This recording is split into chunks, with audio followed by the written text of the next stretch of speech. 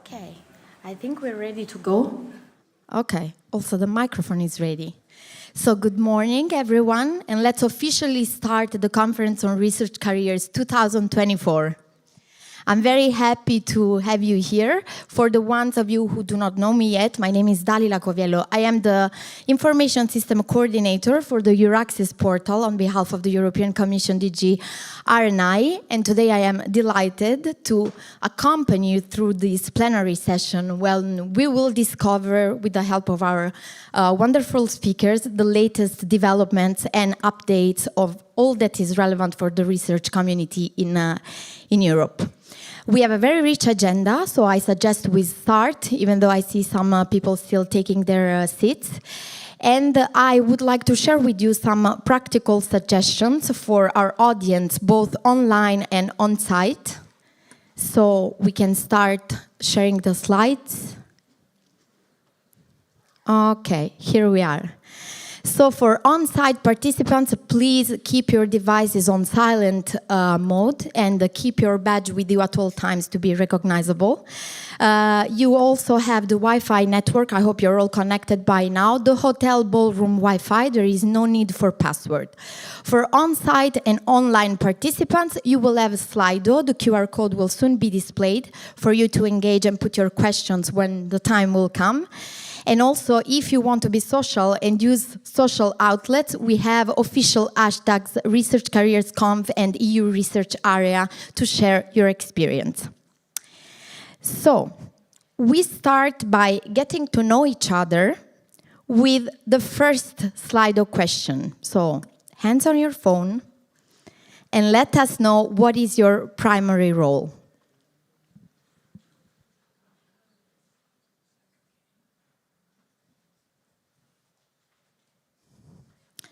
I think we will see soon the results shared on screen.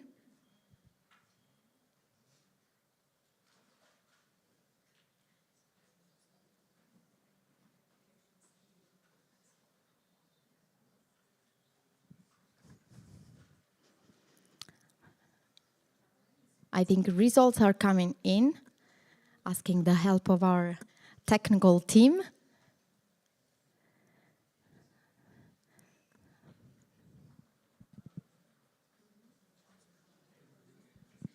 But of course, there is no conference without technical issues. Here we are. Okay. So indeed, I see you're answering.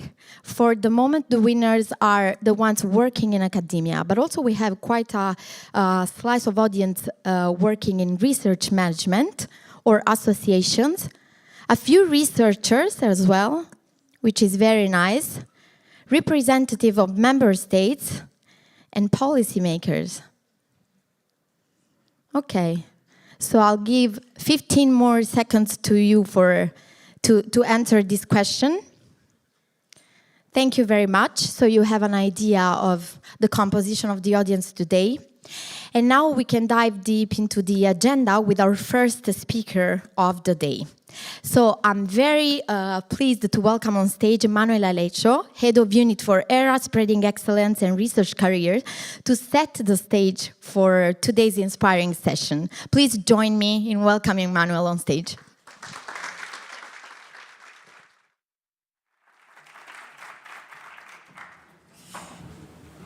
Good morning, everyone. And my job this morning is for a few minutes to welcome you to the conference.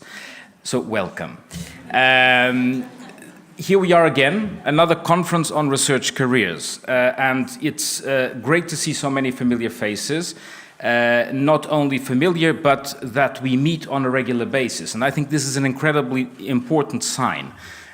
We meet at meetings of the ERA conference earlier this year in September, the Euraccess conference in Poland. We have met in ERA forum meetings. We have met in all kinds of settings. And I think this is a very important sign because it just shows how this community that we just saw the composition of is engaged and is making a very serious effort. And for that, I really thank you on behalf of the Commission, because without your engagement and without your efforts, we really would not be able to do what we do together. And today we will have a full day to go through the different activities that have been rolled out and implemented and the challenges ahead. And a word about the challenges. You know, sometimes it's a bit tempting to say that we are at a crossroads or we are at a critical moment. These are things that we hear in politics all the time.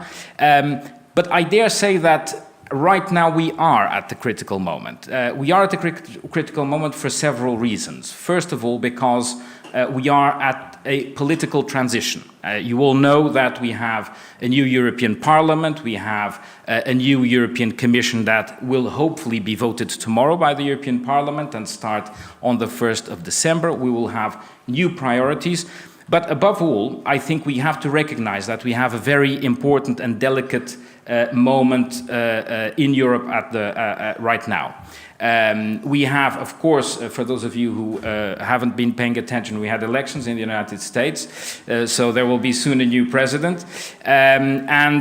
We have different elections also in Europe and different political trends. We have obviously the war in the Ukraine, the war of aggression from Russia. And so we have, obviously, from the geopolitical point of view, we are at a very sensitive moment. But we are also drawn to reflecting on other aspects of our common European project. We have at least 3 very important reports that were developed in recent months that call our attention to generally competitiveness in the European Union and the competitiveness of the European Union towards the outer world. The so-called Draghi report, which is, I think, a very compelling reading. We have the so-called letter report. It's about the single market, but there's a whole chapter about the European research area, which is in fact what brings us here today, the common endeavor to create an area of free movement of knowledge, which the treaties, the European treaties ask us to do, and we know, all of us, how difficult it is to put in place. The so-called fifth freedom, as it is called in the letter report. And finally, we have the report on the next framework program, the so-called Heitor report, whose author is sitting here today with us, that gives us some very important reflections for the future framework program. That seems like it's very far away, 2028. Of course, it's just around the corner because the work has begun already in developing many of these ideas. So I think for all of these reasons, our presence here today and your efforts all the time in developing a European research area and in particular in developing research careers which are at the center of the fifth freedom, the European research area, the European Research and Innovation Union, however we want to call this broad concept, I think research careers, we can all agree, are at the center of these efforts. So with that, I stop here, and I would like to welcome to the stage our first speaker, our first proper speaker. I'm not a speaker, I'm just a welcomer. Our first speaker really needs no introduction. Robert Dijkgraaf, who is extremely well known as a physicist, as Minister of Science, Education and Culture of the Netherlands until recently. Also, dare I say, a painter, so a man of many talents. And you are most welcome, and we thank you for your presence here, and we would very much like to hear your words today. Thank you very much.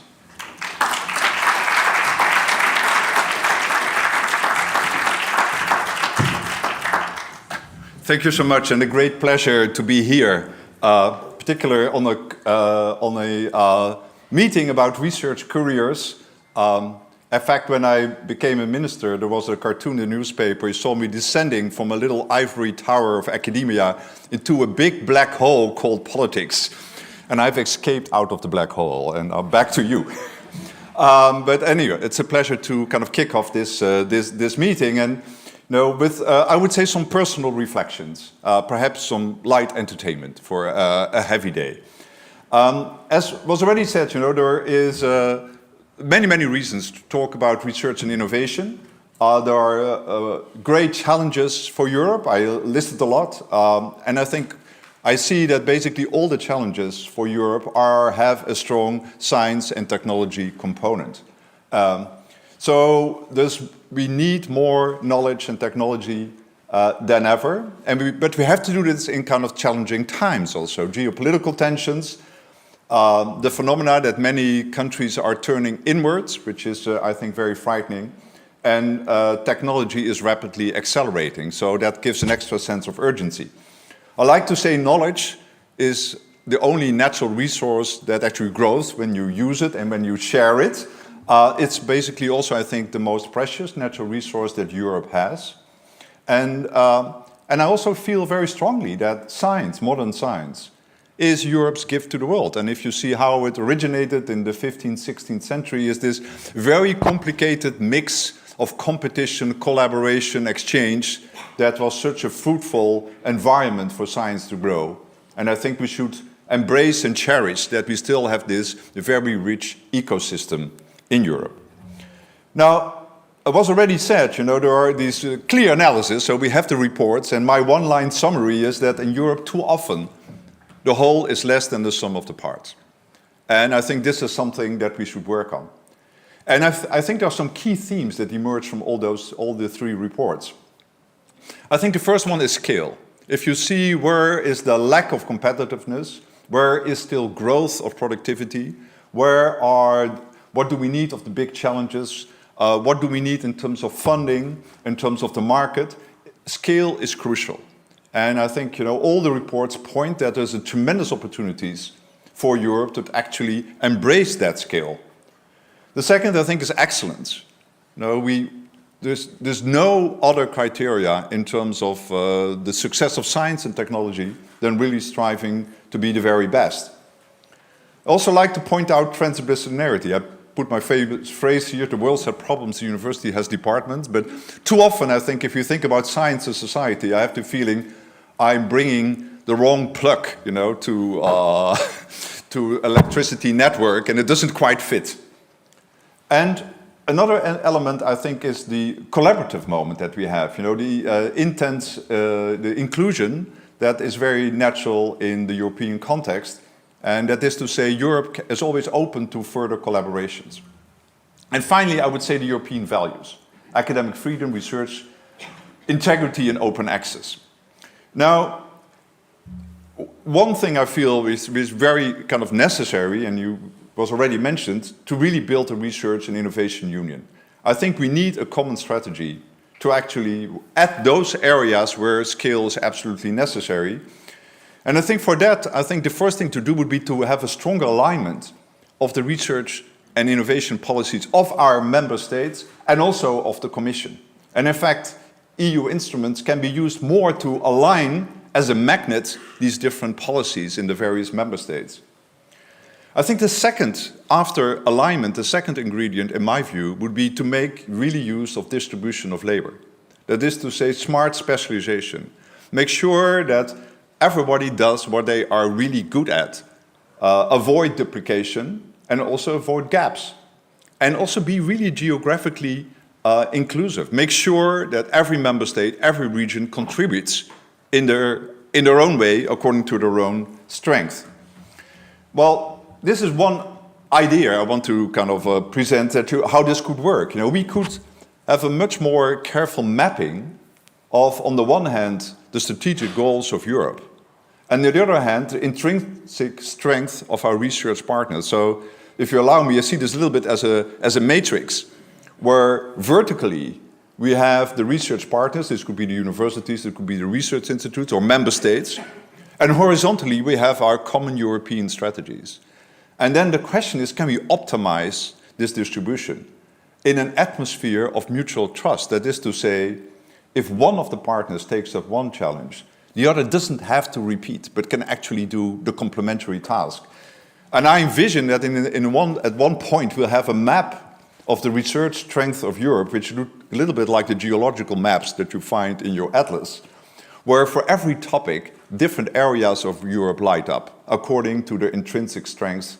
And so I think this is something that would at least be a step towards a stronger alignment and making sure that the whole is more than the sum of the parts. Now, you don't have to need a grand unified theory of research in Europe. You could actually work on selected themes grow organically with selected partners. And I think this is something, at least for the strategic teams, that we truly need. By the way, large-scale research infrastructure is a wonderful element to do so. No, it's a magnet for talent and excellence. Europe is actually quite good at building these large facilities. It's a good example where scale matters. No, often these facilities are too big to handle by a single country, organizationally or financially. I would say the difficulty or the complexity of Europe can actually become a strength, because we often complain about the inertia of Europe, but inertia is good if you want to have long-term planning. And so we see that these large-scale infrastructures have a natural stability that are very difficult to replicate in other parts of the world. If you do it in a smart way, you can make sure that every partner contributes, and you can have the open collaborative model, which I think is Europe's strength. That is to say, like-minded countries outside Europe can be associated and it can grow. And again, I think this is a key strength of Europe. The European collaborative model is and can be a model for the world. Of course, in all this, and I won't say too much of it, it's very important that we not only boost research and innovation in the public sector. The key element, certainly compared to other parts in the world, is to make sure that these public expenditures leverage private research and innovation investments. If you look at the top 10 research-intensive companies, it's kind of remarkable that the first European company is at number 10, and it's Volkswagen, and hasn't been in the most positive way in the news. And so I think, again, this is something very important. I want to come back to it when we discuss careers, because I think actually not only do we want our instruments to be hybrid, to support both public and private R&D, but I think also in terms of research careers, this is something very important for the future. Next to this, I think it's very important that Europe has a complementary, generous, and unrestricted support for basic research. I wrote a little book, The Usefulness of Useless Knowledge, which makes the point that the fundamental transformations in society are often the result of curiosity-driven research. So we need bottom-up, not top-down, bottom-up support for basic research with a very broad portfolio, and I would say with a certain risk budget, because we know these basic research will only be very successful if we are able to put some high-risk, high-reward bets on certain research areas. And I think it's very important that we kind of avoid what I call the muddy middle ground. Those instruments which are neither strategic, not really unrestricted. And there's a famous saying I like to quote by Bruce Albert, who was then the president of the US National Academy of Science, that said, we are, in some sense, have regression to the mean. Often the instruments are such that we produce a lot of the same research, and then somehow haven't the broadness of the portfolio that's kind of absolutely necessary. Coming back to the theme of today, as I said, these were some remarks about the structure, the architecture of our research and innovation enterprise. But I think just as important is the culture, the atmosphere within the architecture. And I think there are some important themes that Europe could embrace.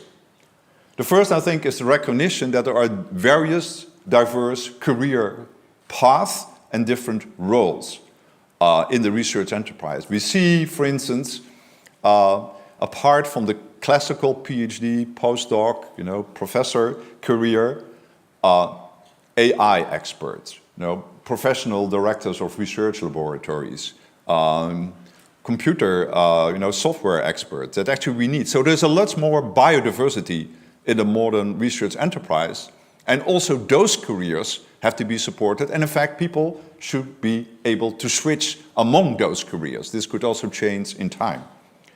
If we really are serious about these diverse career paths, we also have to measure them in a way which in some sense is commensurable with the way we assess research itself. So if you do public outreach, if you deliver patents, if you are supporting a research lab, if you are an innovator, I think that again, needs to be recognized and has to be measured.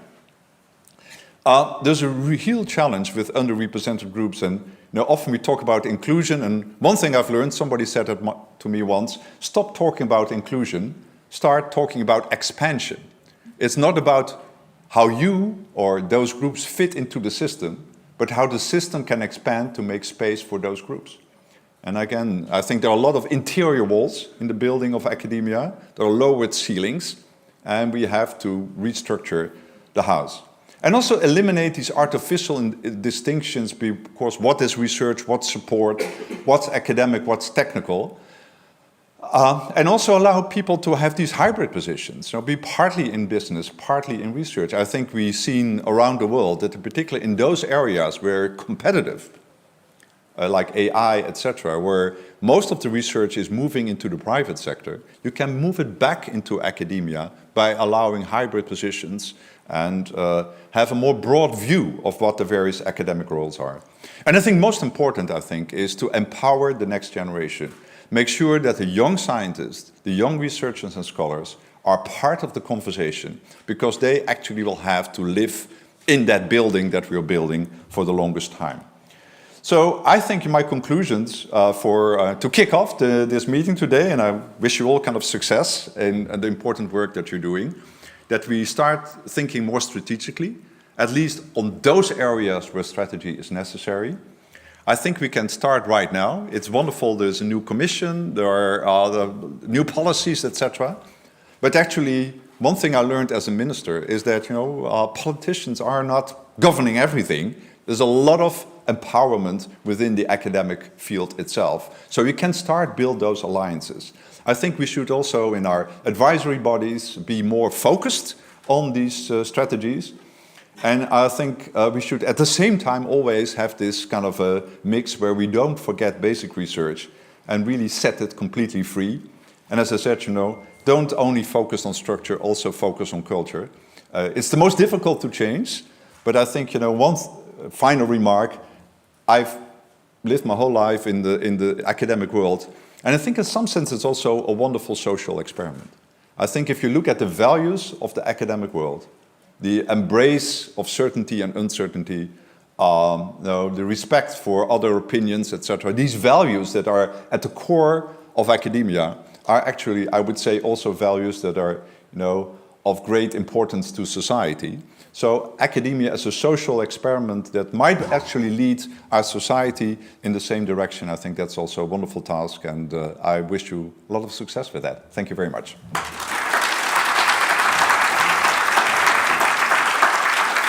Thank you, Professor Dijkgraaf, for this grand opening and lots of inspiring suggestions on how to make research careers attractive. If you have any question, it's now the time. I kindly ask the technical team to display again the Slido QR code so that you can tune into it and send your questions.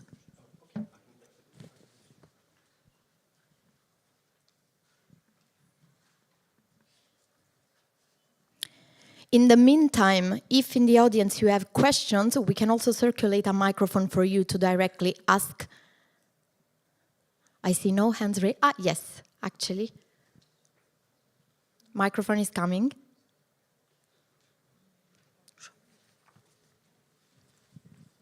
Good morning, and I'm Adriana Burlaș-Chiopoiu from University of Craiova, Romania.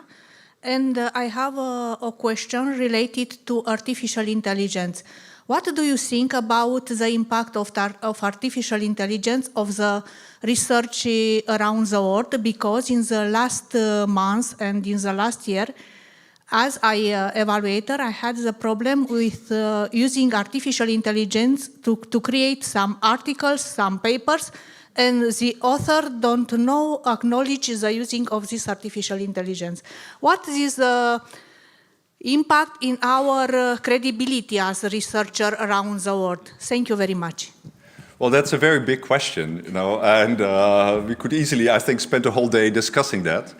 But I think one thing it shows, for one thing, that the rapid progress in AI shows that these days a few months is actually a significant time period in way our research community is changing.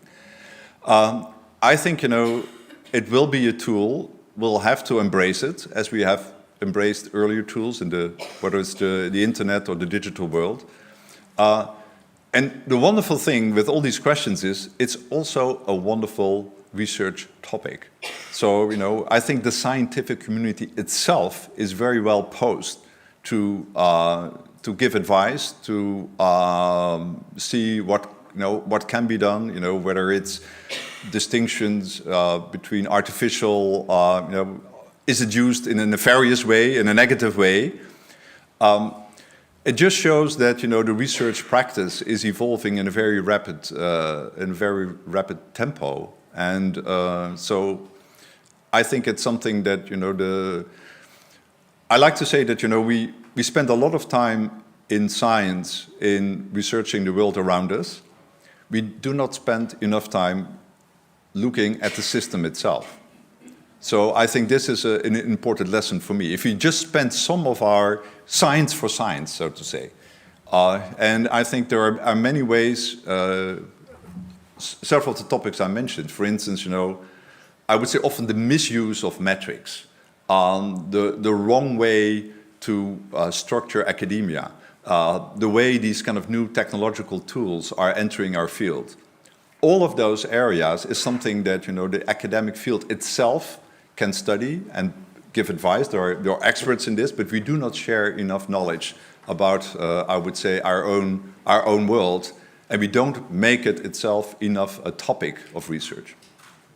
There's not an easy answer to this, but I think the one thing, an easy prediction is, we'll see more and more technology playing a role in the scientific practice itself, and so it's something that we really have to be aware, follow, and build expertise.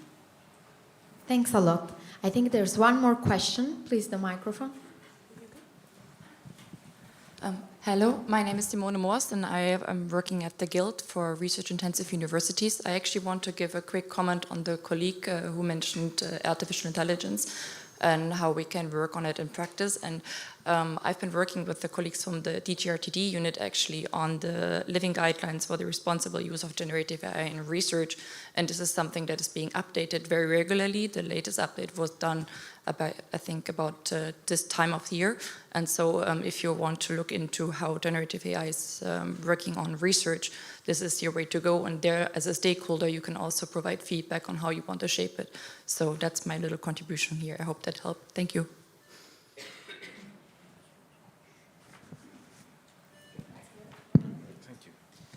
Professor Dijkgraaf, a quick question. You mentioned the need, which I think is very real, to create scale. In other words, to address the fragmentation of different systems in Europe. Funding, of course. I think the Draghi report has this very compelling graph that shows that in Europe, public funding for research is actually higher than in the United States.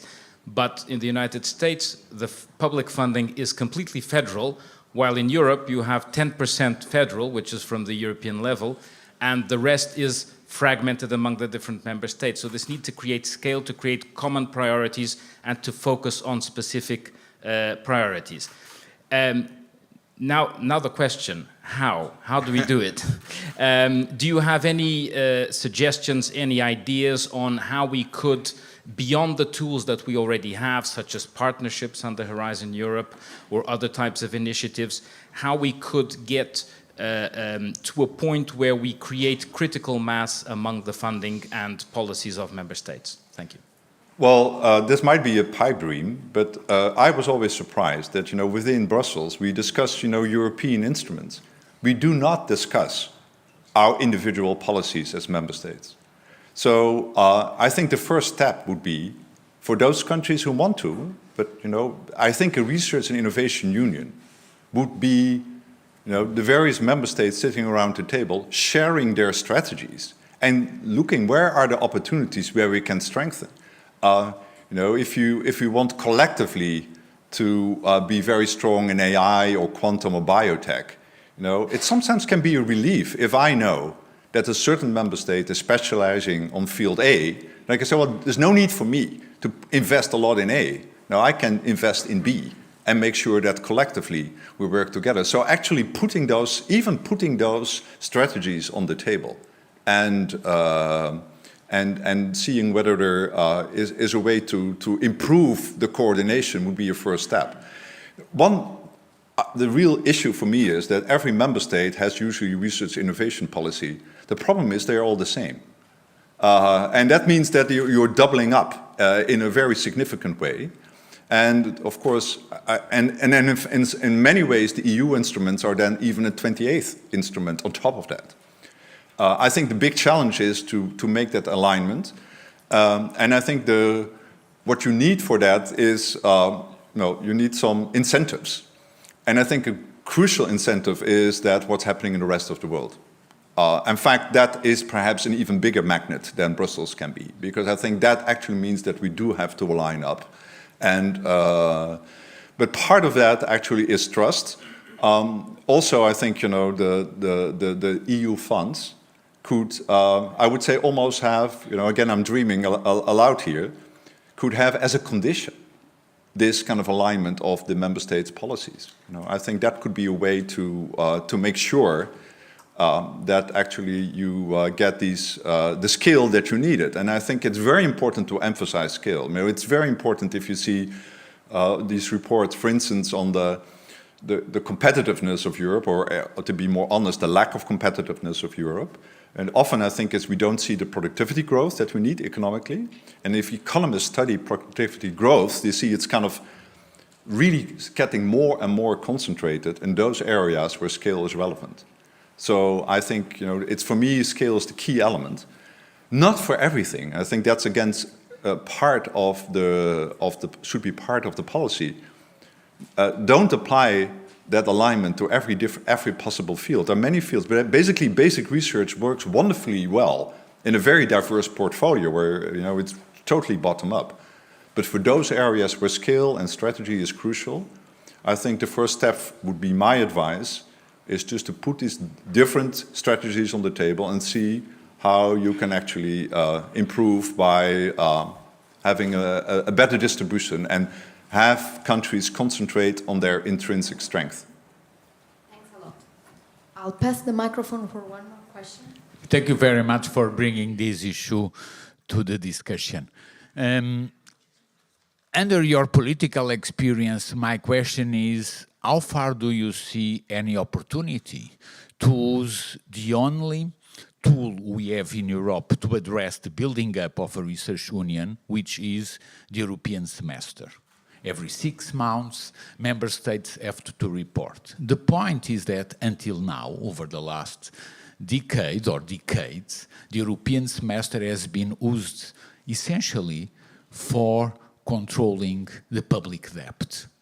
And ministers of finance and heads of state essentially have looked, as you know, and the Netherlands has been very strong on that issue, essentially on public debt. So the question is, how far, under the new global perspectives, particularly under the results of the American elections, there is any chance for ministers of finance and heads of state using the European semester to building up the research union and give a key place to research careers?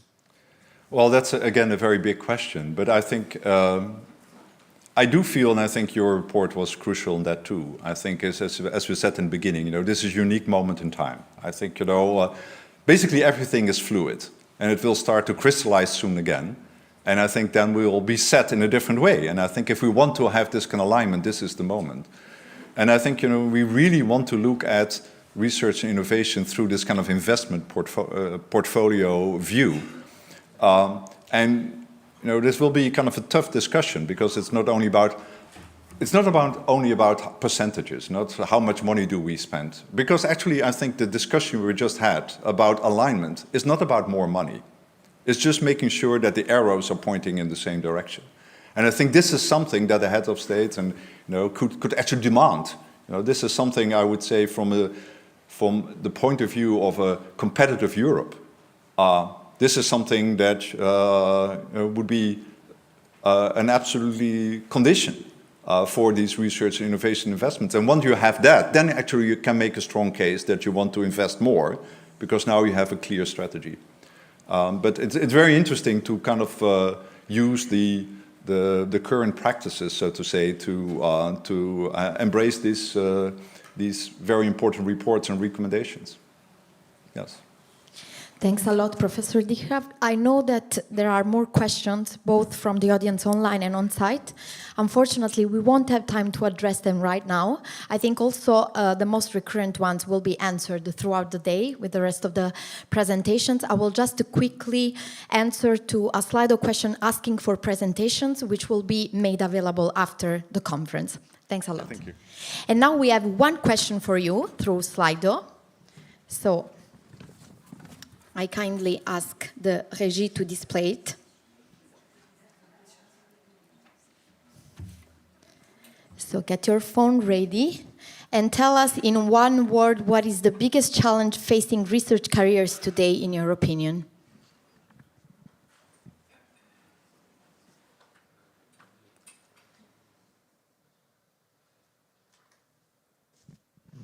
Already the first results are coming in.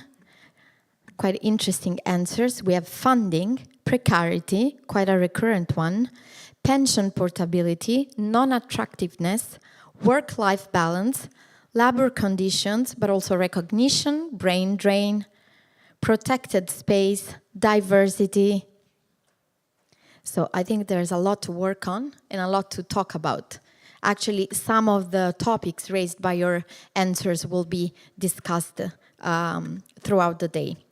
So on this note, it's time to invite next on stage Dario Capezzuto, Policy Officer at the European Commission, DG R&I, who will introduce and talk us through a transformative package of measures for research careers in Europe. So Dario, over to you.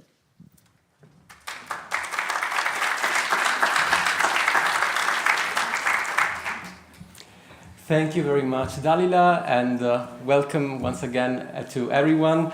Very difficult to talk now about boring policy context after these very attractive presentations and discussions, but I will try to do it in the best possible way and also short, since I think we are running behind schedule.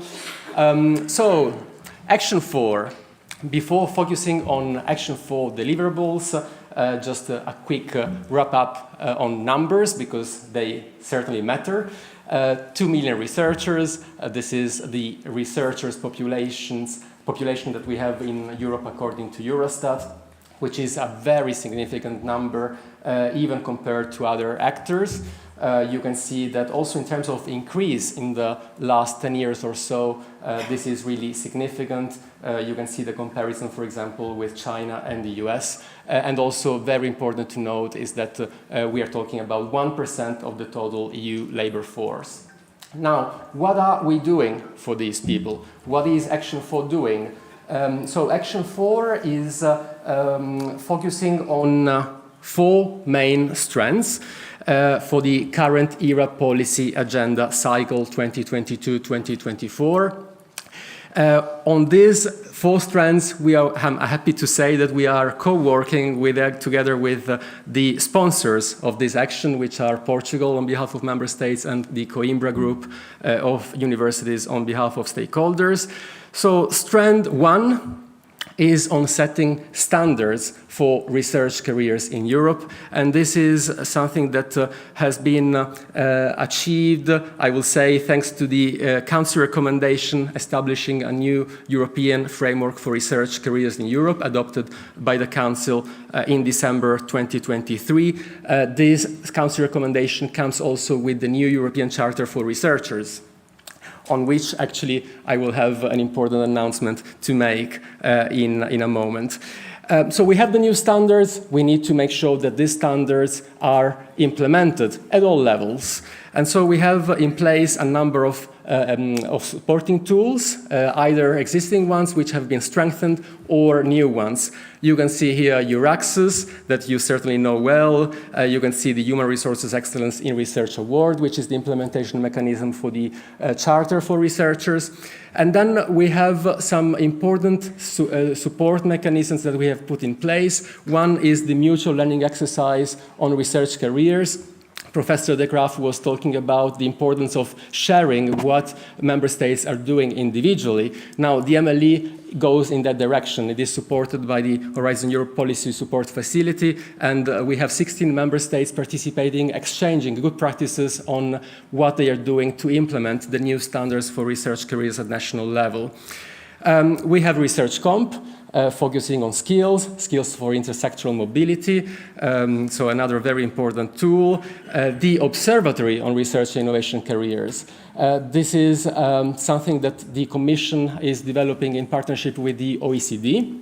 It was officially launched in September, and we will have all those data that we need to make sure that policymakers, but also organizations, institutions, individuals can put in practice the right measures.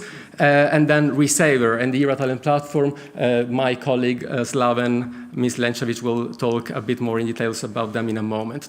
Promoting cultural change, this is basically reforming research and researchers' assessment, and I have another colleague, Jean-Emmanuel Faure, who will be focusing on this later on. This is addressed in the context of Action 3 of the ERA policy agenda. Finally, we have a strand on investments, fundamental strand. We started with an Horizon Europe pilot call this year.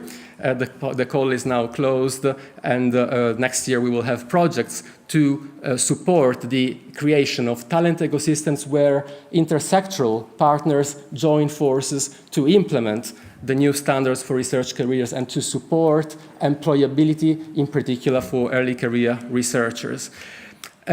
So a lot has been done in these 3 years of cycle of the ERA policy agenda. A lot still has to be done, and that's why we are thinking ahead for the period 2025-2027, new cycle of the ERA policy agenda. And as you can see, we have reflected on the necessity, for example, to create guidelines, recommendations, communities of practice in order to support the implementation of the new measures.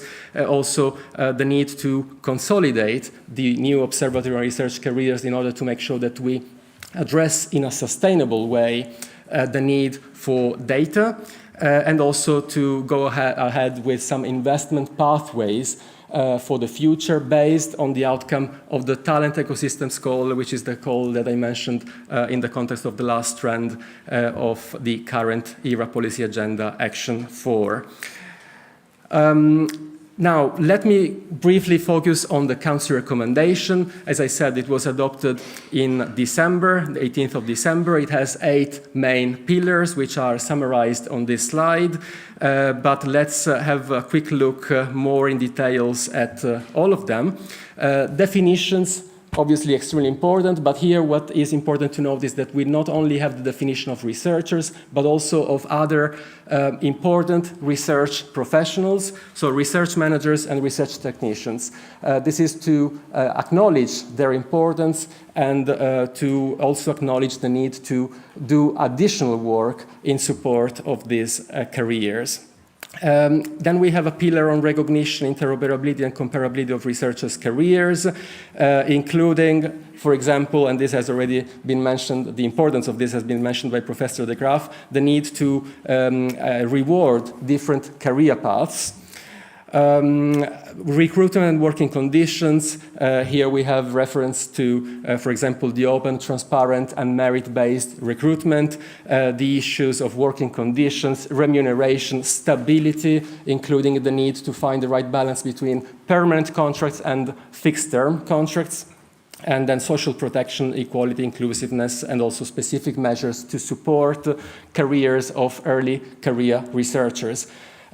Fourth pillar is on skills for intersectoral mobility and all other kinds of mobility, including based on research comp.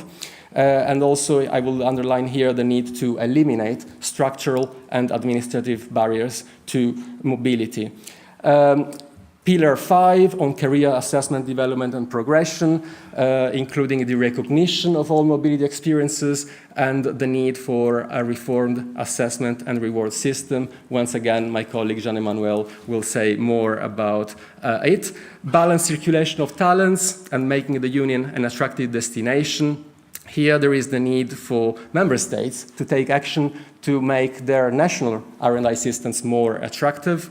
And as I said, the MLE also helps exchanging good ideas and good practices on this. This is what we have done as European Commission so far. But of course, also the observatory will be very important in this direction to see what else to do. And then support actions for research careers, such as strengthening EUR-Access, developing the Euratalent platform, which is now a reality, the new European Charter for Researchers, and finally a pillar which is on monitoring research careers, and here I already mentioned the observatory. Before closing, some important, I will say, announcement you might be interested in. The first one, which in a way I already spoke about, but not in details. We have an announcement today, which will certainly be discussed much more in detail in the session on the Human Resources Excellence in Research Info Day and my colleague Michele Rosaclot. Basically, today it is the launch of the e-tool that will allow the implementation of the new European Charter for Researchers. So new e-tool that from now on will make it possible to implement the new 20 principles of the Charter for Researchers instead of the old 40 principles of the Charter and Code.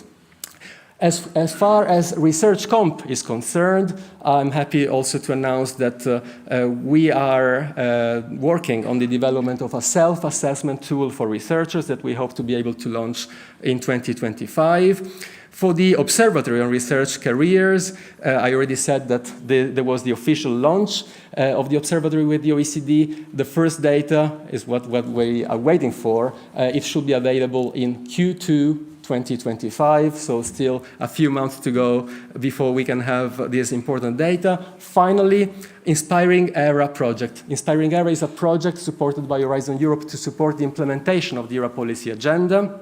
In particular, we have some activities dedicated to Action 4. 2 events are taking place now. One has already taken place on the 13th of November, so you possibly missed it, but you can still watch it online on the Inspiring Era website, so I encourage you to do so if you haven't done it. And this event was focusing on raising awareness of what Action 4 has delivered and on also exchanging some good practices on some measures. We also have an upcoming event on the 4th of December, so you will find information on the Inspiring Era website. This will be an event focusing on researchers. So what has been developed for researchers and how they can benefit from this. And with this, I will conclude. Happy to answer questions, but I think later on, because now we will possibly jump to... Can I have the microphone? Thanks a lot. So let's jump to the next speaker. I invite Slaven Misliencevic, Policy Officer at the European Commission, DG R&I, to share with us the latest updates on a set of relevant initiatives for the research community. Thanks, Slaven. Thank you very much, Dalila, and good morning, everyone. I'm quite excited to give you some more information about the Euratalent platform, EUR-Access, and Resaver. I will also talk about a topic which you might not be that familiar with, or you are not used to hearing about it, which is the freedom of scientific research. But I will explain why. A term that I haven't heard so much during the opening remarks, but that is being used a lot in any of the reports that have been referenced to, is the term simplification. And in that context, it is often referred to simplification of the access to the EU funds. But I think the simplification is also extremely valid if you look at simplifying access to concrete initiatives that are supporting researchers and research-performing organizations. So in that sense, let me already start with the first initiative I want to inform you about, which is the ERA Talent Platform, which has been launched in June this year. And what we are basically doing with the ERA Talent Platform is relatively simple. We are grouping all initiatives that one way or another support researchers and researcher-performing organizations to solve one or more of the concrete issues they are facing.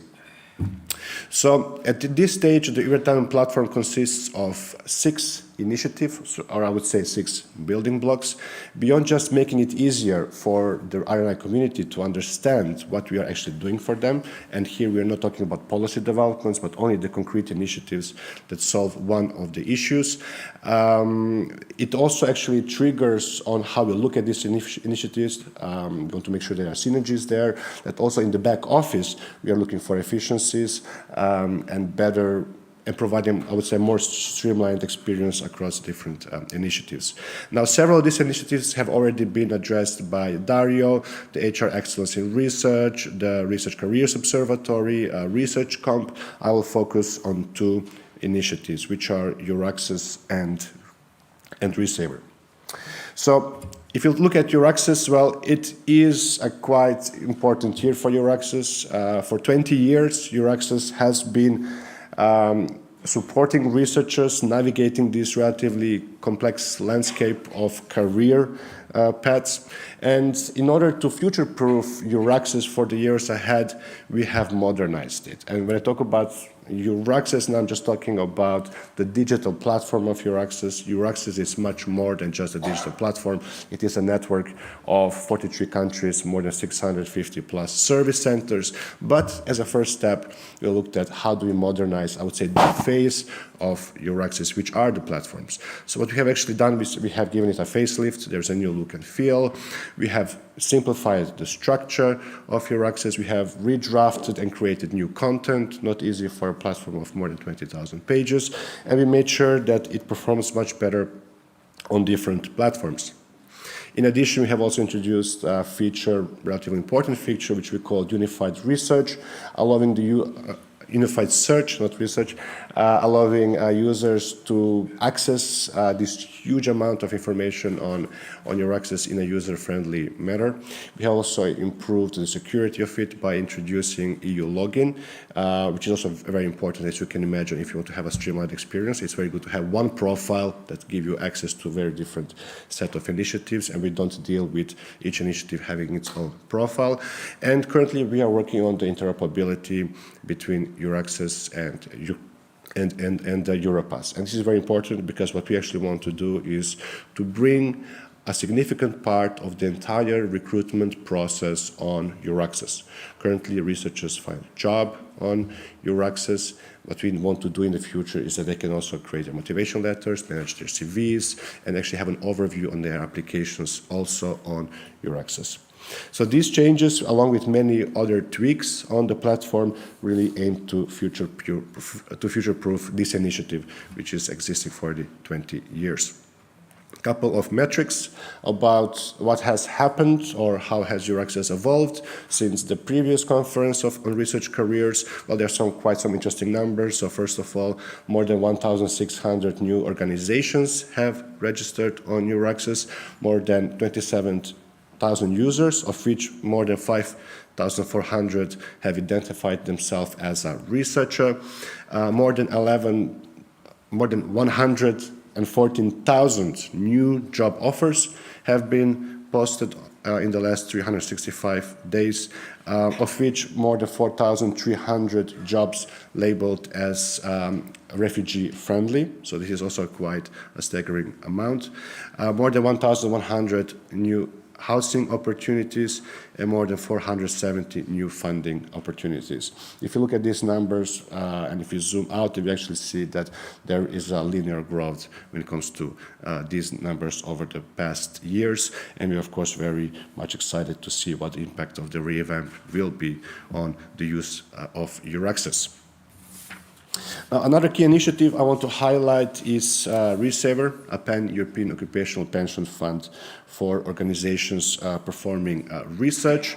Earlier this year, a quite important report was published, the Pension Adequacy Report, which comes out every 3 years, and it has actually highlighted a growing importance of occupational pensions. What we actually see is that in the countries that have what we call a pillar structure of pensions is that there have been some reforms taking place to encourage both employers and employees to participate in this kind of pension schemes. At the same time, there are a set of new countries which are transitioning from a single pillar system, which is entirely focused on the state pension, to a multi-pillar system where supplementary pensions, such as ReSaver, have a more important role. What is quite unfortunate is that despite these reforms, if you look at issues related to pensions and triggered by mobility, well, these issues still remain pretty much the same. Cross-border mobility poses problems when it comes to pensions, and these issues are mostly very structural. This relates to different occupational pension schemes, different taxation realities, and a limited transferability, or I would say very complicated and costly transferability between the countries. When it comes to ReSaver, there are no major strategic changes, I would say, over what it has been doing since a year ago. But nevertheless, there are a couple of points I want to highlight, which have not yet been put in the spotlight in the past. As it was previously mentioned by Mr. Dijkgraaf, was that it's clear that knowledge is a very important resource. And when you're managing a quite unique pension solution, there are 200,000 pension funds in Europe. Only ReSaver is this kind of pension solution. It requires a lot of specific knowledge you do not find elsewhere. And so at the end of 2022, what we actually started was to at the end of 2022, what we actually did was we realized that we have to make sure that everything that we learn with ReSaver also stays in-house and does not get taken by consultants elsewhere, or that we do not depend on any other external sources of knowledge. That's why we have started with strategic insourcing when it comes to ReSaver, diminishing its reliance on any expertise from outside it. And we have some of the colleagues that have joined the ReSaver pension fund team since then. They're also here in the audience, Bea, Svetlana, and Agustin. When it comes to geographical expansion, right? So currently ReSaver is operational in 7 countries. I will not list them all. What is interesting is that the implementation in Spain is nearing the end. So in the next month, Spain should become operational, and the implementation of Czech Republic has started. In all the countries where ReSaver has entered over the past 2 years, I would say definitely the last 4 or 5 countries, it has always been the first multi-employer, multi-country pension fund. So you can imagine that this also often involves a lot of legal analysis on how to actually penetrate a new market. If you're looking at the years or the months and potentially years ahead, I mentioned simplification is very, very key. And this also accounts for pensions, right? So currently what ReSaver is working on is to standardize some of its offerings, right? The needs of small organizations are not the same as the needs of very large organizations. So currently ReSaver is looking at how to offer a standardized product, which should be specifically interesting for SMEs. And while the distribution of ReSaver is currently happening direct between ReSaver and the joining organization, the pension fund is currently also investigating indirect and alternative paths to promote its product, which is very much needed. You cannot be everywhere across Europe simultaneously, and this is also not something which is distributed only through a website. As I mentioned at the beginning, there's one more topic that you probably have not heard about very often. Maybe you did, but not when it comes to research careers, which is the topic of freedom of scientific research. And you might wonder, what is the connection between this topic and the attractiveness of research career? Well, you might not be a researcher, but I think there's not really one profession that is so different when it comes to some of the needs of the profession itself. So imagine, for example, that you are no longer free, or you no longer feel free to be creative during your work. Imagine that your work is being censored, or that there is political, economical, societal, both domestic or foreign interference in your work. Imagine you know that you're using sound methodology, but you're not allowed to do so. And if you look at researchers, we know that they incredibly give a lot of value to intellectual independence, right? I think this counts for everyone, and researchers are definitely not the only one when it comes to this, but they might be most among those professions we give a lot of importance to intellectual independence. Now, when it comes to freedom of scientific research, you might not have heard a lot about it, and I hope you will not, because if you do, it means that there is a certain very negative trend happening. And actually, if you look at the EU, we are not doing that bad. But if you look at the very quick geopolitical, or let's say the very dynamic geopolitical context we are in, there are things that can really change overnight. You can have elections, and day after, the new politicians might have a very different view on this. And it is quite impossible to make any changes overnight from the policy side or at the EU level. That's why when it comes to this topic, we have to be quite preventive. And if we look at there's quite some nice documents, very important documents that highlight this freedom. We, of course, have the Charter of Fundamental Rights, the famous Article 13, which states that arts and scientific research shall be free of constraints, academic freedom shall be respected. We also have the Bonn Declaration signed by all the member states and the European Commission, and we also have the Pact for Research Innovation that lists this freedom as one of the 10 key values and principles instrumental for research innovation in Europe. Now, there are several initiatives when it relates to this topic. There's nevertheless one I really want to bring forward. The word momentum was used. I think there's also increasing openness towards legislative initiatives in this area in general, but also when it comes to freedom of scientific research. And following the adoption of a European Parliament resolution on the promotion and protection of this freedom, the European Commission has answered positively to this. And basically, the European Commission has launched some preparatory work, which is a study which aims to gather evidence for a potential legislative initiative in the future. So this is, of course, as you know, we are not often looking towards legislative initiatives, especially not when it comes towards freedoms. So I think this is a quite exciting moment to experience this. Thank you very much for your attention. Thanks a lot.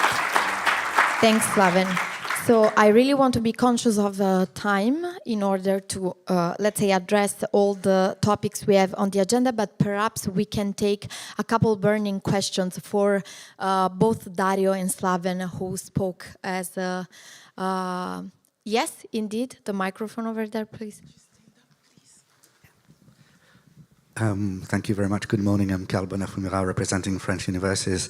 And I have a question which might be addressed to both Slaven and Minister de Graaf, because in the Netherlands, if I'm not mistaken, there's a lot of concern for knowledge security as perhaps slightly different from research security. And this is an issue which you've been addressing. I was wondering whether something like a scientific freedom index might be a possibility, just as there's an academic freedom index, encompassing this issue of research security or knowledge security, because this might also be an attractive tool for Europe, considering what is going probably to happen in the States as well, as a tool for attractiveness. I'd like to have your views on this issue. Thank you. Well, it's incredibly important question, I think. And my experience is, first of all, this topic of research security, knowledge security will become more and more important. Basically because the whole distinction of, so to say, dual-use technology, non-dual use will dissolve, because everything will probably have a dual use. And one of the big lessons I learned is that this is something where policymakers desperately need the academic community. Because in order to have sensible policies and distinctions, and the same, by the way, is true for academic freedom, to assess those issues, you need actually the most expertise knowledge, which is the academic community itself.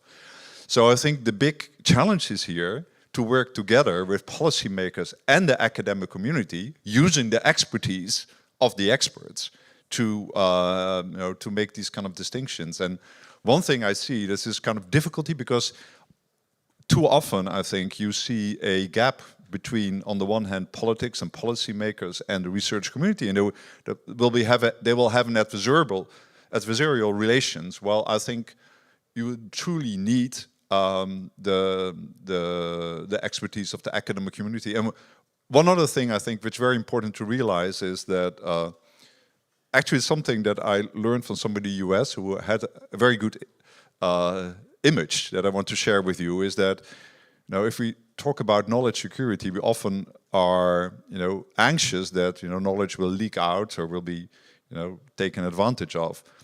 But they actually use the image of a leaking bucket. And the question is, well, the bucket might leak, but it's also very important how fast do you fill up the bucket. So there's another kind of interesting, trade-off, where on the one hand you want to be protective of your knowledge, but you also want to be attractive for talent. So there's a certain amount of leakage that will always happen. And again, you need the academic community here to be empowered and in charge. And it's very important, I think, that we involve, so to say, the academic community to secure their own academic freedom and be aware of those trade-offs. Thanks a lot. Slaven, you may want to add something? Perhaps one point on the monitoring. You brought up the monitoring, the scientific freedom index. Well, as you know, there are already quite some exercises out there. We have the academic freedom index, we have the free to think reports published by scholars at risk, a set of studies conducted by the European Parliament. And I think the trick here and the difficulty is to have any kind of monitoring on which everybody can agree. Because often this is really managed by scholars, and whoever scores badly on these indexes is going to criticize the metrics used. And I think in the future it will be very important to have a set of metrics that everybody agrees on, and also agrees that if they score badly on this, that actually they should not simply blame the methodology or how comprehensive it is. Regarding the balance, academic freedom, research security, or in the past we also use the term foreign interference. If you look at what is actually being done in the field of research security, well, it indeed, like Mr. Dekraft said, the academia is in the driving seat here. There's not much imposing happening, nor at the EU level, nor on the national level. And of course, this has to remain so. If you look at any document related to research security, it always starts with it should be proportionate, academia is in the driving seat, it should always respect institutional autonomy, academic freedom, research ethics, etc., etc., etc. So this is kind of the starting point from this. What I think is quite important here is that in addition to making sure that all the initiatives on research security / foreign interference are aware of negative consequences of this. We do not want to protect our research, and while doing this, we are limiting institutional autonomy, for example. So this is kind of number one, what we have to do. What I think is interesting here is that in addition and separately from everything that is taking place in the context of research security, is we have dedicated initiatives, because research security also much more focuses on foreign threats. And as I mentioned, you can have also domestic threats. There are not so many now, but it can change. And of course, how you deal with it is very much different, and that's why you need dedicated initiatives for that. Thanks a lot. Maybe one more question about what you just heard from Dario or Slaven, and then we move on. Yes, thank you. Hi, thank you. My name is Peel. I come from the European Council of Doctoral Candidates and Junior Researchers, so I represent early career and mid-career researchers across Europe. And I have an encouragement to everybody in this room that are part of facilitating conversations about academic freedom, that is considering the entanglement, what happens when it's entangled with the precarious conditions of doctoral candidates, postdocs and other ECRs, to create a seat at the table for those set groups. And then I want to throw the question back to both the previous two speakers and ask both of you, what will you do to ensure a seat at the table for the early and mid-career researchers in these discussions? Thank you. To whoever. I think everyone who is familiar with how we do things, especially as part of the ERA policy agenda, knows that we are quite inclusive, both when it comes to member states and the stakeholders. So from the moment there is a moment where we can include the stakeholders, we are doing so. And this is not a matter, I would say, checking the box and making sure that everybody feels involved, but actually because we do need your support. This is a freedom for individual researchers, and you know better than anybody else representing researchers what are the issues, how this can work, how it cannot work. If you look at institutions, we see both they have rights and obligations. So of course also representatives of academia, RTOs have to be involved, but definitely in everything what we have been doing and in the future, Eurodoc, Acorsa, MCAA will continue to be involved.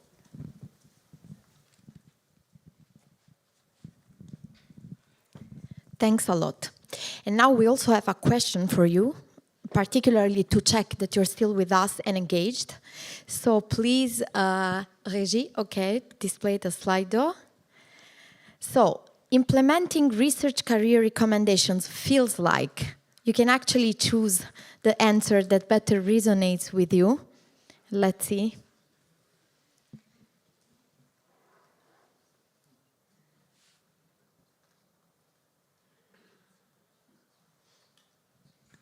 Okay. So the possibilities were quite interesting. Conducting an orchestra, many parts to coordinate, or climbing a mountain, tough but rewarding. Baking a cake requires the right ingredients. Dancing the cha-cha, quick steps and turns, or solving a Rubik cube, challenging but satisfying. I think for the moment the orchestra is the winner. But I see that someone is also choosing climbing a mountain, so tough but rewarding. Baking a cake is not that popular, and yet I would surprise you to say that you need more skills than you would think about. Thanks a lot, and let's move on to the next speaker. I would like to invite on stage Mrs. Katerina Svichkova, Head of Gender Sector at DG Research and Innovation. We look forward for Katerina to share some insights from Action 5 of the ERA policy agenda, promoting gender equality and inclusiveness.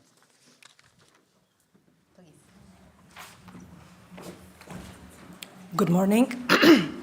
Thank you very much for the introduction, and thank you also to the organizers for inviting me to address the conference, talking about gender equality in relation also to research careers, which is very closely related. The objective, or what I would like to do in the 10 minutes or so that I have, is to introduce, to explain a little bit where we are now, a little bit the political context. Manuel was saying we are at an important crossroad of a new commission. So what does this tell us at the moment? Where does this what direction does it give to us in terms of gender equality?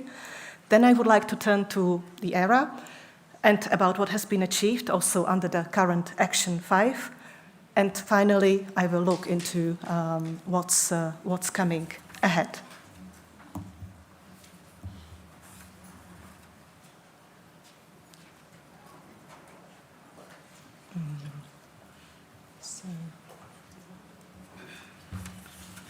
So, coming to the political context, gender equality is a core value of the European Union, established anchored firmly in the treaties, Treaty on the European Union, and it has been also one of the top priorities or priorities of the now outgoing European Commission. Here I am presenting some of the deliverables. We see there have been 6 equality strategies. There has been legislation. The new commission, incoming commissioner designate still Katerina Zaharieva for research and innovation, and there will also again be a commissioner for equality, Hadia Labib. Like in the current commission, also expressed commitment to gender equality. from voilà, what we already know. What do we already know about the priorities of the incoming Commissioner for Research and Innovation and Startups? She has committed to an action plan on women in research, innovation, and startups. She committed to a 50% target of women representation in Horizon Europe. She also committed to attracting women researchers and highlighted in particular the Marie Skłodowska-Curie actions as a suitable tool. And she also expressed a commitment to more attractive career perspectives for women researchers.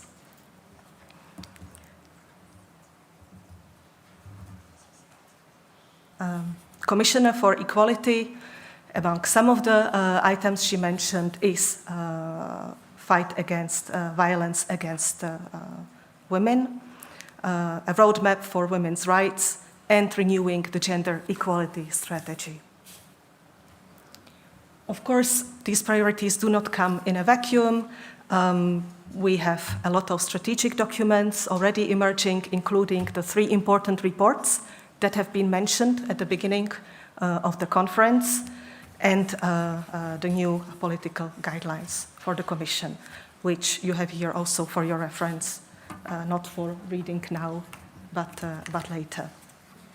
Now, turning to the second point, to the European research area, gender equality has been a priority since a long time, since at least 2012, with 3 objectives.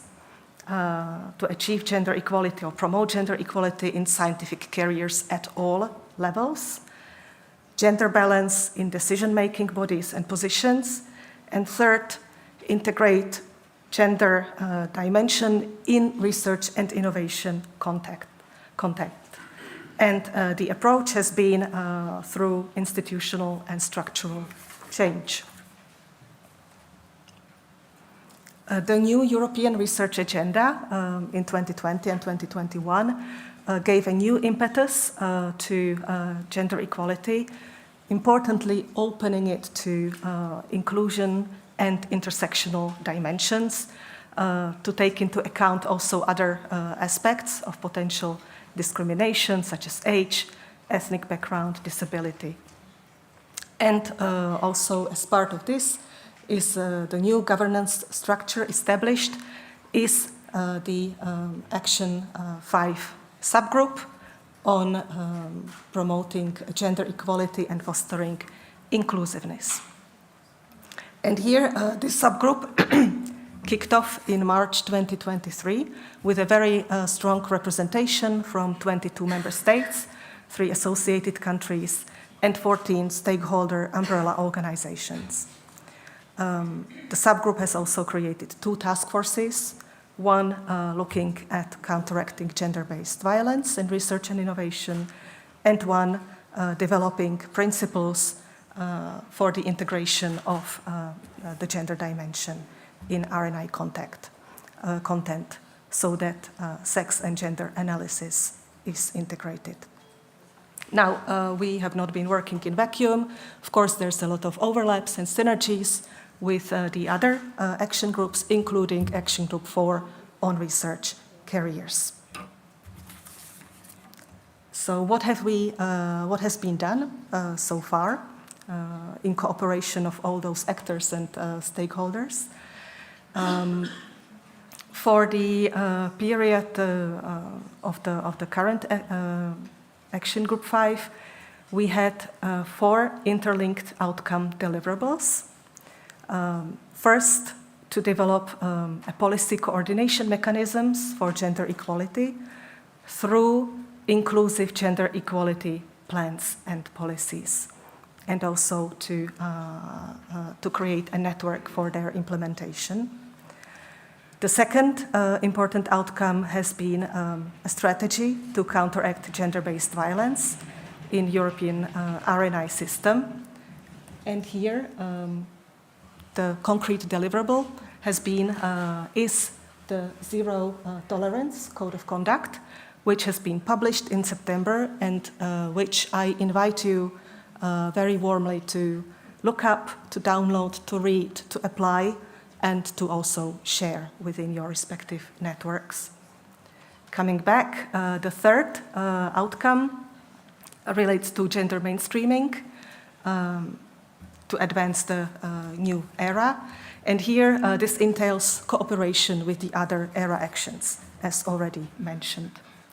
And the fourth outcome is about developing principles for integration and evaluation of gender dimension in R&I content.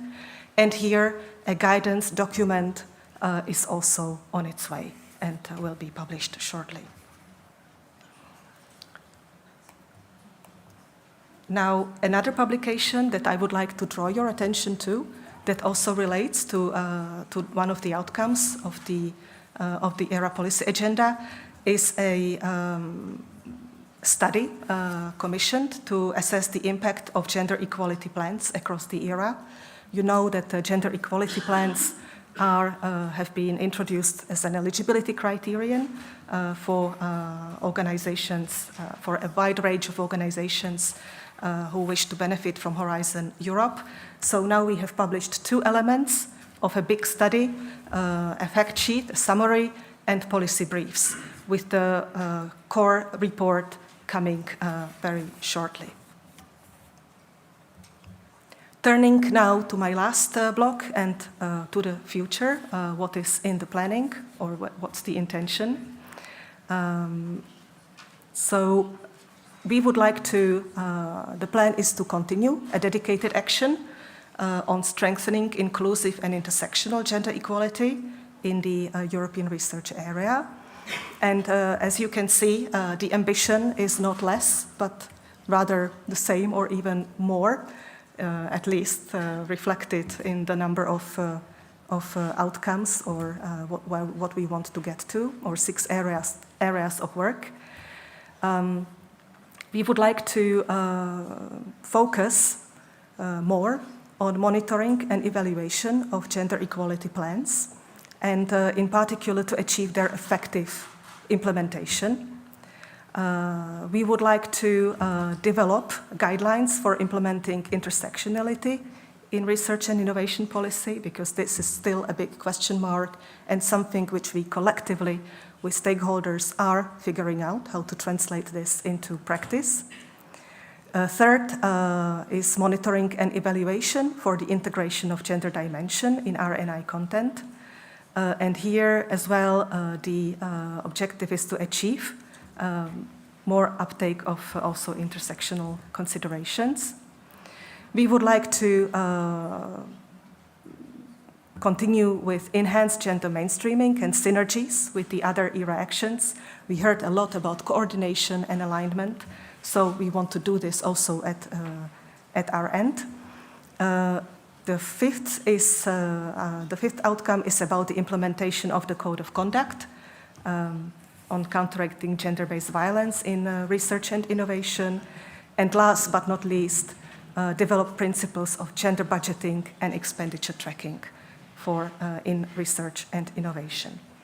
What would we like to see with all this effort? We would like to deepen policy dialogue and coordination. We would like to achieve a stronger implementation of inclusive gender equality in research and innovation. We would like to have enhanced data collection and monitoring so that we know we are intervening where it needs to be and where it can have the biggest impact and makes the most sense. We would like to see a reduction of geographical differences, and this all ideally should lead to higher participation of women and underrepresented researchers in European research and innovation, and a better quality of working and studying conditions, which is a mission of also this community gathered here and focusing on research careers. So here I will stop. I have tried to give you a bird's eye perspective of what has been done. You can find much more information on the links given here. One of them is a new link under the ERA policy platform, which is fantastic work of colleagues, gathering a lot of links and again navigating to important resources. And you have also contact to the gender sector at the initial slide. So with this, I would like to thank you for your attention. Thanks a lot, Caterina. And we continue talking about actions, namely Action 3, for which I would like to invite on stage Jean-Emmanuel Faure to discuss progress and prospects of research assessment. Jean-Emmanuel is team leader for research assessment at DG R&I. Thanks a lot. Thank you. So thank you for giving me the opportunity to update you on one action of the ERA policy agenda that is very important for research careers, which is the way researchers are being assessed, but not in isolation. We need also to consider this in a broader context, how research projects are assessed and how research institutions are assessed. Indeed, we cannot have evaluation systems that are not coherent. They need to work together. So let me step back and one step back and recall why we need some improvements to the way we assess research proposals, researchers, and research institutions. First, the way we conduct research is not the same today than it was a couple of decades ago. It is more digital, it is more iterative, building on earlier evidences, and their data are so important to build on, and it is more collaborative and open. This was already mentioned by earlier speakers, the importance of openness and collaboration, and still we do not necessarily reward and recognize these values. And we need to better address how we reward and recognize the values we want to have and develop. The second is we need also to better reflect the increasing demands of society on research, facing societal challenges. And for this, research is now producing more diverse outputs that address these challenges, and we need to incorporate this into the assessments. A third element, very important, we also need to move away from certain inappropriate practices. The place where scientists publish the journals and their reputation has become very prominent, and in particular the journal impact factor, the H-index, and this also needs to be looked at and improved, moving away from certain inappropriate uses that, again, are not necessarily aligned with what we value and want to reward. And last but not least, this is all about, more broadly, making sure that we can produce research of the best quality with most impact, and at the same time, we can also ensure that research careers are attractive and that the research ecosystem is attractive. This requires very deep evolutions that are systemic and that are also cultural. And this is why the Commission has been facilitating the development of an agreement between research organizations, and here research organizations being universities, research funding organizations, research centers, also research evaluation agencies, etc., and very importantly, having researchers on board with academies, log society, etc. During the course of 2021, we have facilitated the coming together of a very broad spectrum of organizations to discuss the possibility of an agreement that establishes first principles for assessments and also commitments, because we have seen several initiatives like DORA, like the Leiden Manifesto. But what is very important now is to translate this into reality, is to implement changes and go beyond declarations. So we facilitated the coming together of the scientific community, the drafting of an agreement that was published in 2022, and back to this, also the setting of a coalition of the signatories, because it is very important to offer a space for research organizations to discuss the future of research assessment.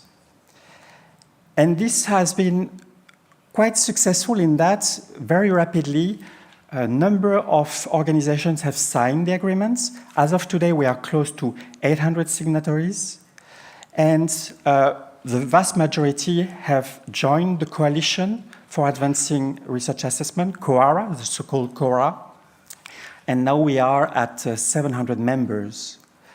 And all this is with the aim of implementing changes. So each signatory commits to certain changes and establishes action plans. And as of today, over 120 action plans have been released and shared with the community by signatories of the agreements. So there is a very broad movement. And if I can summarize this movement, it is based on two main legs. First, recognizing the diversity of research contributions and of research careers. And second, putting at the center peer review, using also indicators, but in a responsible way. And this is really something absolutely crucial, this responsible way of using metrics in assessments. Oops, yep.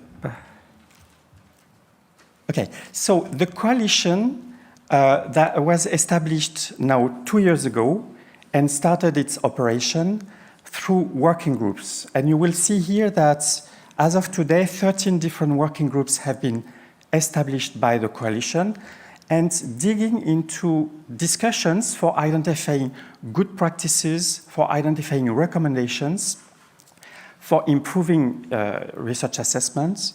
And you have here the topics that are being discussed currently by the coalition working groups. And for example, taking the example of metrics and indicators, of peer review, the infrastructure that are so important underlying research assessments, and also some groups being more focused on certain disciplines like biomedical, like SSH, etc. So these working groups represent fora where the research community can come together and discuss the future and the improvements to research assessments. Another important dimension is that not only the coalition has established working groups, but the coalition is also, the coalition is also hosting national chapters. Indeed, it is very important that reforms are considered in the national context because the administrative conditions, the legal frameworks in a given country are not the same than in others. And so the reforms need to be discussed and conceived taking into account this national context. There are, as of today, 16 national chapters, and there are more to come, and they are very closely linked also to the working groups. And we hope will be the good forum for addressing the roadblocks at national level to the reforms according to the principles and commitments set in the agreements. Now, just to take one example, so changes are coming up, and I take the example of the ERC that for 2024 announced some changes to its evaluation processes, with, in particular, the objective to allow applicants to provide a fuller account of their research careers and contribution. And some elements that have evolved in 2024 are the following. So for the research achievements, the number of examples provided by applicants is now limited to 10 and is not only restricted to publications. It is left open, so opening the possibility for reporting on data sets and other contributions that are important, not focusing only on publications. And each can be accompanied by a brief narrative, so helping to contextualize, helping to present why, for the concerned researchers, these outputs are important and need to be considered in the frame of the project that they submit. And also, additional information can be provided to contextualize the evaluation. Contextualization of the assessment is absolutely important. We need to assess researchers in their context and with their past, and not with the same indicators imposed all across and across disciplines. Now, for the future, we have been discussing with member states the possibility of continuing these activities under the next ERA policy agenda for 2025-2027, and this time with a new focus. So far, the focus has been to come to an agreement between research organizations on a direction. The next step is implementation, and the next of this ERA policy action is to focus on implementation. First, by allowing all the knowledge that is now discussed and gathered in the coalition and through these working groups to exchange and to diffuse to more broadly, and to engage more the research community. The second is to implement. We need to support the implementation of changes in research institutions, and this will be a second very important focus of the next action. And last but not least, we need also to understand what changes are put in place and monitor what is happening in Europe, and also not only for understanding the changes, but also to identify still what needs to be improved and help us designing the policies in the coming years in this area. And I will stop here. Thank you.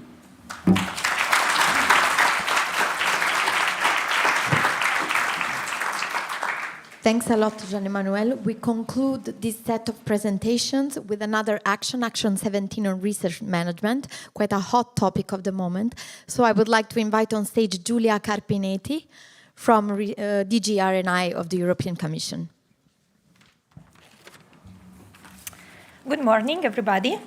So in my presentation, I will just give you a brief overview on what we are currently working on when it comes to the profession of research management. I was really happy to see that there are many research managers here today in the room, so I hope this will be particularly interesting for you. So to start with the action, what is the main aim? So the main aim of the action is to enhance the role and professionalization of the research management staff, the so-called research managers. And in order to do so, the action has set 4 main initiatives that you can see here. First of all, get the recognition of the profession, then upskilling by improving training and skills for the research management staff, then increase networking in order to support the best practice exchange within the community, and then capacity building in order, of course, to support the less advanced R&I regions and organizations. Here, I just wanted to give you a little overview of the current state of play of the action. So currently we have 16 member states committed to the action, 1 associated country, which is Norway, 2 stakeholders groups, and then we have 3 sponsors, which are helping us with the work, which are Germany, Hungary, and Aurora, which is the university network. And then we have 2 projects that are also helping us working on the main deliverable of the action, which are RM Roadmap and Caradea. So in order to start the work on the four-sided initiatives, we organized in the past 2 years 4 ad hoc workshops with independent experts in order to cover each topic of each initiative and recognize where we stand, and most importantly, what are the main challenges in order to achieve these initiatives. So here I'll show you what we found as the main challenges for the profession. So first of all, there was still a lack of definition of the profession. There's still a lack of understanding of the impact and the added value of this professional within the R&I system. It's still absent a career and competency framework for research management. The access to trainings is unequally distributed within the different countries, and most of the time also the quality of these trainings is very different. There's still high fragmentation and a lack of visibility of existing associations and networks within the community, and there's a lack of resources and still a lack of career path and low salaries for these professionals. So in order to comply with all these challenges, we firstly start to work to reach a basic consensus on a research management definition that can be adopted to national organizational context. So we shared a survey within the community to ask them what is their preferred term that we can use as an umbrella term for the profession. Here I'll show you the main results from the survey. So these are all the terms that are currently used within the countries. So the most picked terms has been research management and administrator and research manager. So this is now the term that we use when we refer to the profession. We also worked on one of the other main challenge on the career and competency framework. So the 2 projects developed this document, which is called, with the abbreviation of RM-Comp. We are now currently on the stage to gathering feedbacks from ERA member states, ERA Forum members and stakeholders in order to finalize the document before it can be adopted. And this document will be very important because, first of all, would lead to consistency and coherence across different organizational and national contexts and different career levels, but this also will serve as a tool for advocating the importance of these professionals. We also made progress on networking. So RM Roadmap developed an ambassador network. We currently have 150 ambassadors covering approximately 40 countries. And these ambassadors play a very vital role as community builders for research managers. In fact, they establish or maintain local communities and for best practice exchange. They also gather inputs and feedbacks from this community, but they also work as moderators to inform these communities. Also, we are working on raising awareness on the profession. So we aim to create an awareness-raising campaign for research management. Again, we shared a survey within the community asking them to contribute with success stories from different institutions and roles. So by June, we collected 77 success stories. And now with these stories, we are going to create dissemination materials, such as a catalog or testimonial videos that they will be shared with policymakers, stakeholders, but they will also be uploaded in our main platform in order to raise the awareness on the added value that these professionals have on the R&I system. To conclude, I just wanted to bring your attention on this platform. If you don't know already, it's the European Research Area Platform. This is an entry point where you can have access to all the data and latest information for each action of the current ERA policy agenda. So of course we created also a web page for research management. This is pretty new because it went online just a few weeks ago. And here, of course, you can have access to all the projects that we are currently working on. As mentioned, so for the time being, you can find the list of all the ambassadors. You can find also the list of all the research management associations within Europe. And you can also find a preview of the explanatory video of the RM-Comp, so the competency framework that I mentioned before. And with this, I conclude my presentation. Thank you so much. Thanks a lot. Thanks a lot, Giulia. So, We are, of course, over time, but we would still like to give the possibility, especially to the online audience, to ask a question about the previous batch of presentations that we just heard about. So we will try to get through them quickly. And I will now read one which is addressed to Katerina. How do you measure if the actions proposed to support gender equality in research have been applied and correctly implemented by the member states? I will give you the microphone. Oh, thanks a lot. Thank you. Thank you very much. So this is exactly the purpose of the ERA Action 5 subgroup, where we discuss with representatives of member states how the implementation is going, what are the issues, and we are also discussing how to establish such a framework where we can better measure and assess the implementation. Thanks a lot, Katerina. I apologize to the rest of the audience, but we will have to move towards the next session. We conclude grandly. I would like to invite on stage Mr. Manuel Heitor, professor at the Instituto Superior Técnico and former Minister of Science, Technology and Higher Education in Portugal, also chair of expert group evaluating Horizon Europe and priorities for FP10.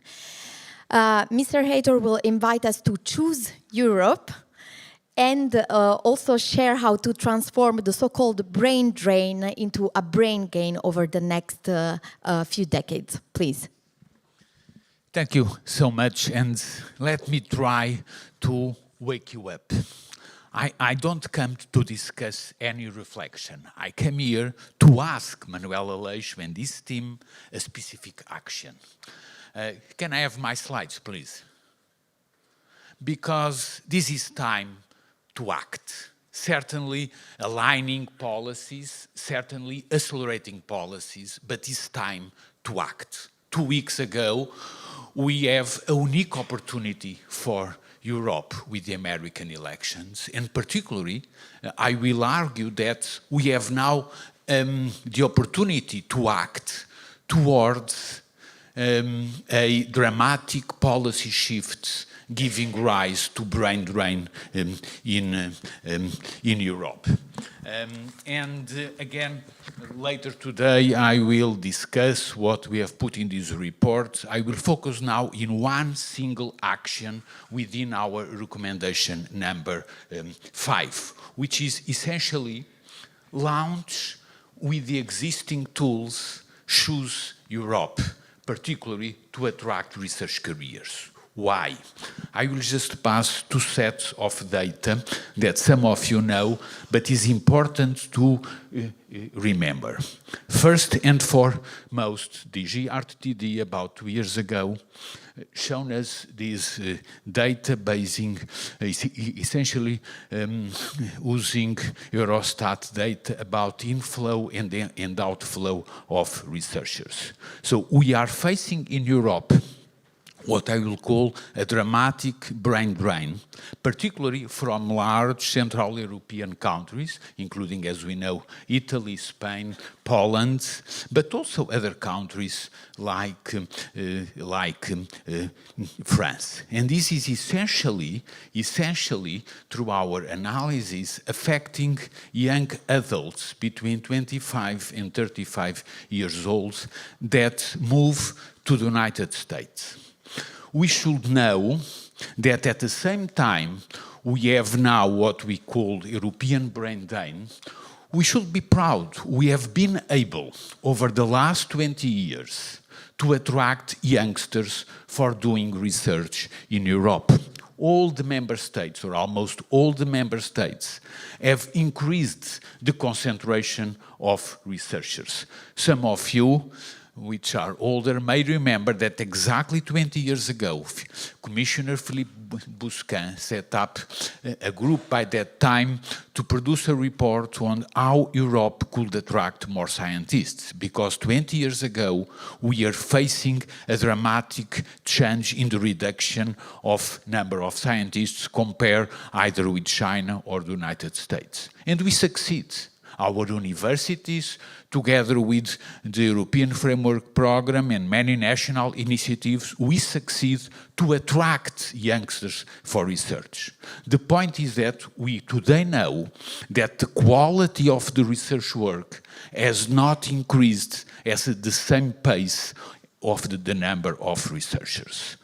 We know that many countries, including my own country, Portugal, have increased dramatically the concentration of researchers, but only 4 countries, Sweden, Belgium, Germany and Austria, could at the same time increase not only the number of researchers, but their salaries, or in general, the salaries general. So now, we have been able to increase the number of researchers throughout Europe, but at the same time, after a while, young adults, say essentially doctor researchers, leave Europe to the United States because of, again, lack of the quality of the research jobs, and particularly a big difference between that quality for doctorate researchers in many European countries. So we have addressed this, and we launched this recommendation, Choose Europe. I should know that, to my knowledge, again, as you know, some years ago, already 3 years ago, the Council have recommended the Commission to essentially monitor this process. And to my knowledge, there are 2 important studies that have shown the real issues to be monitored. The first is the Science Europe Eurodoc report of 2016 with data from 2012-2014. It's an old report, but their analysis is still valid 10 years after. They have just monitored 109 funding schemes throughout Europe, again, for the period 2012 and 14. The volume of funding is reasonable. The point is that the duration of schemes have essentially until 5 years time, and they clearly show unacceptable, what today we consider an unacceptable coupling between project duration and contractual schemes. So in most RTOs, in most universities above all, but also many firms that recruit young adults, they just recruit them for the time duration of the project. It does not need to be like that. But this is a practice in most of our research communities, and we have been discussing with many of you why this practice and the lack of, say, risk-taking activities in the contractual issues. We have analyzed this, and more recently, I see Matthias in the audience, I believe you will present a new report, which I call your attention, which will be published before the end of the month, have looked not at the funding schemes, but at institutions, at 24 leading universities in Europe, with a few case studies, particularly in 3 of these universities, and had just tried to identify the type of data we need to monitor better, and this is a recommendation to the Commission together with the OECD, and we know that we have varying conditions across Europe, and definitely we need better to put and to accelerate the implementation of an effective careers observatory, and these studies show the type of information we need to know in association with increasing precarity of research careers in Europe. Also, this report is supporting this idea of the opportunity we face now to launch a funding instrument with existing tools, Choose Europe. And so I conclude with three main recommendations based on these reports and on our analysis. We certainly need to understand which is the data that we better need throughout Europe to focus on this context, to change or to turn brain drain into brain gain in the coming years. And there is an opportunity. And I will focus today on how can we launch or how can we suggest the Commission to speed up the launching of a Choose Europe program using the existing MSCA funding mechanism, the existing co-funding mechanism, which can host postdoctoral fellowships. Again, with the existing arrangements, we can start experiment. And if you look at all our reports, we have tried to understand a stepwise experimental change throughout Europe in many areas, and this is one of them. Using MSCA, we can experiment a new funding in the coming 2 to 3 years until we hope we can get a better and adequate tool in the so-called FP10. But there is a need of a co-funding mechanism to speed up and to articulate national co-funding and institutional responsibility. So we cannot blame the European Commission. We can ask and work with the Commission with a better articulation between the current DGRTD and the GEAC to launch just using existing instruments and to speed up the problem. And then we need to ask to all our countries to do it better, particularly using the seals of excellence. We all have created in the last 15 years this idea that every good European proposal should be funded either with structural funds or national funds, but we know that only Lithuania and Malta have used seals of excellence. So there is no excuse that from member states to better articulate their actions with the Commission. So this is not just the fault of the Commission, it's a need to articulate European and national funding, and last but not least, to call for institutional responsibility.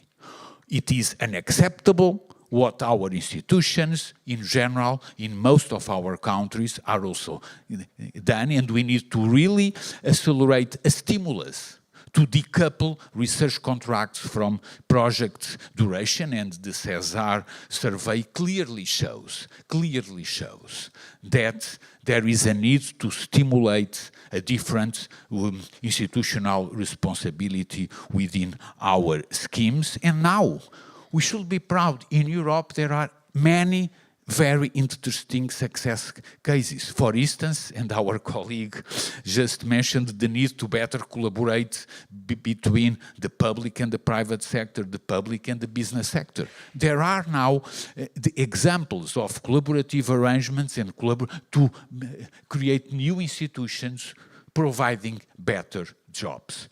This idea of good quality jobs is also being discussed in the United States by Dan Roderick and Harvard Ethods, and actually the European Commission expert group on the science and economic impact of research has addressed this over the last 2 years.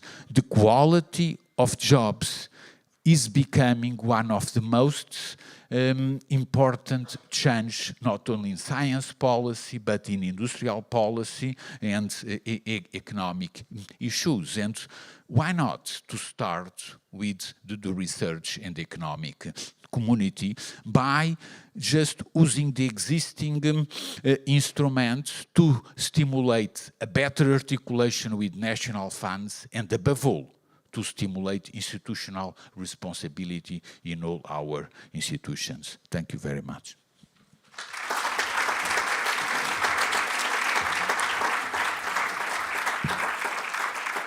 The CESAR survey will be available next week or so, and Matthias, I believe, will present it later on. Thank you.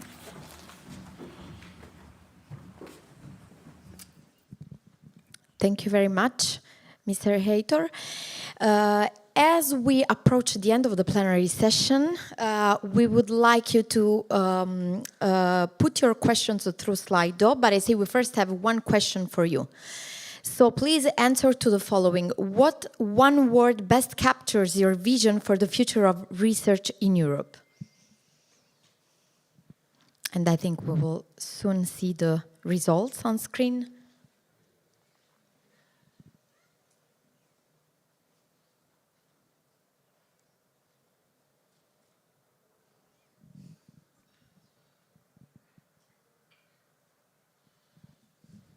Okay, the first words are coming in.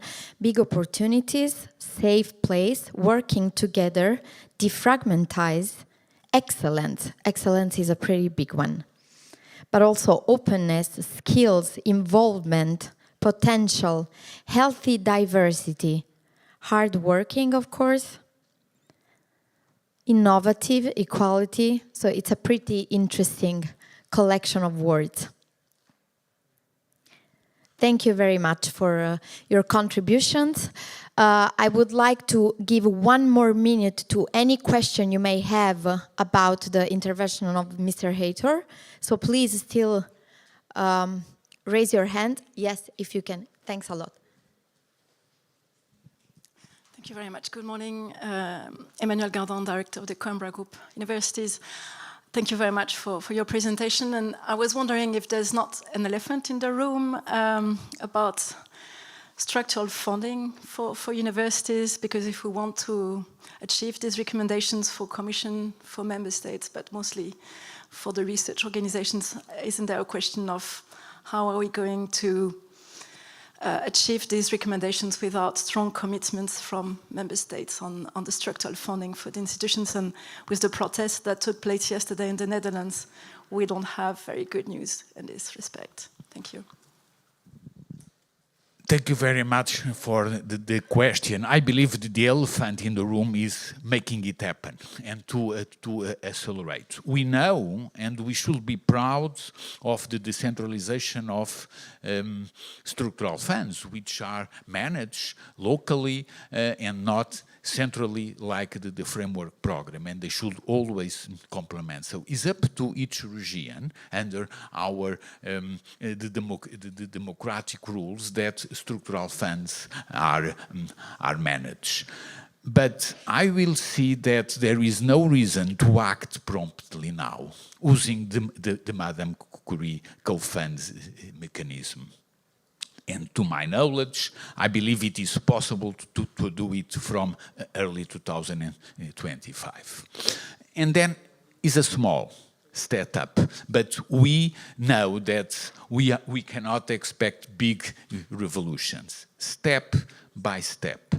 And actually then we need to monitor. That is the reason the observatory is so important. When we have starting to have this data, which are the regions which are green and the regions which are not green, and put pressure, this will be a mechanism so that we can put pressure on those managing national or regional funding in articulation with the Commission. And actually, following our discussion before, we have one instrument in Europe which is the European semester that have been given emphasis essentially, which is controlled by the ECOFIN and Ministers of Finance, and is the main instrument that heads of state look. The question is why they never ask to increase research expenditure, because it is clear they focus only on public debt. And this is a need in European, and in our report, we clearly say, the European semester, we don't need to create new instruments. We need to adapt the current European semester and give better emphasis to the way regions and member states are investing in research and innovation, which at the end of the day, we know depends on the number of researchers plus the funding per researcher, which is essentially the salary level and the amount or the concentration of support staff. And this, again, is a very complex process that needs to be done really needs to be done in articulation with the ministers of finance. They control exactly expenditure throughout Europe. And if we really understand the role of research, we need to work with them. Is the only way. I'm sure my colleague, now we were members of government, and we know how difficult it is to convince the ministers of finance to invest in these areas. But altogether, if we have an adequate monitoring system, an adequate observatory, to every month, the latest every 6 months, to show each other what the regions, the national member states, and the Commission is doing, and how can we change. That is the reason why the observatory is so important, to monitor every 6 months the situation, and by monitoring, you put pressure. You put pressure, and we need to put pressure at different levels. We have here the responsibles from the GRTD is one part of them, but it is not all the parts. We need also to put pressure, and I was in a government, and we need pressure. We need pressure in government, also for ministers with this role, to put pressure on ministers of finance and heads of state. And we need to put, I'm sorry to let you know, we need to put a lot of pressure in our institutions. Our institutions are not well managed in respect to research careers. And actually the CESAIR the CESAIR survey that will be published and I believe presented later today by Matthias clearly identify that universities, their own universities, are not behaving well. And they identify several case studies, some better than others, that it is possible. Yes, we can do it in Europe. We can do it in Europe. We just need a slightly better articulation, and we don't need revolutions. Start with Marie Skłodowska-Curie actions with the co-funding mechanism, and start step by step. We don't need major revolution. We need to articulate effort. And this idea of in 6 years' time we will have brain gain in Europe is a huge challenge for Europe at large. But we can do it, particularly under the current geopolitical context and after 2 weeks of the American election. So this can be good for Europe at large. We can do it.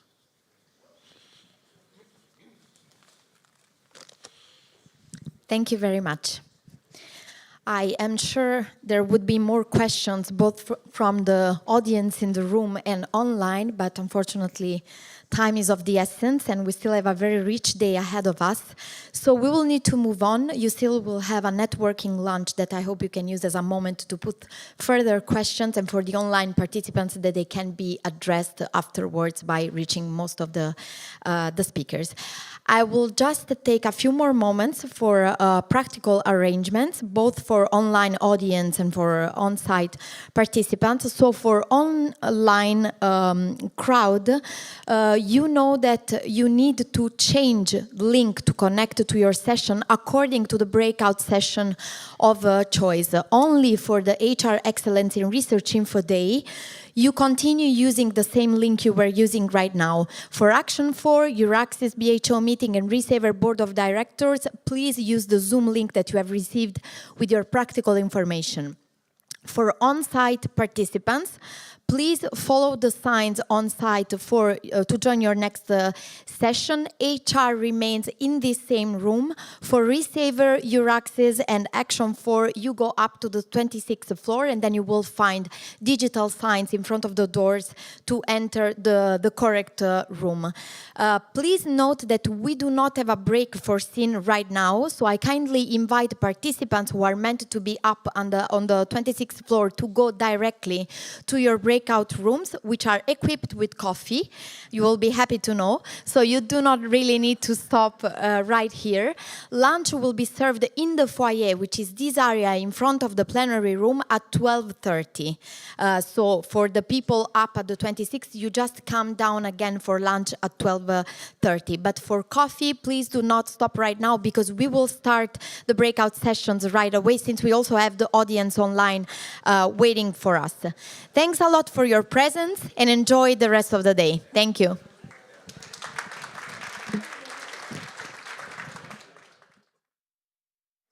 For the age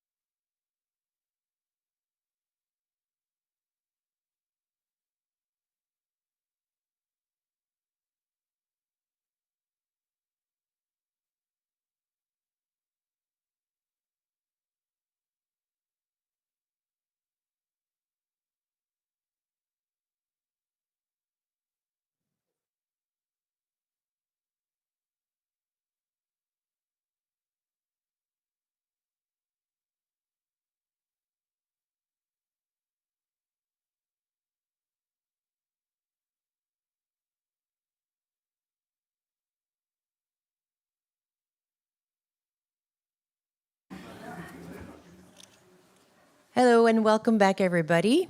I'm very pleased to be here with you today, and I would like to thank the European Commission for inviting me. My name is Nathalie Modjeska. I am from the University of Montpellier in France, and I have the big job of being your chair today, so please be gentle with me. The day will be busy, as you know, it always is, but we are going to resume this info day on HRS4R with an introduction of the state of play by Michele Rosa-Clot, who is going to come to stage in a few seconds. So he's going to give us an input on this, on the state of play, or the current state of play of the HR Excellence in Research Award. And then the second part of his presentation will deal with the new aspect of the HR Excellence in Research e-tool, and the kickoff being today. And with no longer ado, I'm going to give the microphone to Michele. Thank you very much.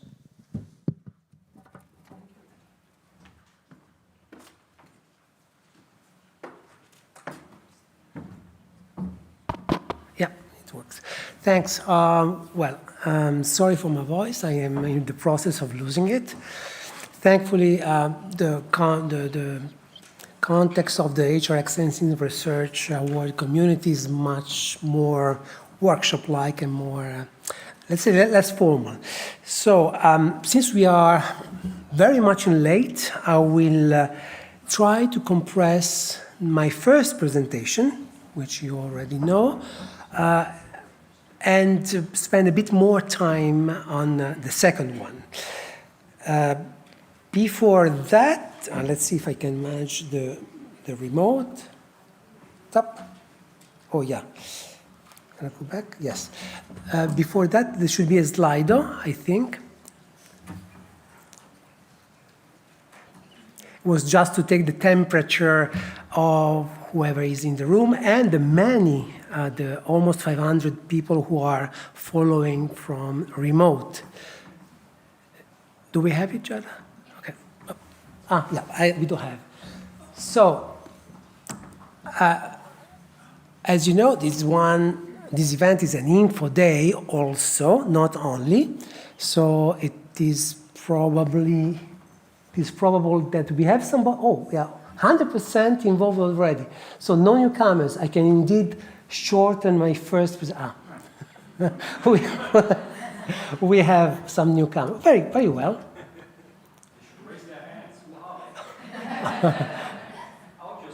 Okay, we have, let's say, around 5% of newcomers. Oh, it's augmenting.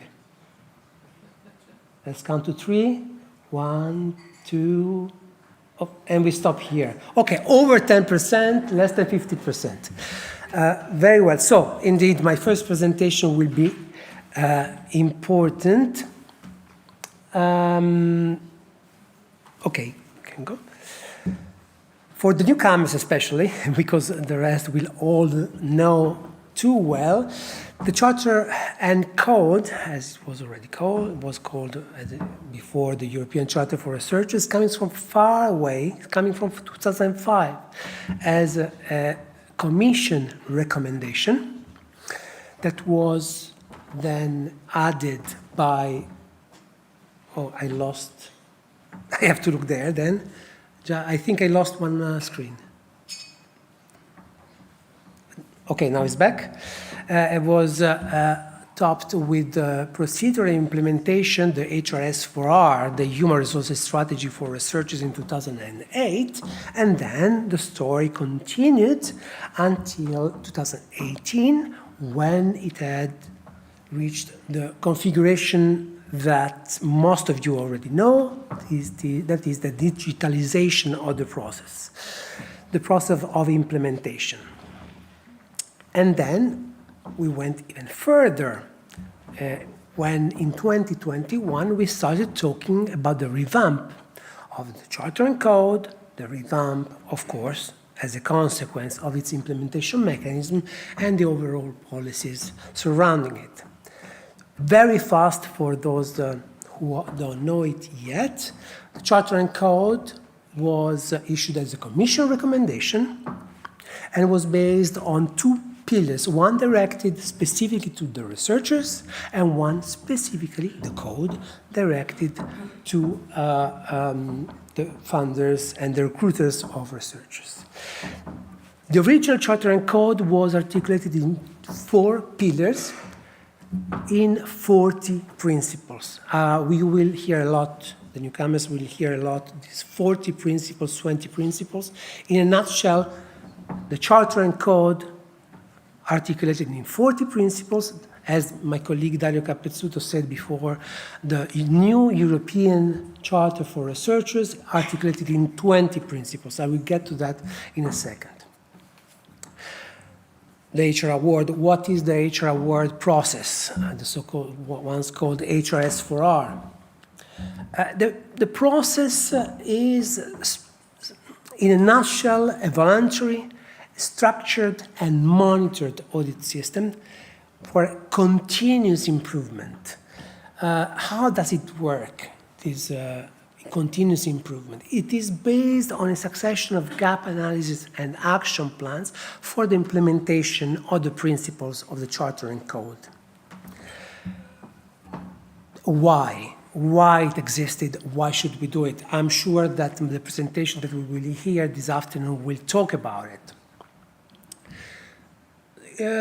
Very short, the HRS4R and the process itself, they are very good, demonstrate to be very good in doing several things. Well, the first one, which is actually, we have the feedback from almost every actor in the process always mention that, is the fact that it creates a positive framework for the improvement of the condition, HR condition for recruitment and for the management of researchers in an institution.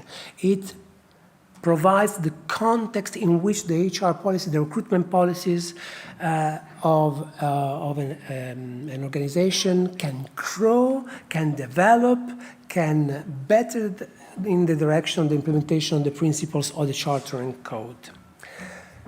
Of course, by very definition, the researchers are brought to the core of the process. Visibility, credibility, and internationalization. For those who don't know yet, the interaction and integration between HRS4R and Euraccess are really deeply rooted. Once an institution is awarded the HR award, it gets immediately displayed on the job offers published on Euraccess, giving immediate visibility to the fact that that institution is making an effort towards the implementation of the principles of the Charter and Code, and in so doing, it is more interesting, is more open, is more transparent. The researchers, they will know that they will find a terrain favorable to the growth of the condition, work condition for researchers. Building an HR award community, we will see how this becomes even more important now with the new revamped e-tool. And of course, also there is an added value. In some countries, it is a requirement to access to national fundings. In H2020, it was already the best effort obligation to the implementation of the principle of the Charter and Code was a funding, was a condition for access to funding. And this is shipped into Horizon Europe under Article 18. Where we are, how many we are, where are we located? Well, we have today over 740 institutions who are awarded over 39 countries. Not 27 European countries, but 39, because not only the European countries can access to the process and obtain the HR award. These pictures is taken by what is known as the dashboard of the e-tool, where you will found, well, we are in the process of changing that. You will see later presentation how they change. We already could find a lot of information, pie chart, the distribution of the awarded institution, and how many institutions were awarded per year. And that leads us to 2021. Well, then, between 2020, well, let's say even before, with COVID, a huge discussion, policy discussion, strategical discussion, architectural discussion, implementing discussion, started within the Commission to address several challenges, several new elements that came into the picture. Because, of course, between 2005 and 2019, a lot of things changed, and then a lot of things were put into focus. Many of those you heard already in the policy discussion that we just had. Of course, skills mismatches between the existing labor force and the new needs that are upcoming in the European picture.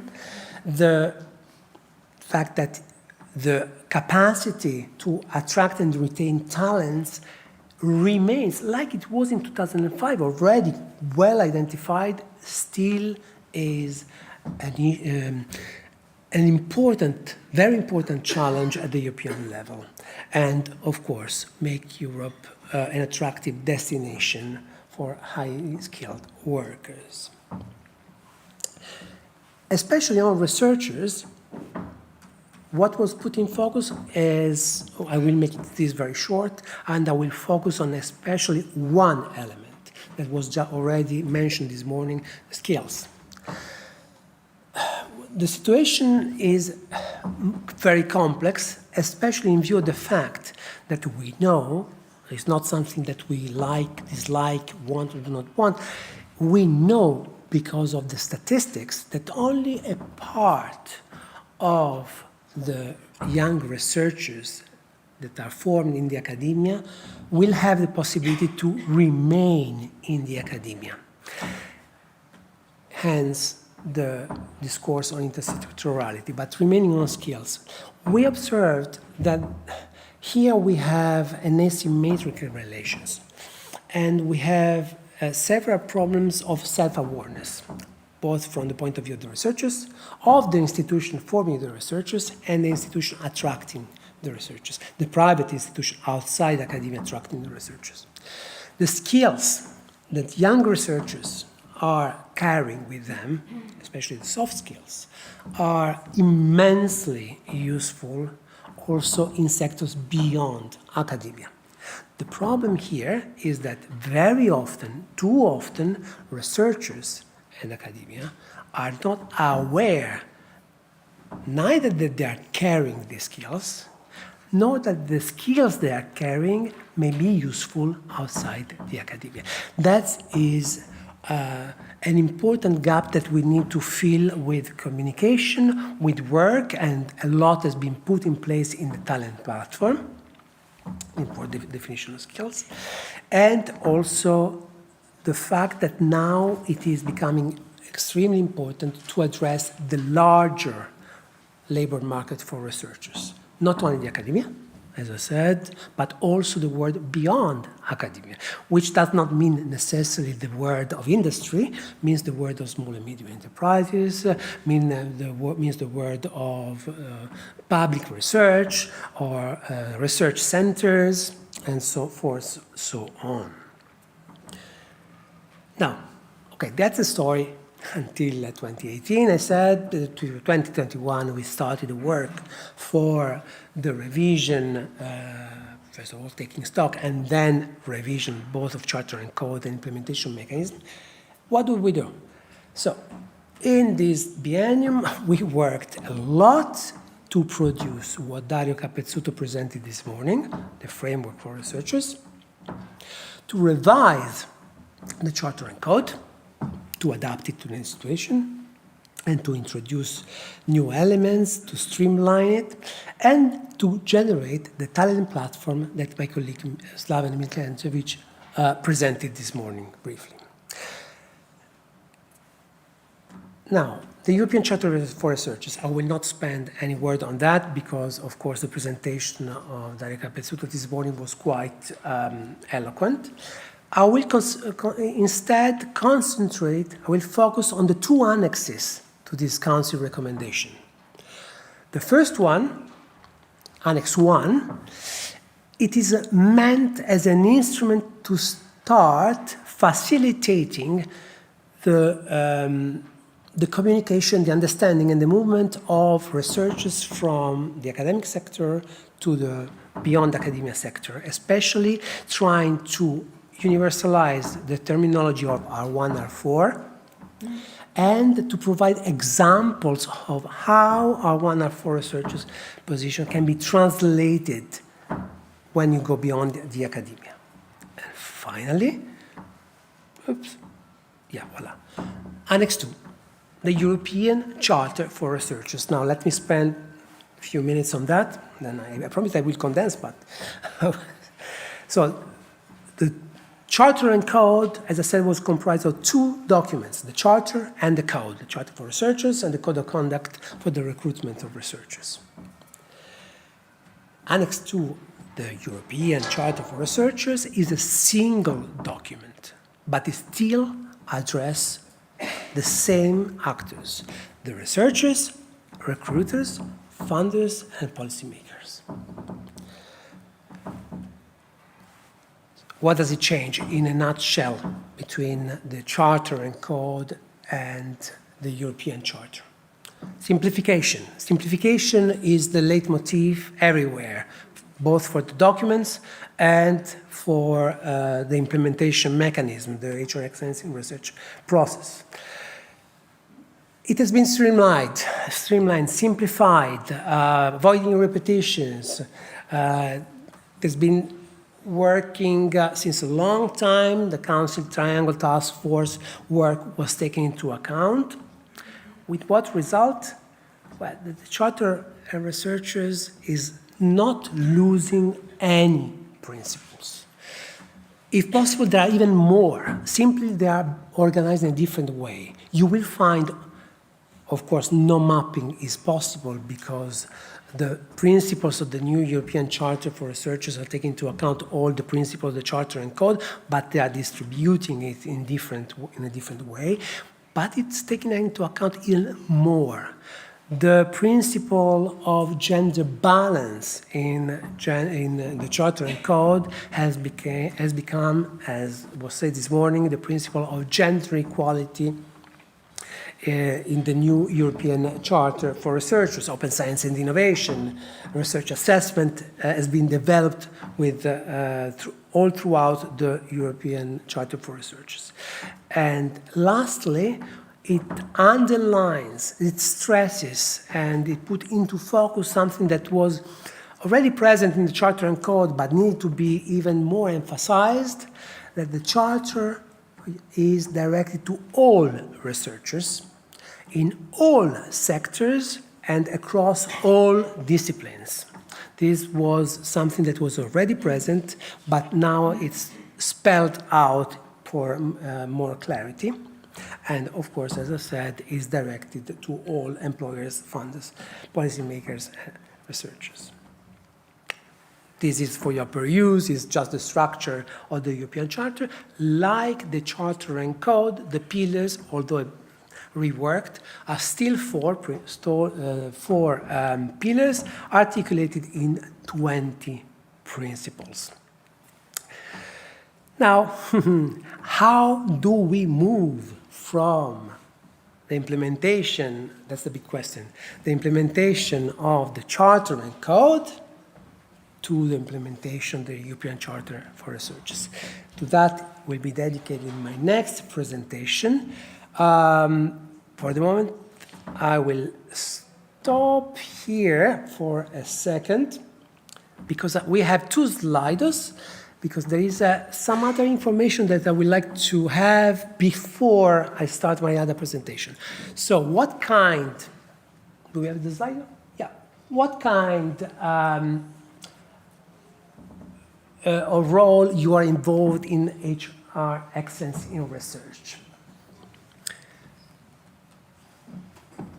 Other, okay.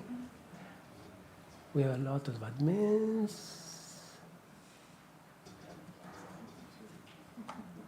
assessors. We don't have any research manager. Yes, but there's only one. Ah, okay, I understand. Grazie, thank you, Dario. Okay.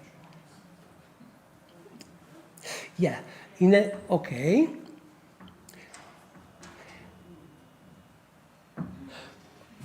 Okay, that's majority of HR award admin.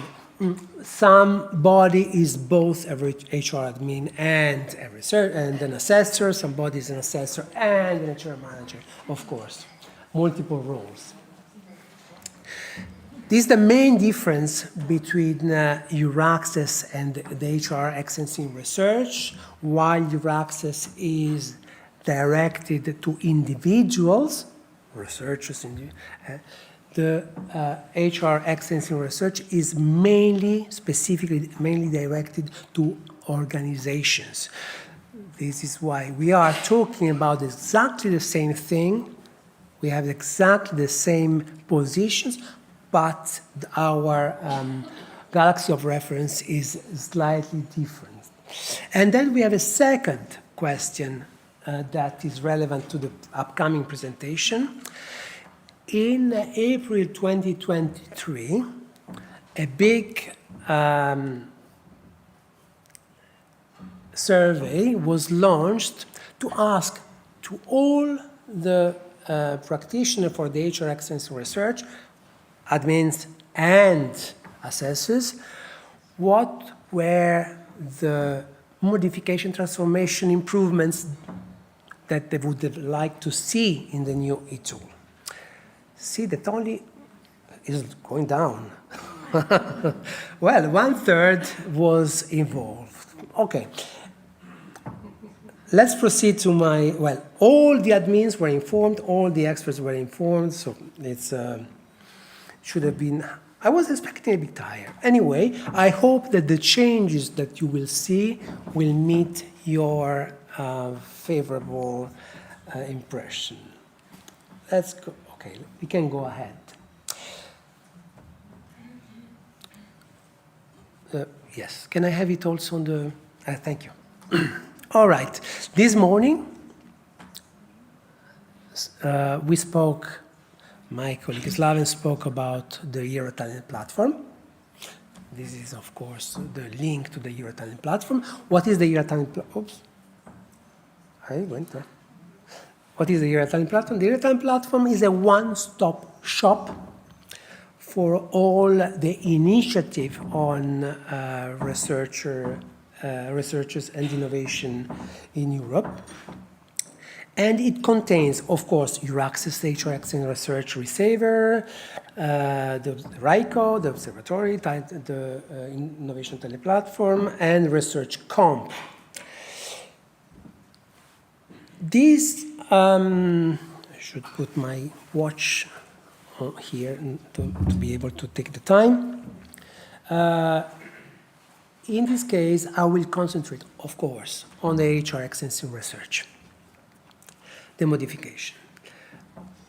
Now, HR Excellence Research, the new tool, the new, not only the tool, the new initiative in the Talent platform, the HR Excellence Research, is still based,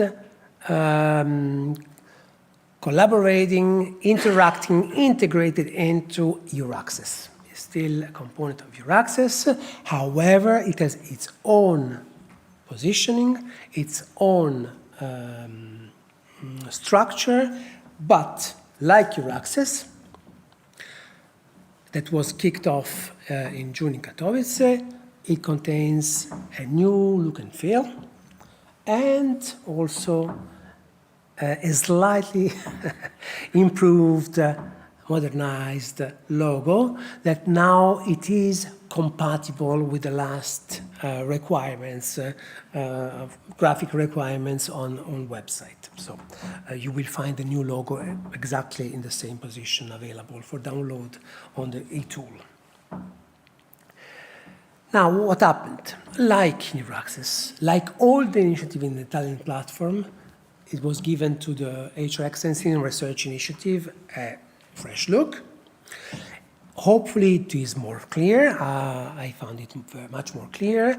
more user-friendly. Before going to the following 2 points, you probably, or whoever is using the HR Excellence Award initiative and the tool has probably noticed in the course of 2024 that several changes happened, several improvements happened. So now you have been able to see already 1 month ago a few graphic modifications. Then improved performance. It is responsible by responsive. It provides better user experience within page navigation. There are breadcrumbs that are spelled out in the menu. There is a lot of small modification that you will find there, and then it's in line. It's completely in line with the talent platform, color brand, and palette, and compliant with the EU visual identity.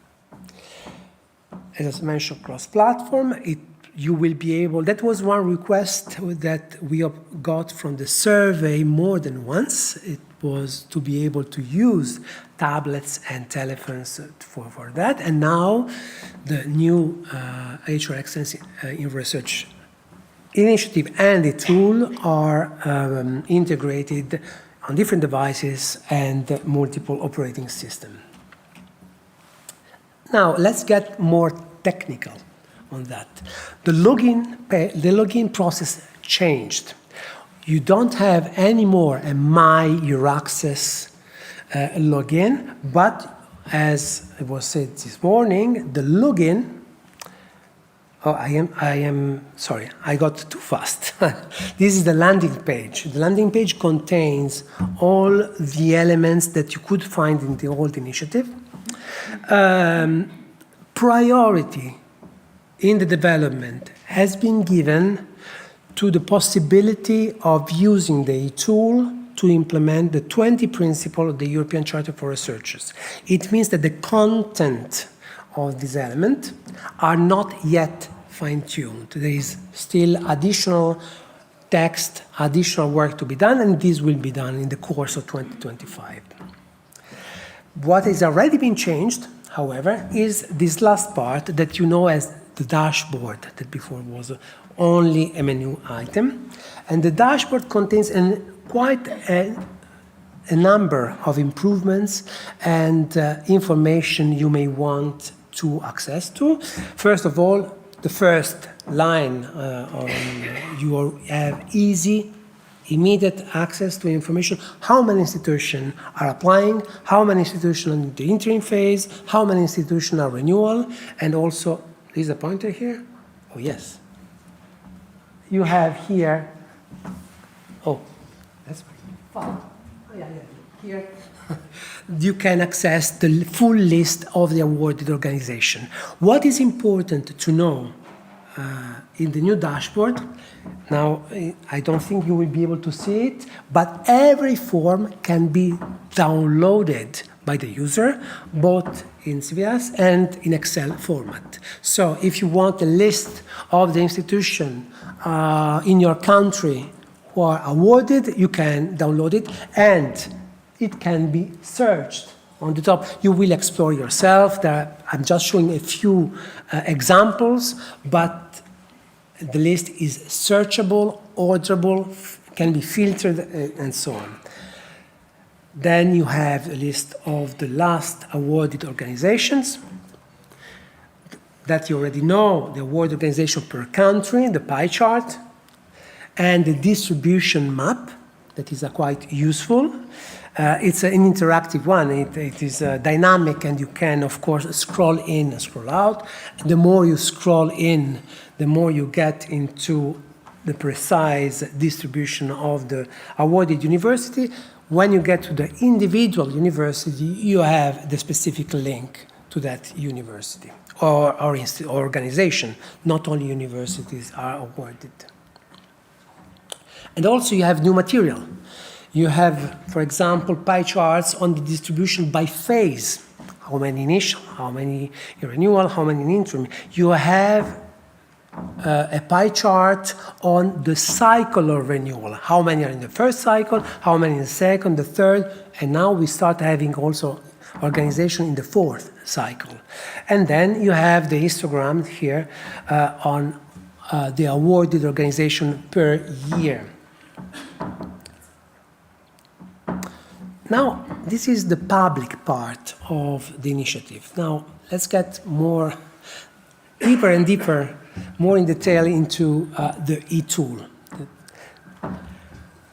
Okay, that's what I have started discussing before. You will have a new login, not only the My Euraccess anymore, but the new login. And the new login, as it was already mentioned this morning, will be done via the EU login.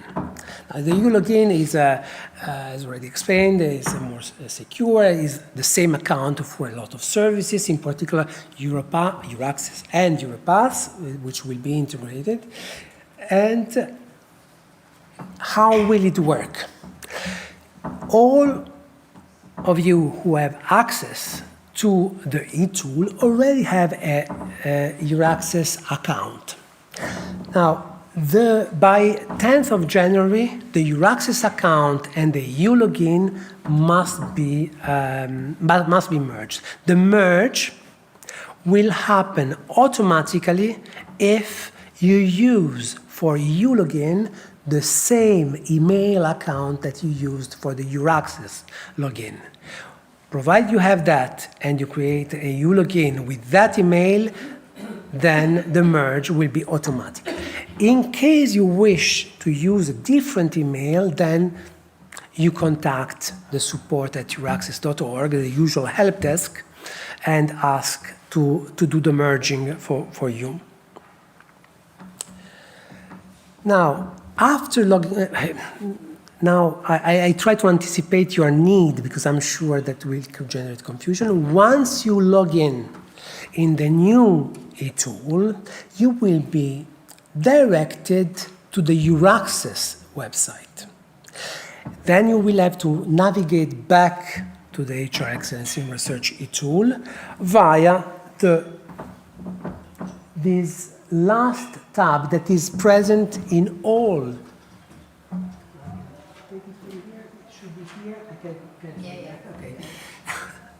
It is present in all initiatives under the Italian platform. Why? It is the navigation tab for the initiative which are there for a fast and easy access without returning to the Italian platform all the time.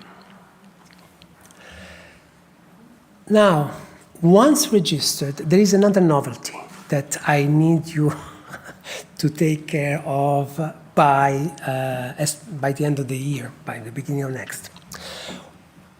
For statistical reasons, because the statistics will be one component that will be heavily reworked, we need more information on who is in the loop.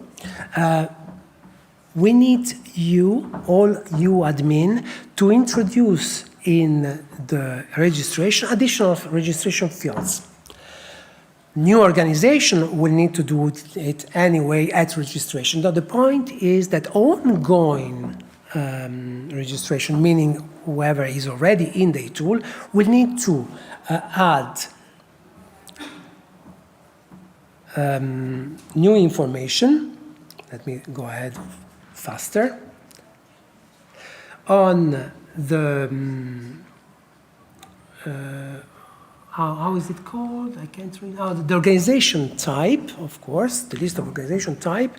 Not only the organization type, but also the research fields, which is called specific, yes, research fields.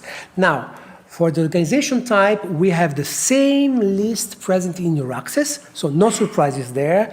For the organization fields, is too long, of course, to provide you a description, and it highly depends, of course, by the research fields of the US. So you can add as many as you need.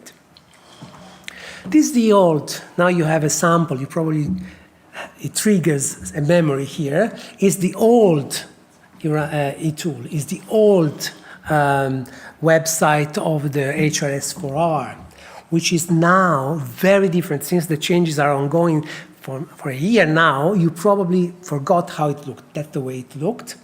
And now this has been completely redesigned, and that's how it looks now. Now, one of the problems that the survey showed was that the users found quite difficult to understand where they were, what were the action to be taken, and so on, and also some difficulty also in finding, well, that was above all on the side of the assessors and the administrators, the case information, which is not anymore under the initial phase only, but is present on the very top of every single institution page and contain all the information on who is doing. How do you move? And that's the last part. How do you move from one to the other? You saw this one before. I said I would have said more. I will say more now. I will try to be very schematic. 2008, since 2008, we have the HRS4R. On 18/12/2023, in December, we have the European Charter.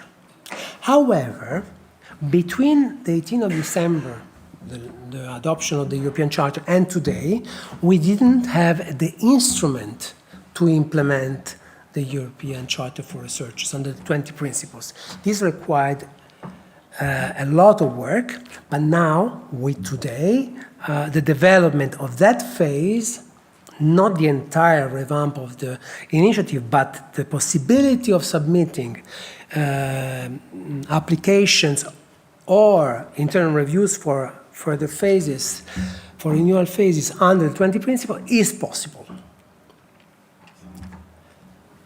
Starting today, it is the kickoff. From now on, all new institutions entering the HR Excellency in Research process will do that under the 20 principles of the Charter for Researchers. Transition phase. I will get that in a second because I have a dedicated slide. And then we have the continuous transition and development of the site, meaning that this will go on, this situation, this double situation, I will get to that in a second, will continue for 3 years, which is the length of a renewal phase. After that, if some institution is still working under the 40 principles, they will have to be treated on a case-to-case basis, and that obviously by contacting RTD Charter. Voila, transition phase, that's a detail of the previous one. Attention, the user does not have the choice to go to one system instead of the other. The transition is automatic. The flow is one, meaning if you are working on an interim phase or a renewal phase under the 40 principles, you will have to go to the end accepted phase of the accepted result of that phase. I say accepted because it may happen that you have a request for modification or a request for modification with a longer deadline, even a year. And in that case, the resubmission for those modifications must be done under the same 40 principles. Once you conclude positively, the following phase will be done under the 20 principles. The user does not have to click anything, it will be done automatically. The moment you open your case after the completion of a phase under the 40 principle, it will open with the forms for the submission under the 20 principles. Initial phase. If you are doing your initial phase under the 40 principles, then you move to the interim phase still under the 40 principle. Only when the interim phase is completed, you will go to the 20 principle. In a nutshell, only renewal phases, unless you are a new case, only renewal phases will be done under the 20 principles. And with that, I will almost conclude. This is why you will find two sets of guidelines. The first one is for the 40 principles, the second for the 20 principles. Of course, the one on 40 principles in 3 years from now will disappear from there. I repeat, the e-tool is one and only one. You don't have the possibility to choose which system you will be assessed under. Last, I think this is my last slide, and otherwise I will skip. Just a word of attention here. Because of the impossibility to map the Charter and codes and towards the European Charter for Researchers, meaning it's not possible to say this principle X in the Charter and Code is equal to the principle Y in the European Charter, the gap analysis and the action plan will be empty when you start on the 20 principles. Normally what it happens when you move from a phase to another, gap analysis and action plan are imported from the previous phase. This will not be the case when you do the transition. This will happen only once, the first time you do the transition. After that, it's like before, it will be imported automatically. And then the end, I will skip everything, just to tell you that the requests for modification in the survey were more than, well, after grouping, there were over 350, after grouping because there were several thousand, and the implementation only up to now that we just worked on the tool required several tens of 1,000 lines of code, for which, of course, we are deeply thankful to a net company who worked very hard for that. Only one thing, because this, I will stop here and we will go to the last two presentations. There is one addition that I will want to focus on. You will find a lot of addition in the course of 2025, FAQ, where there will be a better integration, there will be better statistics, etc. One more menu item will be dedicated to a space for where the community, national and regional community of practice can communicate among them and also disseminate material. If it's 12:15, so I am well over. And now, Natalie, can you remind me how much time I have? I have another 15 minutes. Very good. So we have two or three sliders. There are word clouds, because since we don't have a lot of time, but I'm really curious to know what our colleagues online are thinking of that, especially those who took the survey. I would like to know from you what kind of change, what changed you like the most? What did we did well? You like the dashboard. I spend more time on that, of course. Oh, thank you very much. I like that. But we worked very hard on the process of simplification for that, and really hope that by using it, you will be able to see that a lot of changes have happened from the previous one. Navigation, you did not navigate it yet, so you. Okay. Thank you. All right. Before passing to the next one in the room, do you have any questions? Yes. Oh yes, several.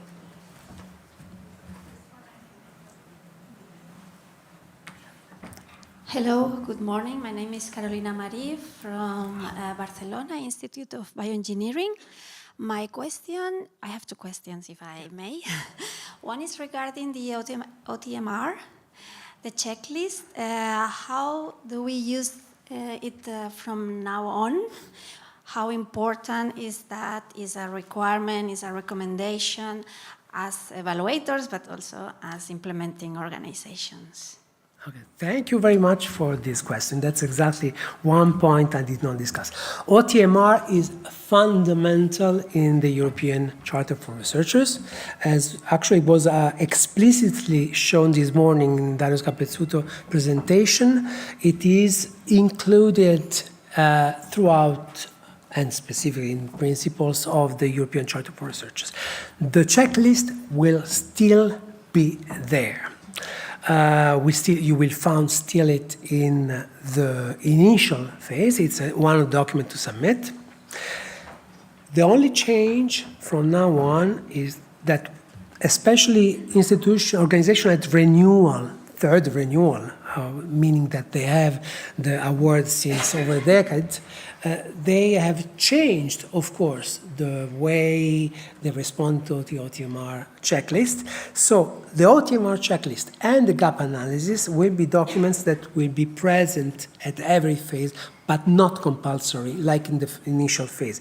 So if an institution needs to change it, they have the opportunity to do it instead of adding a supplementary document to explain the change or adding the text in the action plan. Concerning the evolution, the future evolution of the OTMR, this is one of the points under discussion. So I just gave you a snapshot of what it is today for the next future. For the further future, let's wait for the next Info Day. My second question, if I may, is very short. Yeah. I didn't understand when exactly will appear in the dashboard the possibility to enter with the 20 new principles, because in my case, we have to present now the renewal phase in a few months, 2 months, and I was wondering when exactly can we enter in this new mode. So you finished the previous phase when? Beginning of February was the site Okay, visit. so you are one of the few institutions who are in between, the space between. So the positive assessment came before the kickoff. So for those institutions, I have to inquire technically how is it possible. Very likely, I will have to resend you the consensus report. At that point, you will be automatically transferred to the 20 principles. But send me, again, institutions in these conditions should send me an email because there are very specific situations that needs to be tackled technically. Can you hear me? Yep.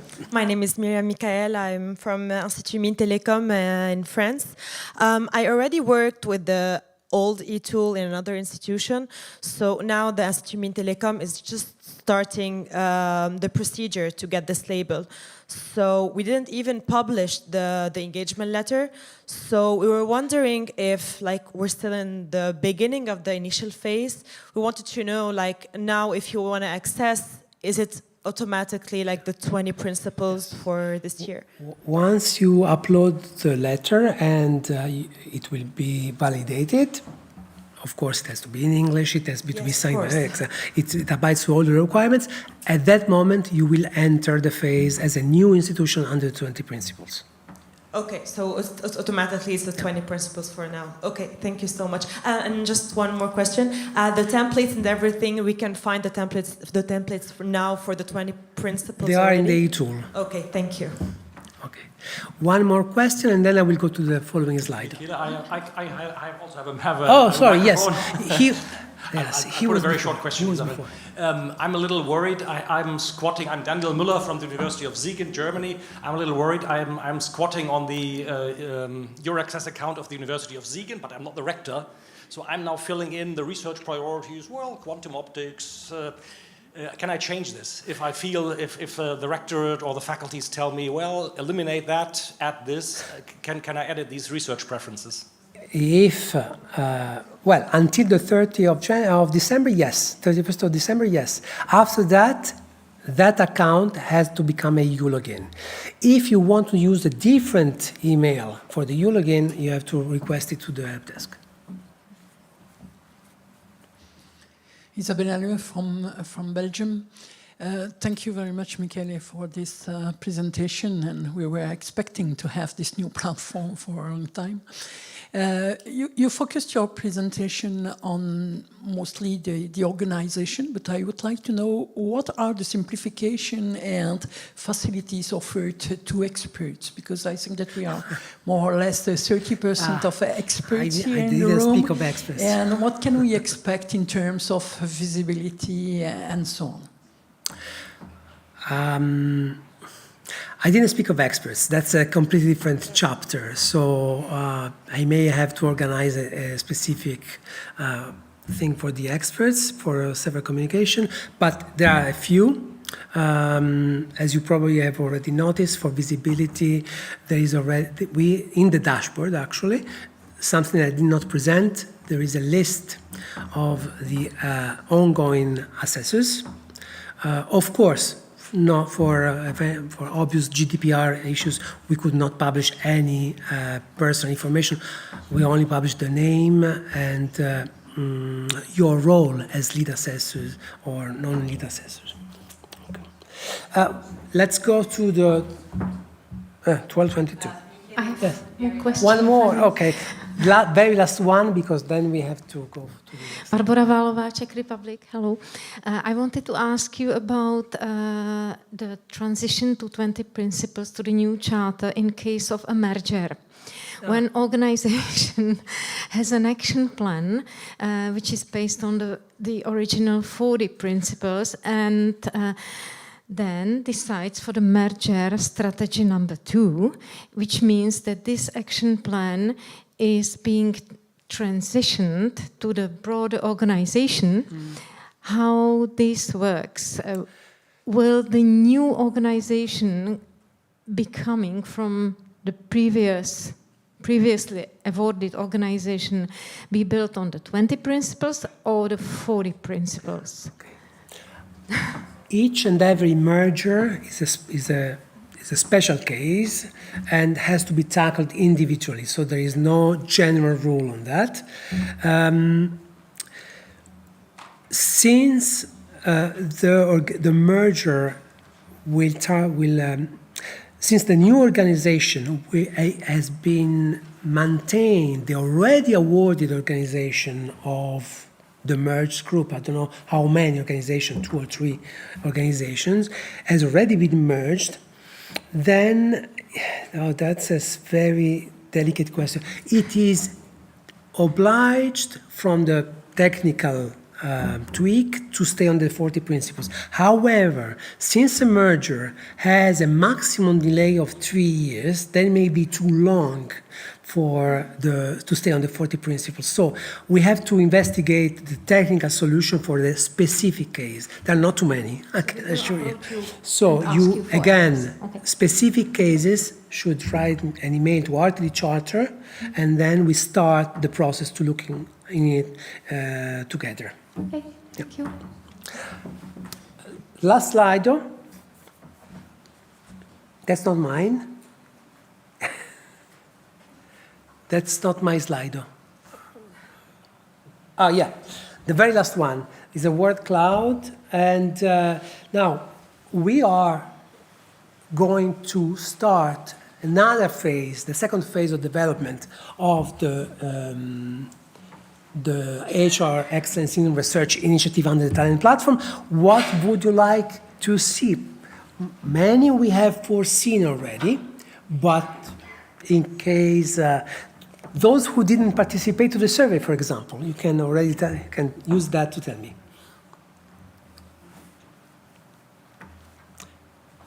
Silence. People in the room as well. Huh? Increased interactivity. Oh, it's not a word cloud, just and action. Very good. Okay.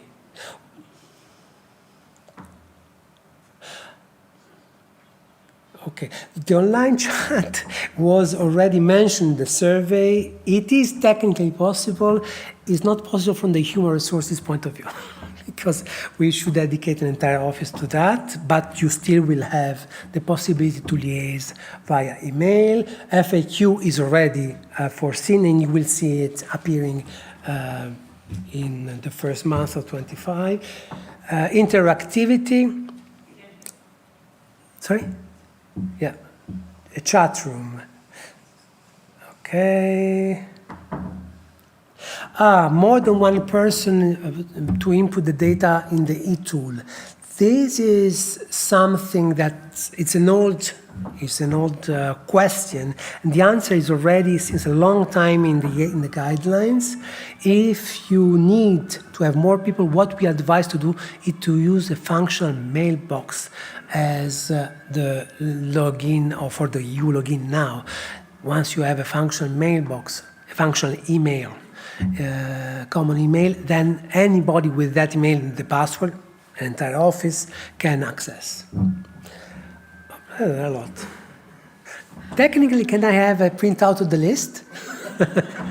Okay, because there are too many. Multilingual platform, okay, that's not foreseen for the very simple reason, that's the last I will reply to, for the very simple reason that the consensus reports are in English, are done by people who are of different nationalities, and not everybody speaks every language of the EU. So that's why it was chosen, and it will stay so, that the HRS4R will be only in English. Readable format to download, yes, that is already done. Once you will try to print, I said I would not reply to any other question. Take it out. It is now, the print function now works correctly. And with that, Nathalie, I think I am in time, with considering the delay of the previous session. You still have a few minutes, but I think everybody's probably getting Thank ready you. for Thank you very much. the next time.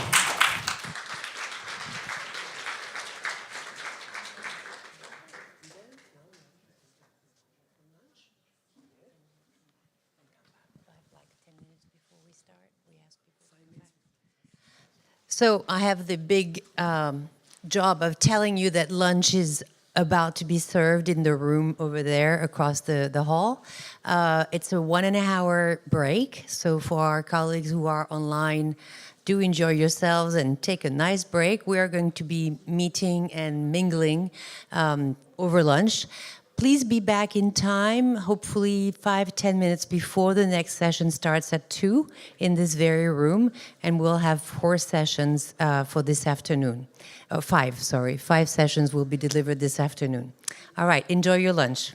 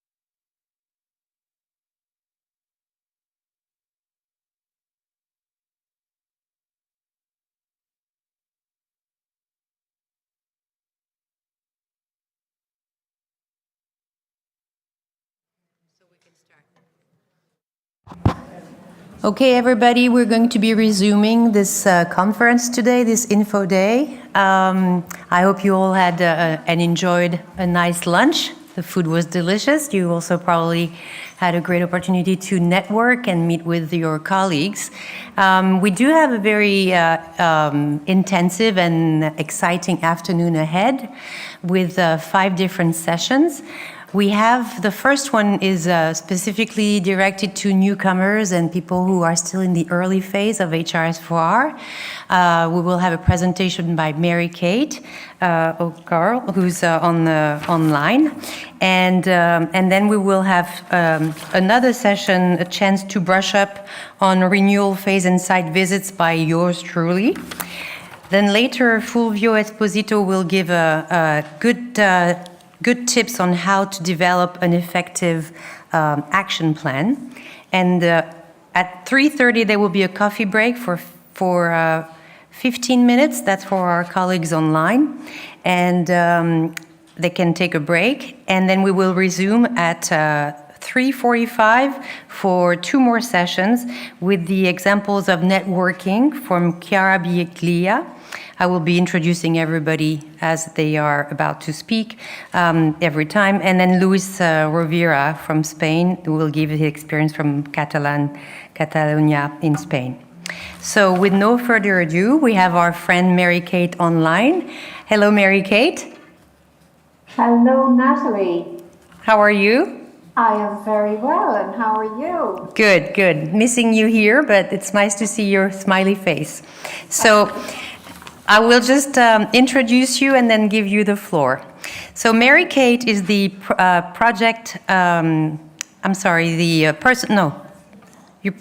you're the PI, Principal Investigator, Coordinator of the Horizon Europe Project CARDIA. She also leads the HR Excellence in Research program for the University College Cork in Ireland. And she has been serving as a lead assessor for the European Commission in HR Excellence in Research for many years. She developed and currently leads the Odyssey program, which has been adopted as a national Irish higher education authority initiative for PhD students across all Irish universities. She is currently responsible for aligning the university and the HR strategy with researchers' career objectives, and she assists both research staff and management at UCC. As a result, Mary Kate's positive impact on HR has resulted in her receiving a recent award for her recognition for leadership. So the floor is for you, Mary Kate, and we'll be taking questions after that. Thank you. Thank you so much, and I'm actually blushing. Unfortunately, I can't see my own slides. Maybe they will come up now any second, but it just gives me the opportunity to say hello to everybody and to particularly welcome those representing organizations who are thinking about joining the HR Excellence in Research family. So I hope that this presentation will help you, and you will see that you'll find my email address, I'm sure, somewhere, I'm more than happy to answer any questions you may have on the initial phase and the interim assessments. So the next slide there, please. So many of you will be feeling like this. So I know it's a pretty scary thing to be thinking about embarking on a whole change in your management and perhaps your human resources processes. But if you do these things that I'm going to tell you about on the right, you will feel like this, okay? So next slide, please. So I really want to talk about the elephant in the room. And basically, you will have all listened, and there is a new charter for researchers. And if we could go to the next slide, that would be great. So really what I'm trying to say here is that it is a transition, okay, to the newly adopted charter for researchers. It's okay. It's not going to really have a huge impact completely. Those of you that have endorsed the old charter and code for researchers and have, you know, developed your action plan accordingly, you are all okay. And next slide, please. So for those of you who are just starting, you can, of course, use the 20 principles. And in my slides, there is a link, and if you click on that link, but we won't do it now because I'm sure everybody will be getting these slides. You will see all of those points that I have just put in here on my slides on the Euraccess website. But what's really important for all of you who are already in the system, after 2027, no new internal review under the 2005 Charter will be possible anymore.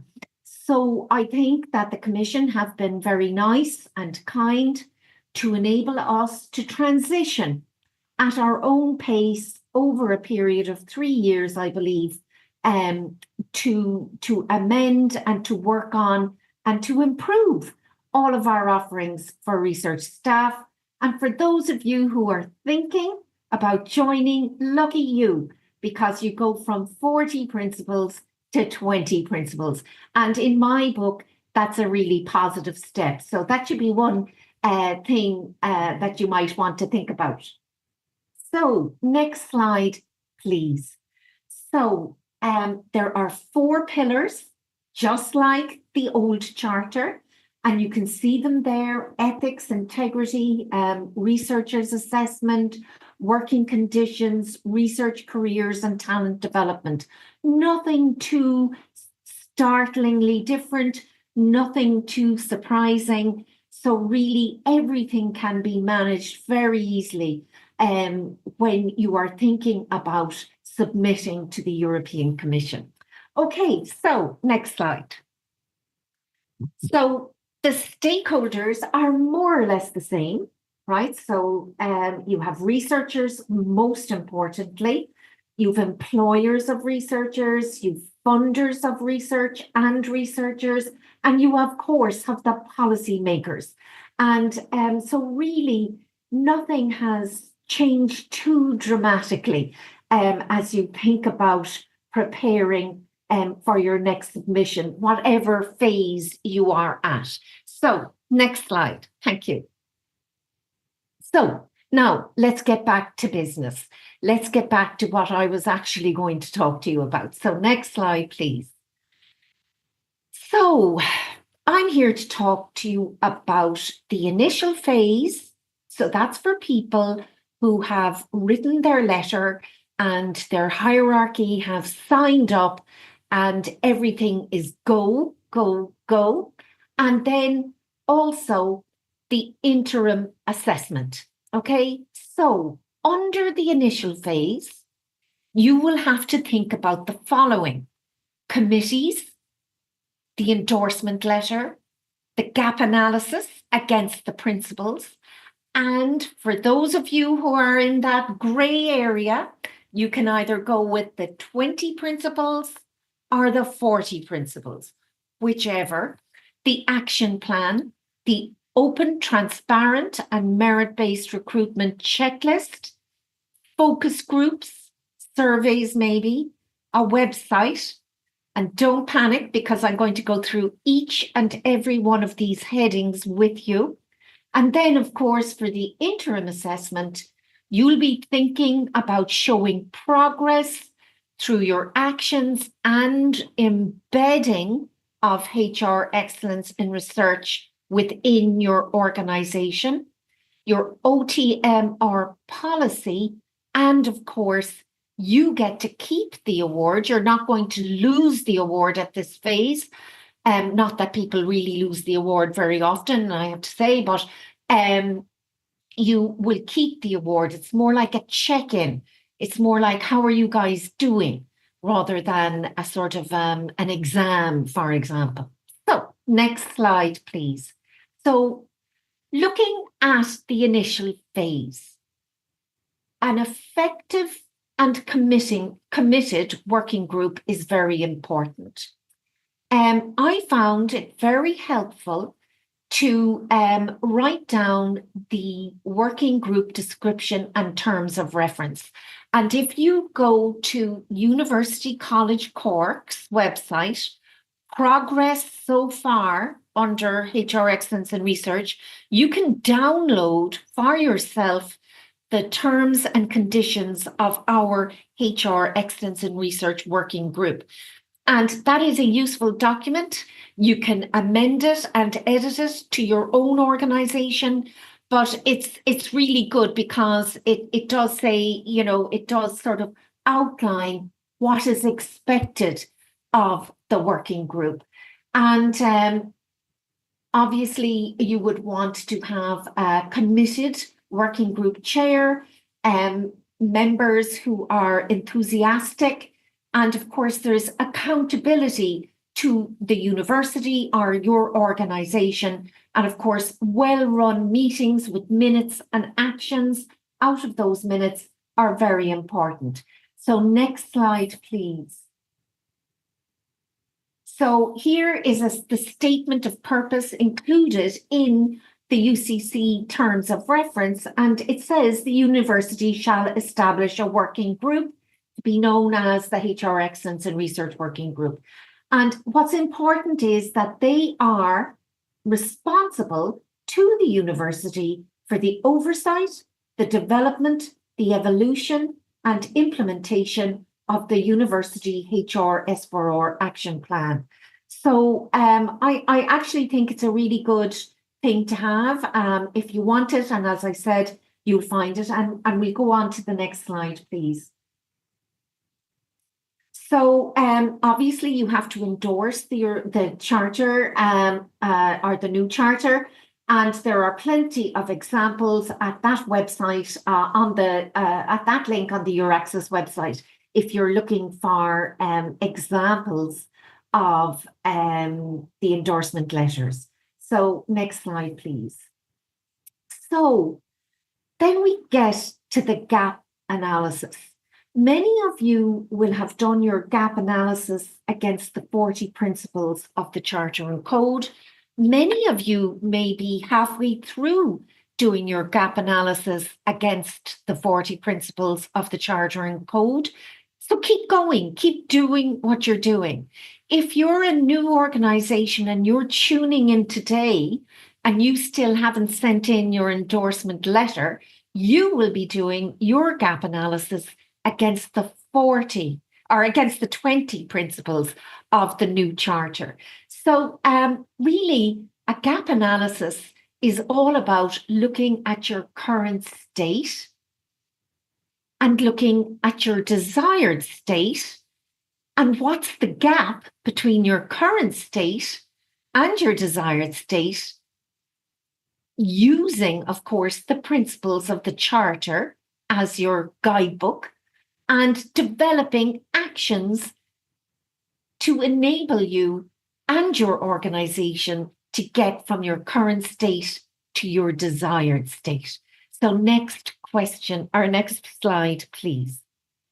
So if you could just, yes. So here is one of our gaps.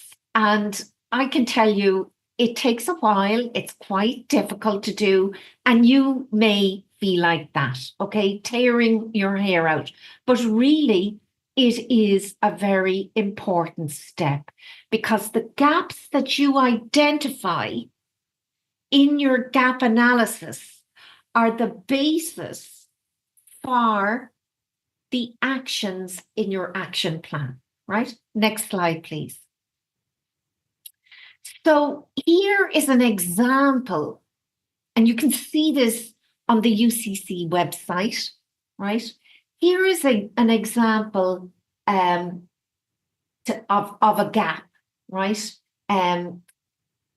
Which was it's all about ethics, right? So basically, we decided that we needed to have somebody at a sort of a top level in our hierarchy to get involved in the national level, the national discussions on ethics in research.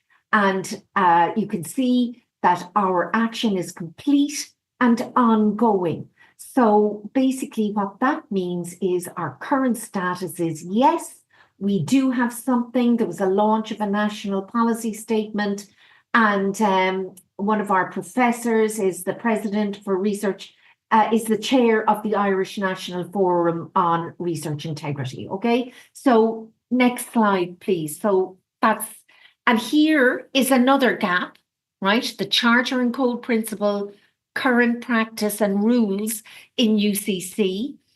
And basically it has been identified that clarity is required on researchers contributing to teaching and the university policy in this respect. So the very last lines of that slide will tell you and give you an idea about what our action, we identified the gap, as in clarification on teaching for researchers, and we put that into our action plan. So next slide, please. It nearly did my head in. So this action took 7 years to go from our action plan to actually happening, okay? So I tell you this because sometimes it can be really difficult to get actions over the line within your organization for various political reasons. And in UCC, this was one of them. And the thing was that on the action plan, I had to I kept saying in preparation, but I was very clear in our action plan to say, yes, we did not meet our original deadline. I said our date, it has been delayed, and a new date was set for 2021. But anyway, if you go on, we did make it. And if you could just progress the slide a little bit, thank you. We did make this. And I tell you this because it's really important just for you, for yourself, that sometimes your plans may not work out as quickly as you think. Next slide, please. So where to begin, right? So clearly indicate the links between the gaps identified in the gap analysis and the HRS4R action plan, right? So that's coherence. Prioritize. You can't do everything, right? So explain the areas your organization wishes to focus on, right? And areas that will be addressed later. You can have long-term goals and short-term goals. And I think short-term goals are great for your own morale and the morale of your working group, because if you have short-term goals that are maybe easy to implement, it shows progress. But be realistic and make sure your actions are sensible, achievable, quantifiable, and of course, legal. Okay, next slide, please.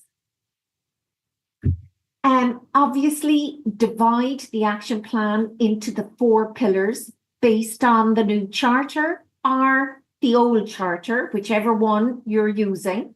Logically connect the actions to the gaps identified. Make it easy to follow. Don't randomly distribute things around your action plan, and ensure that the quality of the actions with the time frame and indicators are there. Next slide, please. So be sensible, make the actions measurable, have an overall sense of understandability. Think about who's going to be reading your action plan. Will they be able to follow it? Will they be able to look at the gaps you've identified in your gap analysis, put into your action plan, and follow exactly what you want to do, right? That's really, really important. Next slide, please. So, are there quantitative targets in the action plan, right? So, if you say that you are going to introduce a new policy, right? Have you just broadly outlined what the policy might be? And is there a link to where, once it is created, is there a link to that policy? So what I'm saying is people will be looking for evidence that your organization has actually done what it said it would do. So really, is there evidence? Are there targets? Are there numbers perhaps of researchers who have gone through training and things like that? Is it being monitored, and by whom? And of course, it will be monitored, and it will be monitored by your HR Excellence and Research Working Group. And is there stakeholder engagement and coordination across the organization? That is also really, really important, that in your group, you would have researchers, you would have perhaps the Vice President for Research and Innovation, and also you would have PhD students. So is there stakeholder engagement throughout this whole process? Next slide, please.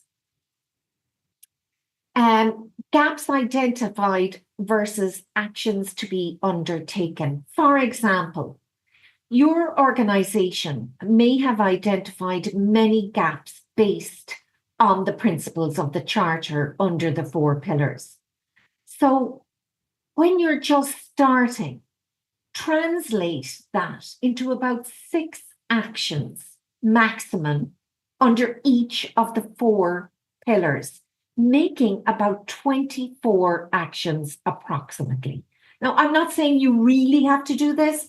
I'm saying it may be helpful for you to do this because in my view, much more than 24 actions may be difficult for your organization to complete prior to the self-assessment in 2 years' time or 3 years' time. Okay, next slide, please.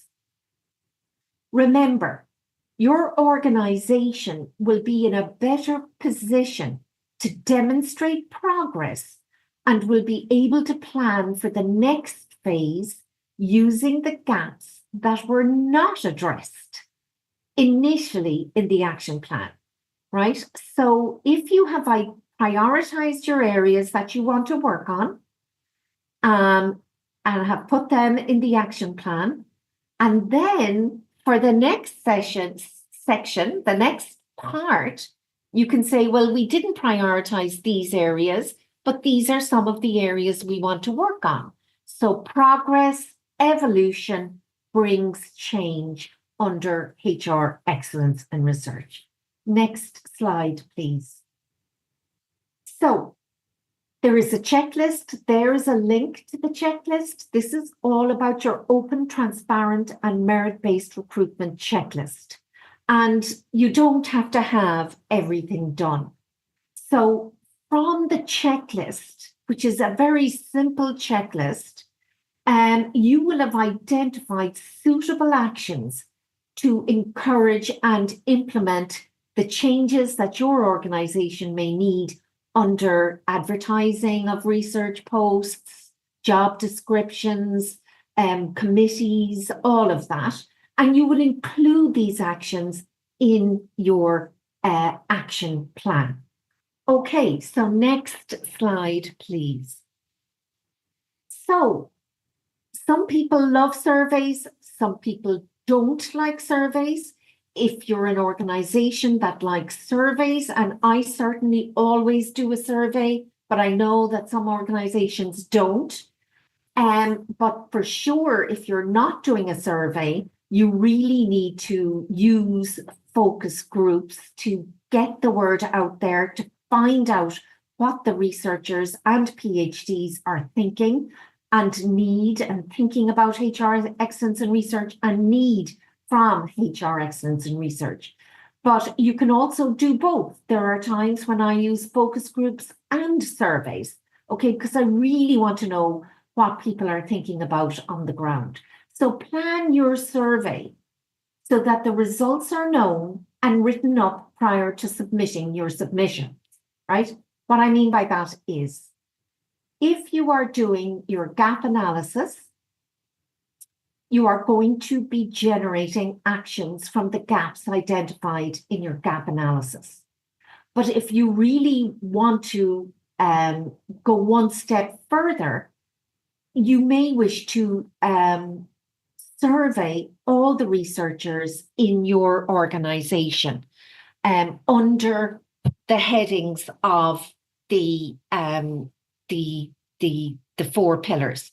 And if you're looking for questions or anything like that that you may think you may wish to add, you'll find all of that on the UCC HR Excellence in Research webpage. All the questions I've ever asked of researchers are there. All the survey reports are there. And honestly, I'm very happy for anybody to use them. So obviously the survey will highlight areas for improvement, but it will also highlight areas where you're doing well. And of course, use the gaps identified to point to future actions. And use the progress to point to the completion of older actions and embedding if relevant, right? Embedding is in the implementation phase. Next, please. So now we're going on to the interim phase. So under that, we have embedding, and ambition is very, very important. So you're looking at fulfillment of your action plan, innovation, and that could be new training programs, I don't know, new forms of doing something that will help your organization's researchers, peer groups, which is informal, and researcher groups. And of course, then you will also have formal, which could be new policies and new strategies for your researchers, right? Next slide, please. So the other thing that you need to remember is you need to show that you are embedding HR excellence in research in your organization and that you have ambition. And if you are filling in your interim assessment, you need to state it clearly. Like, our ambition is to, and I just have identify and remove factors, develop practices and policies that are responsive to the needs of research staff, or engage research staff from all parts of the university, right? Whatever it is, but state it clearly. Next slide, please. So you're then also looking at your OTMR policy. So agree the policy and practices with all stakeholders, researcher focus groups, your steering committees, and all of that. What do you need to do to ensure that all recruitment procedures are consistent with OTMR principles? And I know that that all sounds easy, but it's not. And I know that too. Next slide, please. Remember, your OTMR policy is in conjunction with all other human resource strategies and policies. It forms a part of the institution's overall policy, and assessors will be cognizant of your starting place as an organization. Next slide, please. Mary-Kate, I'm stepping in to let you know that we are running a little late, so you have a How couple late of... are we? Sorry. All right, 5 minutes, so we have time to do the Slido as well. Thanks. Okay, so this is the last slide. So that's what it all looks like. UCC example of what it looks like in practice. And I think that's it. So thank you all very much. And I'm sorry I ran over time. No, that's okay. I'm sorry. If only at one more slide, I thought maybe you had more. But thank you so much. That's fine.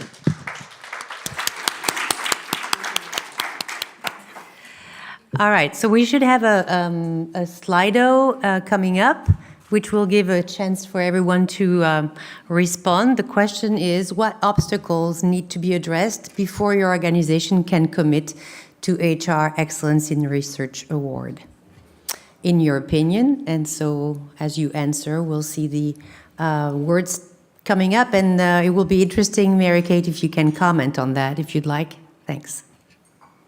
Of course. I just recall myself, you know, Natalie, when I was sort of landed, yes, national legislation. Well, personal, in charge, will to change, yeah. Oh, God, I know. And I also know that it's a very lonely place to be. When all the press releases have gone, and you're left there trying to make these changes, right? It can be a very, very difficult spot to be in. You must stick with your national legislation, okay? So I know in some countries it's not permitted to do certain things. There's nothing you can do about that, okay? Except state it, right? Say in my member state, right? Let's say I'll just use Ireland because I'm in Ireland. In Ireland, we can't do X, Y, and Z, and here is the legislation. That's all you can do. Assessors will see this. We know a lot of this stuff already anyway, and we will not mark it against you in any way, because we certainly do not expect any organisation to break their own laws in their own member states. Convincing staff is another one that's coming up. It's really hard as well. We all know researchers are busy people. They're very difficult to engage. But that's where you work your working group. That's where you get, you know, if you have people who are high up in the organization and you have people who are not so high up in the organization, you begin to start to convince them. But what do we say in Ireland? So the proof of the pudding is in the tasting. If you start to bring in good things for your research staff, slowly and incrementally, just like the actions in your action plan, a new training course here, another new policy there, your actions will slowly convince your researchers that things are happening. Thank you very much. Thank you. I think we need to move on, but I would like to I like the pudding reference, and it's a good reference to, and brings us back to this morning's question we had about baking a cake. There's a lot of chemistry going in these projects. We know it's a long process, that it's about convincing not only the staff, but also your governing people in your institution to back you on these things. So thank you for sharing all your wonderful tips and your enthusiasm as usual, Mary-Kate. It's nice to see you. Do we have time for a question in the audience or not? I think. I'm going to do mine, and then we have questions for both sessions afterwards. So I'm going to leave the floor to Michele so he can introduce me, because I don't know how to do that myself.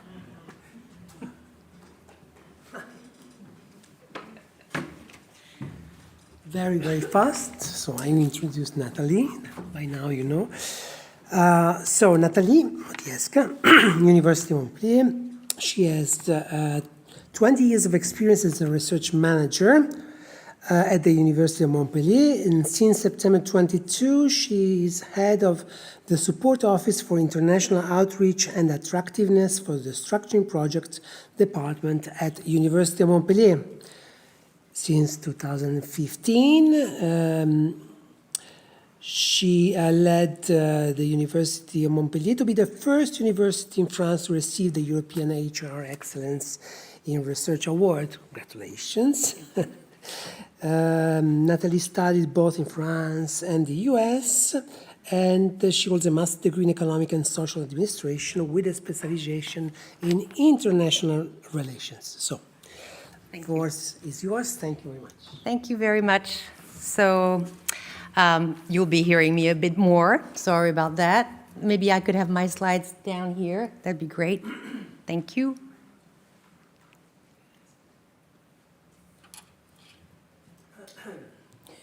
And I'm here to talk to you about the next phases, the renewal phases with the HRS4R strategy.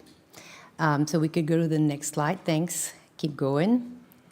I will be in this presentation going over 5 different parts. I will remind you of the timeline of the various phases, specifically talk about the assessment process, the award renewal file itself, how to proceed with the on-site visit, and also I'll end my presentation with the type of results that you are to expect. Sorry. Let's go. Next slide, please. So this is kind of a busy design, but it does summarize very well the pattern of the various phases of HRS4R as they have been designed from the beginning. The initial phase usually is considered to launch the project itself. It takes about a year, more or less, before it's submitted and adopted. So that's why the 12 first months of the 3-year first cycle are part of this first phases, which technically lasts 6 years, including the preparation phase. So basically, the initial phase is followed by the implementation phase, which has its own interim assessment phase in the middle. During those first 2 phases, institutions who have received the award are at no risk of losing it. They just have to, just like Mary-Kate presented, come up with a display of what has been accomplished, and that together is 6 years. What happens after that, in the blue section of this diagram, is the renewal phases. And as you can see, we go from the first cycle of 1 and 5 years to cycles of 3 years. I know it's not easy to, understand, but that's how it works. So basically, from that point on, every 3 years, you will have to revise and renew your application for the award. The thing is that the on-site visit has also been included as part of the strengthening process of HRS4R, and this is supposed to happen once every 2 years, every 2 renewals. So that's once every 6 years. So I hope it's clear for everybody at this point. And we'll go to the next slide to understand what the assessment process is about from the point of view of the EC. So you can go to the next slide. Thank you. So there are technically 3 phases in this next assessment process for the renewal.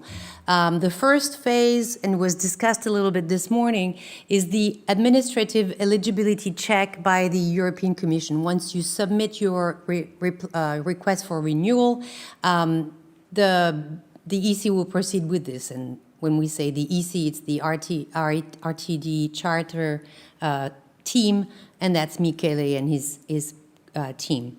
The next two phases are carried out by 2 or 3 experts that are designated by the European Commission to process with a desk-based assessment of the internal review. So they'll read the report, the OTMR, and your action plan. And when it's supposed to happen, then there will be a visit on site at the institution that is requesting the renewal. There is a link here on the PowerPoint that you will be able to access, which will bring you to the technical guidelines that are available on the Euraccess website, which can be kind of a tricky place to find stuff sometimes. I don't know about you, but me, sometimes I get lost. Just one note about the assessors. It is traditional that the designated assessors would be national of another country than yours, and so that they also should be free of conflict of interest with the application and the applying institution. Next slide, please. So here's the timeline of how long the assessment should take place after you have submitted your renewal request. Technically, about a month for the EC to check your administrative eligibility. At that point, that's when the experts are appointed. What I found useful was the fact that when I submitted my application, I also, because I had an on-site review to organize, I suggested some tentative dates for this site visit, because we'll see later on that one part of that is essential to the on-site visit is in the preparation and anticipation. And then the lead assessor among the various assessors that have been designated is the person who will contact the applicant institution via email to organize the visit. Then, once the assessment has been done on site, there's about 3 to 4 months in the next period where the experts will review all the documents. So they review the initial, the midterm, and the renewal reports. So that's a lot of reviewing for the assessors. You have been working a lot, but they work too. And then they actually will have to write their own individual assessment form. They will list possible questions that they would like to address. In this period of time, they might come back to you to ask for additional information or precisions. So there's like this dialogue that is implemented between the lead assessor and the person responsible for HRS4R. Then the on-site visit takes place. It's carried out over usually one day or a day and a half. It's a series of meetings. We'll go over the agenda in a minute. And then they write a final consensus report after the on-site visit. The results themselves get to be published directly on the e-tool by the European Commission. And there are 3 possible results. I will go back to that in the next slide. We can move on. Thank you. What do you have to produce for this renewal? Let's go to the next slide. Thank you. The award renewal file actually comprises a series of documents that need to be prepared by the HR Excellence in Research project manager. And it is a self-assessment report that has to be completed. The template is on the e-tool.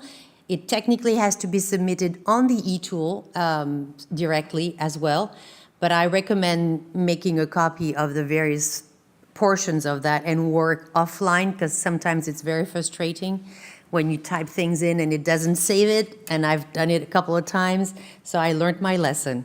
So I tend to do that. Another part of the renewal file is the OTMR checklist. So I know that for people who are applying for the first award, it is mandatory. It is not mandatory afterwards, but I find that to be a good exercise to demonstrate the progress made in my institution, for example. So I have that reviewed every 3 years, and we compare the results. And then, of course, based on all this work, there's a new action plan that needs to be drafted for the next 36 months. All these documents have to be written in English. They are submitted on the Euraccess e-tool.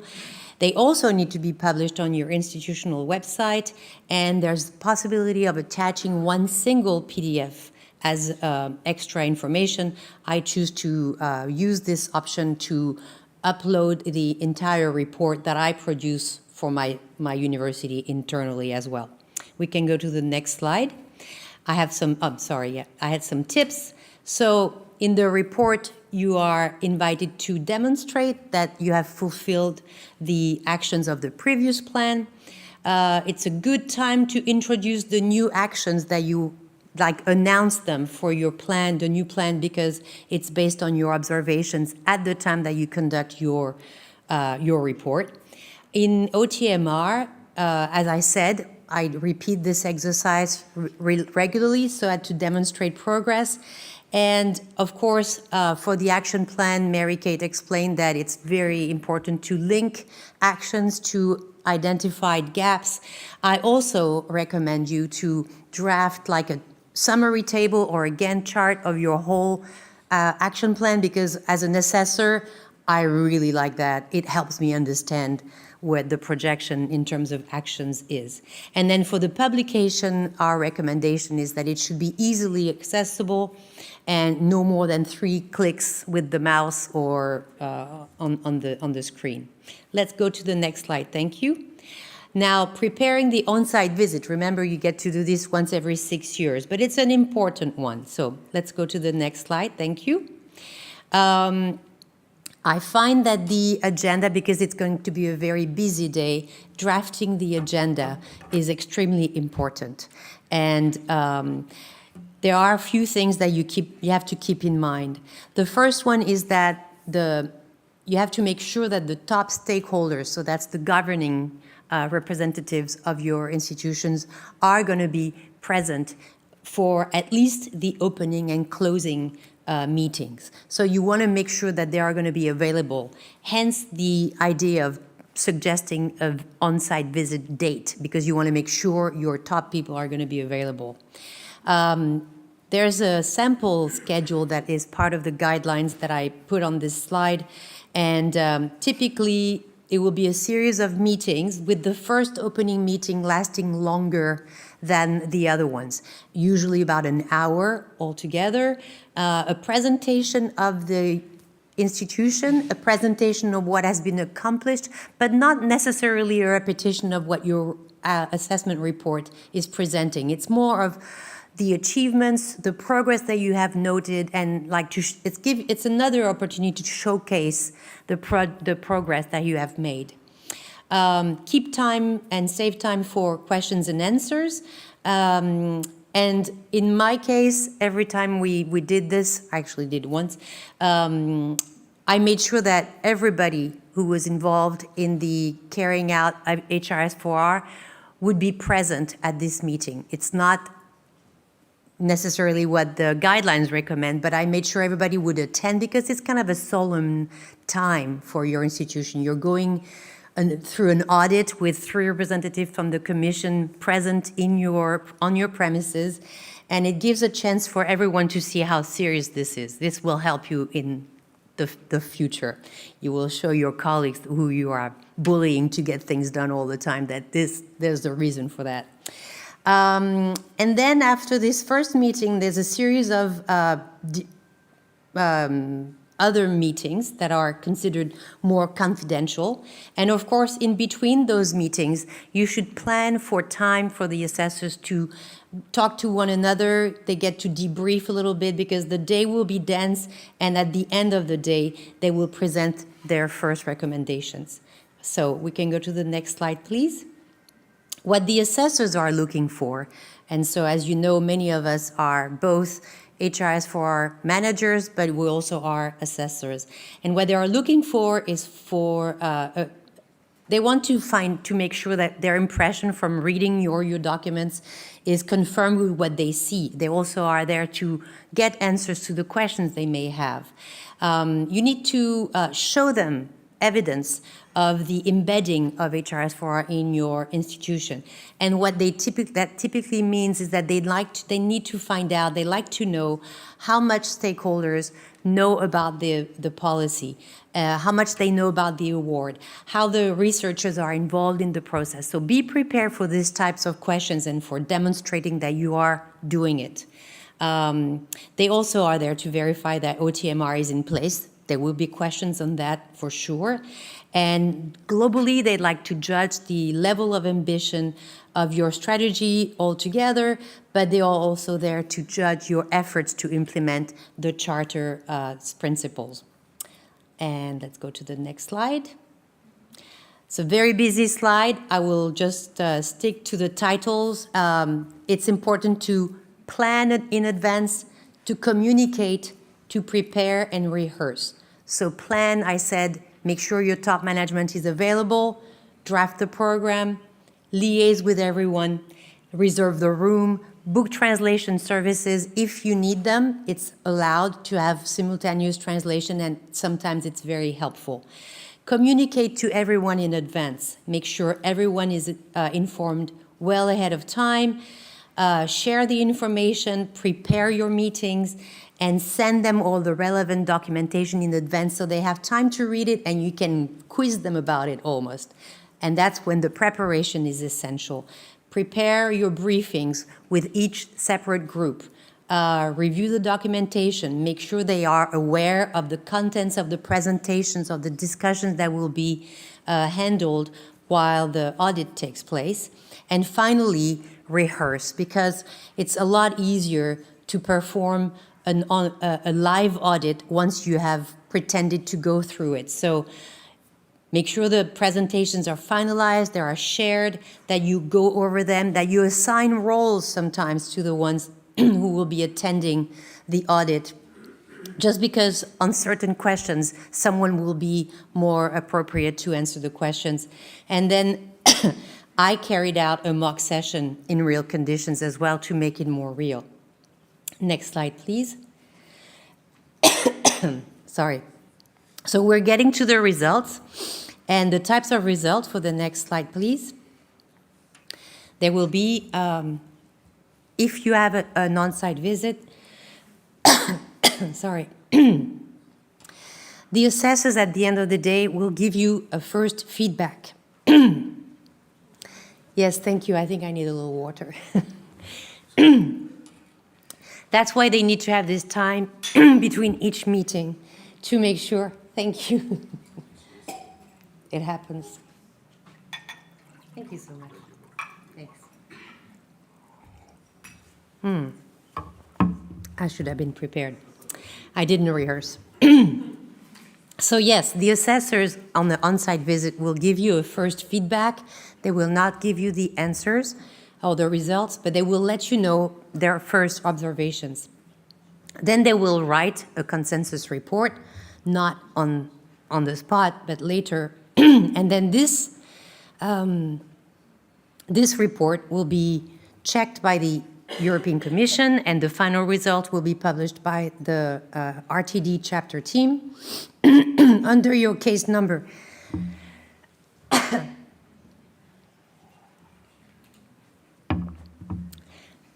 I make sure to put this in because I didn't know about it. I was expecting to receive an email, and I didn't know that the results had been online, and we had been accepted, and I didn't know about it. So make sure you go back to your file and check on the results. And there are 3 typical results. The first one, you're accepted, you're renewed for 3 years, and you continue to use the logo. The second possible result is to be accepted pending minor revisions.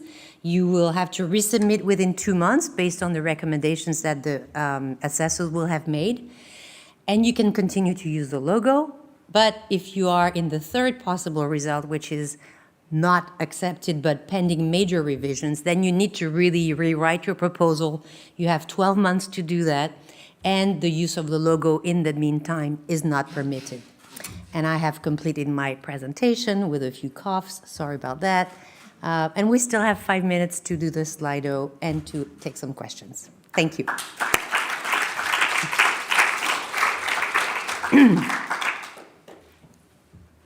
So maybe the Slido can come in. I did have one of the superhero, images at the end, because at the end you really are one of them. Feels like that most of the time. All right. Easy question.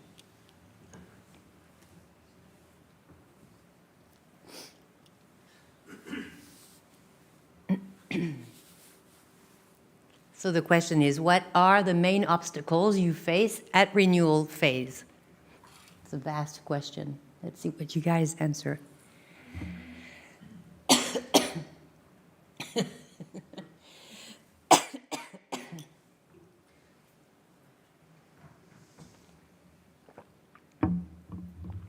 Waiting for the date.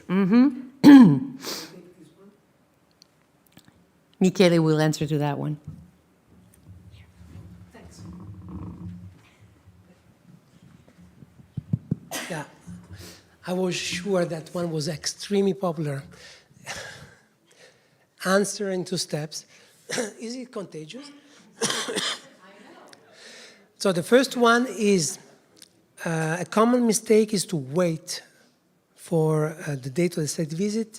Is the institution should propose once, as soon as an organization gets the administrative validity, the green light of the administrative validation of the submission, then they should propose to the Commission or to the Charter a possible window for the site visit. One, and most often is not done. Second, even though you do that, since last April, for administrative reasons that are not under our control, mine, the experts, so on, we could not assign teams for site visits. This was communicated to all HR award admins.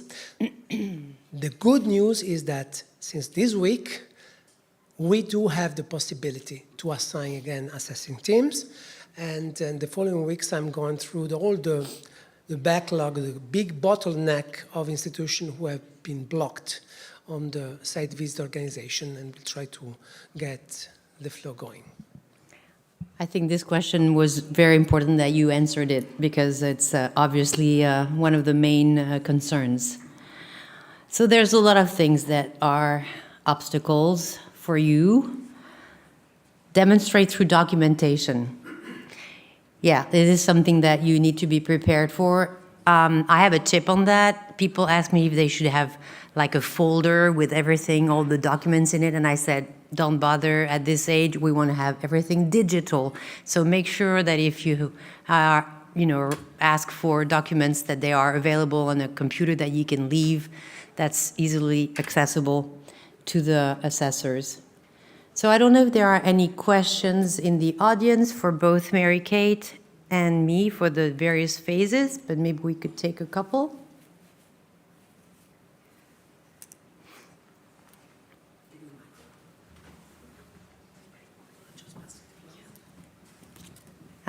Yes, 2 questions.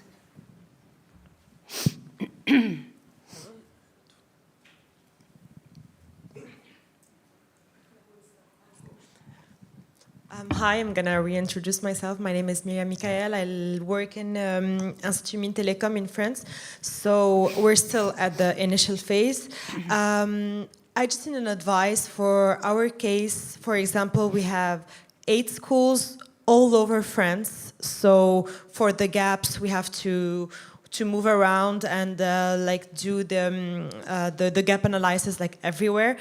So it's okay for the initial phase, but I would like to have an advice for you. So once we have the label and when we reach the renewal phase and everything, how do you think we can manage to check the ongoing actions all over these schools in France? So because I think it's not that easy when you are.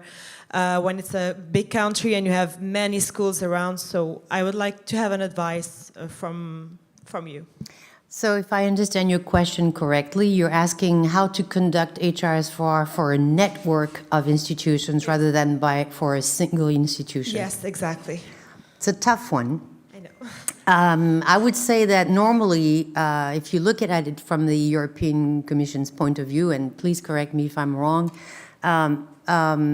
it seems to me that you're supposed to carry out an HRS4R for one institution, not for a network of institutions.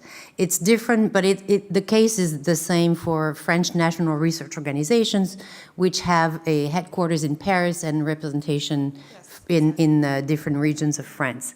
So developing an action plan and an HRS4 strategy for a group is possible. Now, you just have to give yourself the means to implement this, so it would be, overseen by the main representation of the EMT, group in France, and everyone will have to carry out their own action plan, but then the reporting has to be done via the head office, basically. So I think that maybe it would be good to have a referent, like a specific person. I highly recommend it. Not only that, but you also, in my opinion, you need to involve the directors of every single. Yeah, we are doing this when we are going through all the. And then there's someone in-house for every. We're okay, doing so you have a network. Okay. But I think that maybe it's better, like for the next step, maybe have one person per school, so at least they can report what's happening in their schools and how the actions are being. So you have your own answer. Okay. Exactly. Thank you so much. Okay, thank you. Next question. And then we'll probably have to switch to the next presentation. Hi, Carolina Marí from Barcelona, IBEC, Institute for Bioengineering in Catalonia. My question is regarding research institutions that have been implementing this process for more than 10 years. So with the first plan, we implemented 30 actions, then 30 plus 30, then 30 plus 30 plus 30. So now this is not anymore sustainable. If we now plan a new action plan, we will reduce the number of actions. How is it seen by the evaluators? Is it seen as less interest, or because, when you have done so many actions, you don't have so many actions in front of you to implement. So at the end, you have to concentrate, prioritize. So I hear in your question, and maybe Mary-Kate, you can also jump in if you want to, okay? I'm taking the floor here, but feel free. I can't see you, but I know you're there. I would say that what you're describing is the reality for every single institution who is involved in HRS4 for 10 years. And so for the case of University of Montpellier, we decided to remove the actions that have been completed, that are now part of our regular activity, from the action plan. So every time I resubmit an action plan, it's only the new actions. Or if there are old, previous actions, it's because we want to increase progress in some aspects of them, and we are targeting something more specific, maybe in terms of numbers, or I don't know, gender equality, I'm saying whatever. But my perspective from that is that I reduced the number of actions, and I just resubmitted the renewal last week. And what I did, because the new e-tool or the e-tool did not allow me to suppress the old actions, I renumbered them. So I had like my first 23 or 24 actions of the previous plan, and then when it started 25 on the e-tool, then I called that 25-1, and that's my first action of the next plan, and then they won't appear anywhere. Anyways, Michele wants to step in. Yes, I'm taking one last question from our friends online. Okay. It's about exactly the actions. Okay. How to change, remove, tweak the action plan once it is submitted. Well, once it is submitted, it cannot be tweaked anymore because it is submitted and has to be assessed and go through the assessment. Once it is in construction your action plan and you want, as Nathalie just said, to remove an action, this has been started a long time ago and was decided against because we don't want action to disappear from the action plan. If you are in need to complete an action, to change it, modify it, restructure it, you can mark that action as completed and regenerate a new action on the same principles, but then you also have to explain, to provide the assessors with enough information to understand what happened. In the future, there are many things I did not announce in my previous presentation, many things. Among them, one is the possibility of managing the action in a different way. This is still in inception phase, so I'm not going to say anything else, but of course, this is one of the highly requested items, and it will be looked in. Okay. So I think now is time to introduce our next speaker. It's Fulvio Esposito, who's a full professor of parasitology at Camerino University, now emeritus. Fulvio has a very vast and fulfilled scientific career as a researcher, but also he served as Dean of the Faculty of Science and later as a rector for Unicam in Italy. He also has a lifetime commitment to academia, research, and innovation as a member of prestigious global organizations such as the World Health Organization, the European Commission, in the Directorate General for Research and Innovation as well, and the OECD. He's also more recently involved in the G7 Science Working Group on Security and Integrity, and he's currently a member of the Oversight Board of the G7 Virtual Academy on Research, Security and Integrity. Not only that, but in Italy, he has also served twice as the head of the Technical Secretariat of the Ministry for Education, University and Research. And from 2020 to 21, he coordinated the working group on the role of universities in combating social, economic, and territorial inequalities. From July 2022, he took on the role of chair of the External Evaluation Committee of the Scuola di Studi Superiori Santa Anna in Pisa. Fulvio, the floor is yours.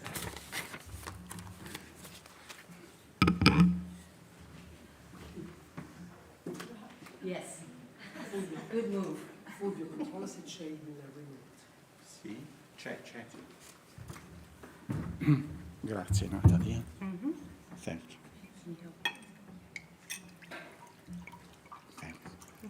Thank you very much.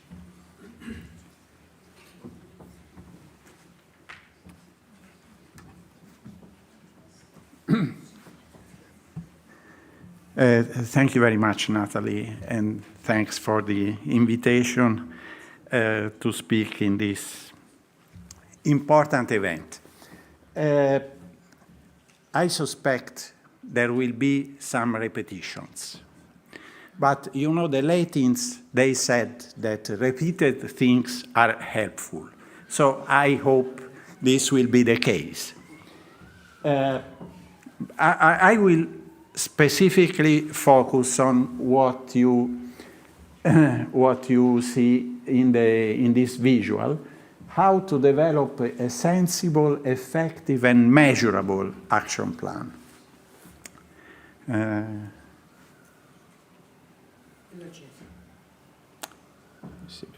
Non so come si avanza.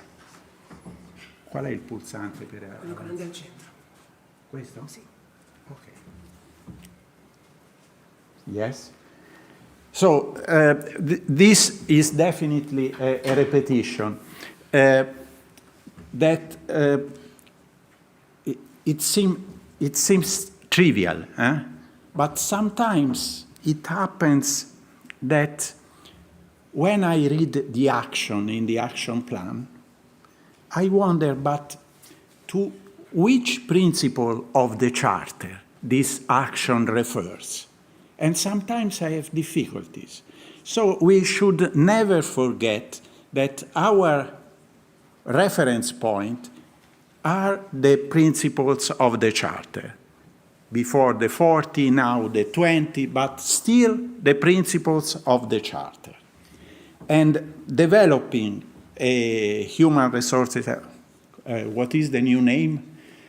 Excellence in research, etc., means exactly translating the principles of the Charter into practice.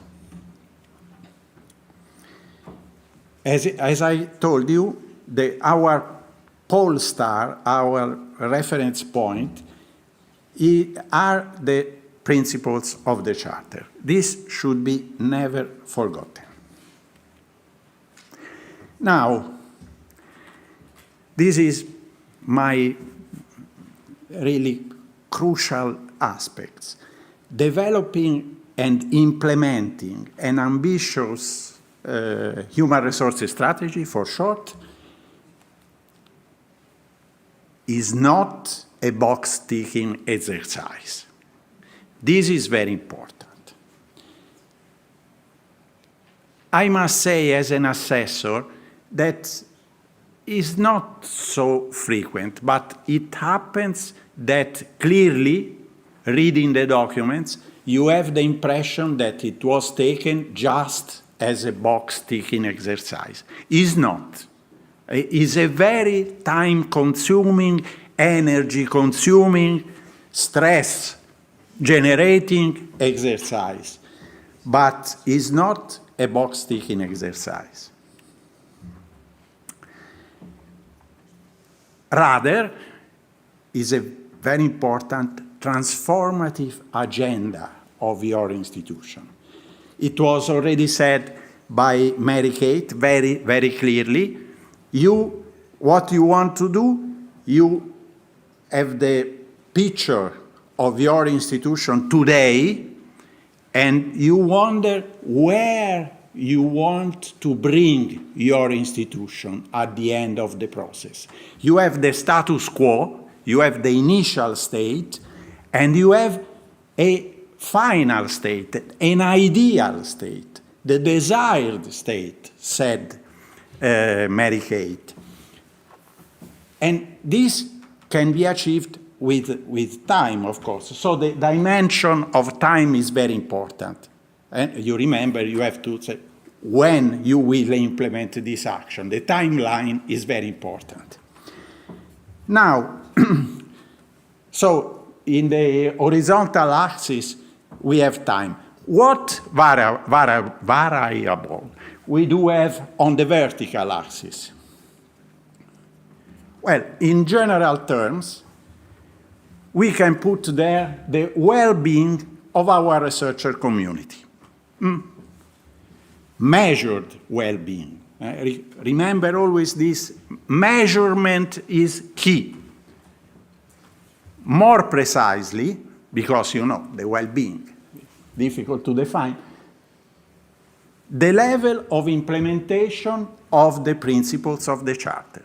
This is what we measure on the vertical axis. So, the initial status, possibly the implementation of the principles, the implementation of some principles, the implementation of one specific principle could be very low, not implemented at all. We want to go there, to improve the level of implementation of that principle. Change is very important. If your institution is not willing to change, if they are convinced that they are the best in the world, that they have nothing to learn, is pointless. Just forget about this. But if there is the will to change, this is very important. The last sentence there in the lower part of the visual is a sentence I came across just last week. Last Friday, I was in Prague with this mutual learning exercise, etc., etc. And a Czech lady who is in charge of the human resources strategy implementation there, she said the human resources strategy for researchers is an opportunity to rethink and improve conditions in the institutions. I found this a beautiful definition. So, as I told you, change is the key word. In the end, the question is, what do we want to change to move from the initial state to the ideal state? What do we want to change?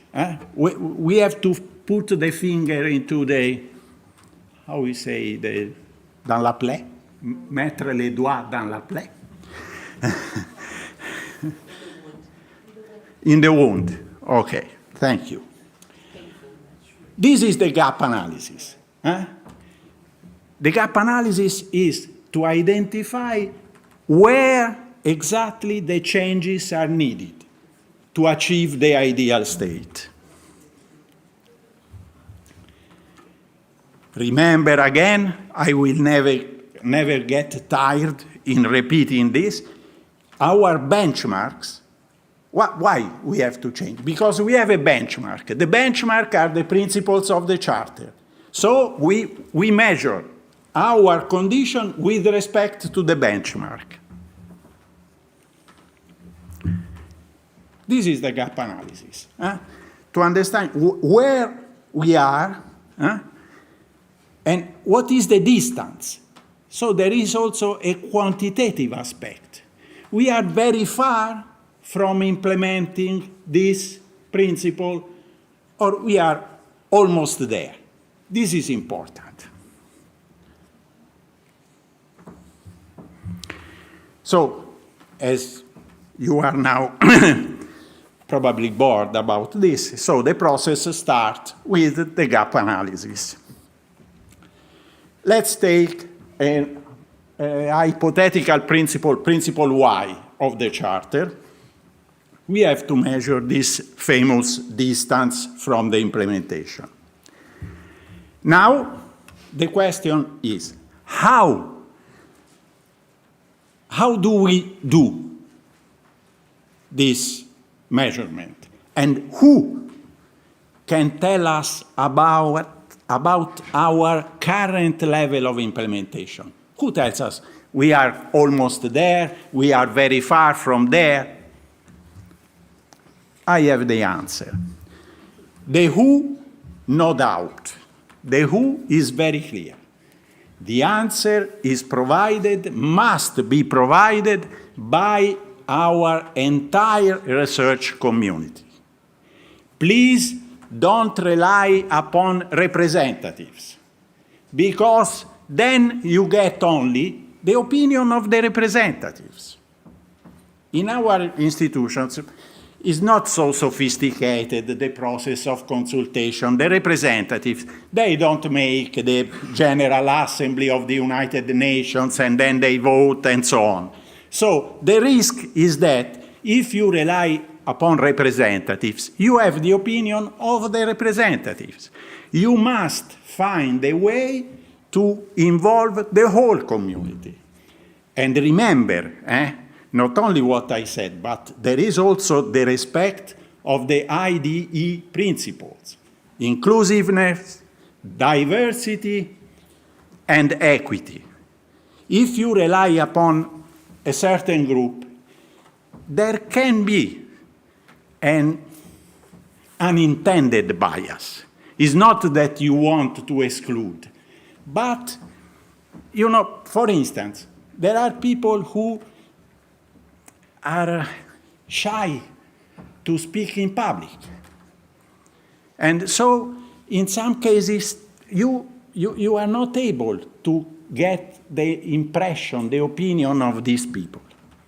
So, I don't want to prescribe how to obtain, how to consult your community. You can do surveys, you can do focus group, as Mary-Kate said. But the important is to consult the whole community. This is not so frequent, I have to tell you.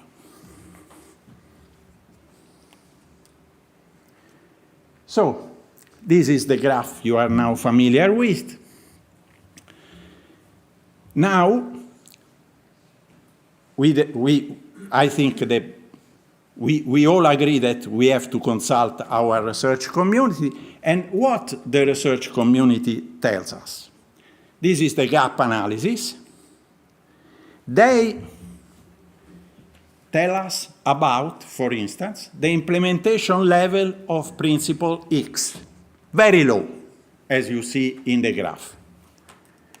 But they can also tell us that, for instance, principle Z is quite well implemented, while principle Y is somewhere in between. This is, so thanks to the involvement of our research community, our researchers community, we have, in a way, we graduated the implementation of the principles. They are not all at the same level of implementation. And this brings to the other issue, very important, that was mentioned also by Mary-Kate, prioritization. Mary-Kate was very clear on that. We cannot implement the 40 or even the 20 because,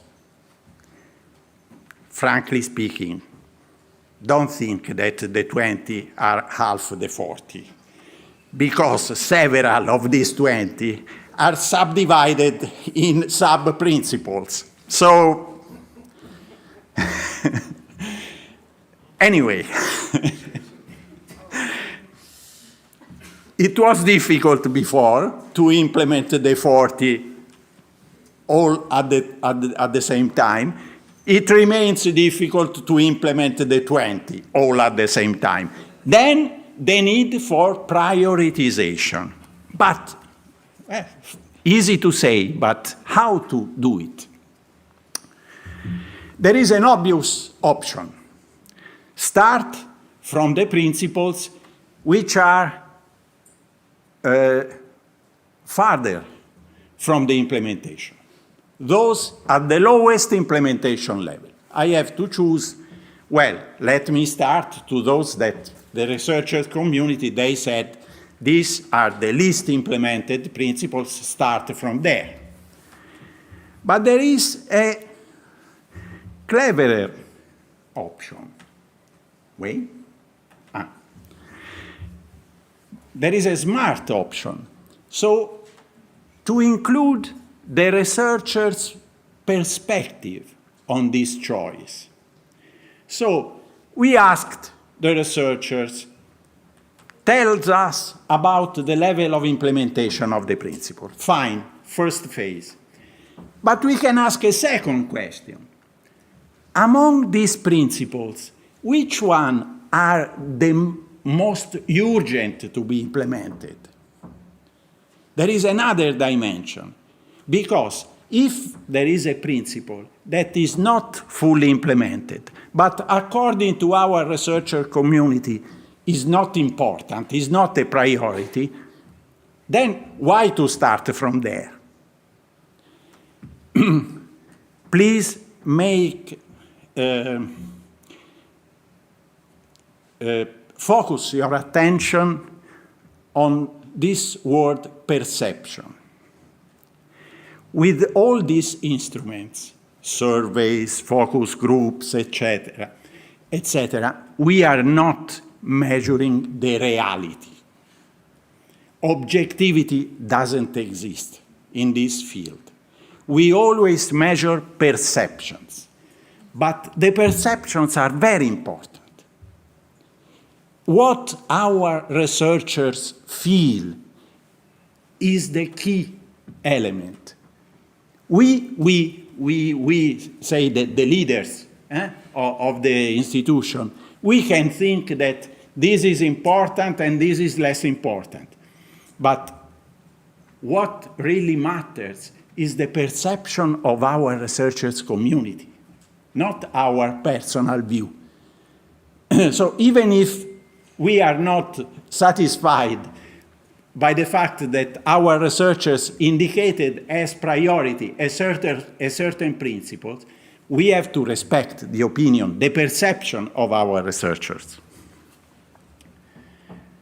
Okay, so now we have a problem because we have on the vertical axis the implementation level of the principles, and we have already measured.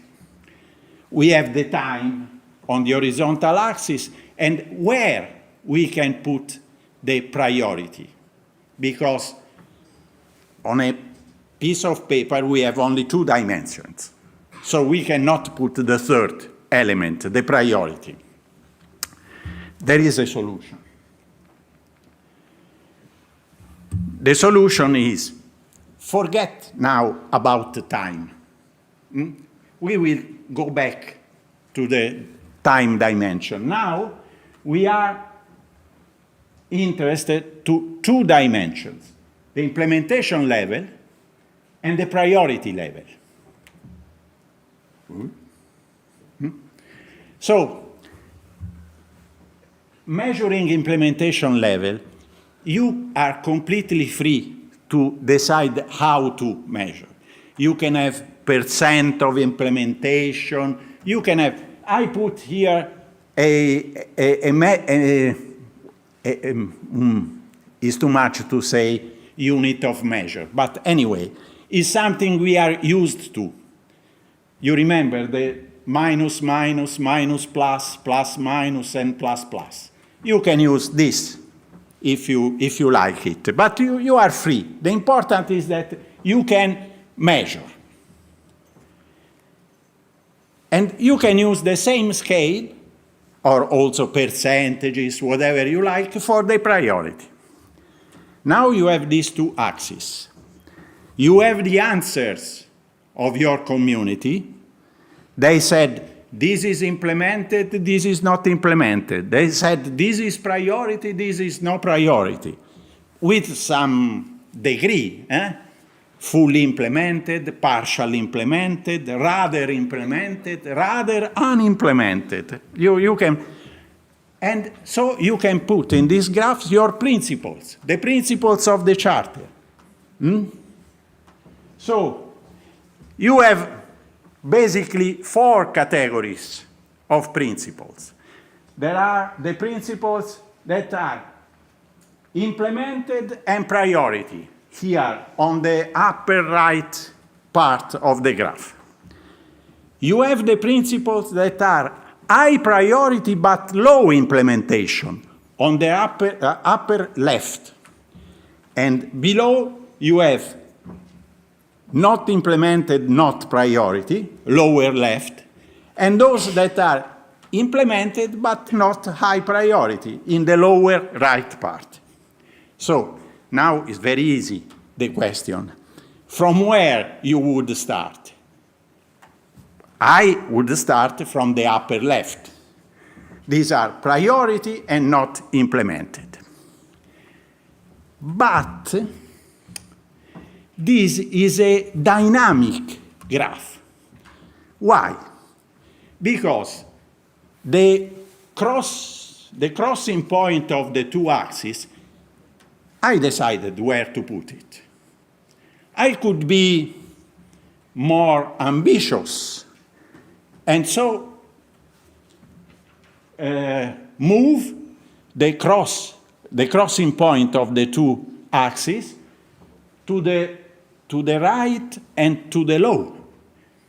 You see that in this case, I should include in my first action plan not only the 3 red principles, but also the other, another 4. So in that case, I would work on 7 principles, increasing the complexity of my action plan. But I could also say, okay, with the first phase, For instance, the initial phase. I start from the 3 there. Then I complete my first period. When I apply for the renewal, I move and I include another 4 principles, and so on and so on.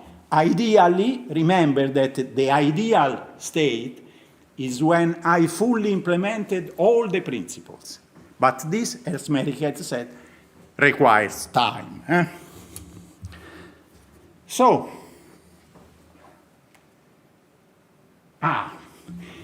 now, in the next few visuals of the presentation, we focus on principle 3.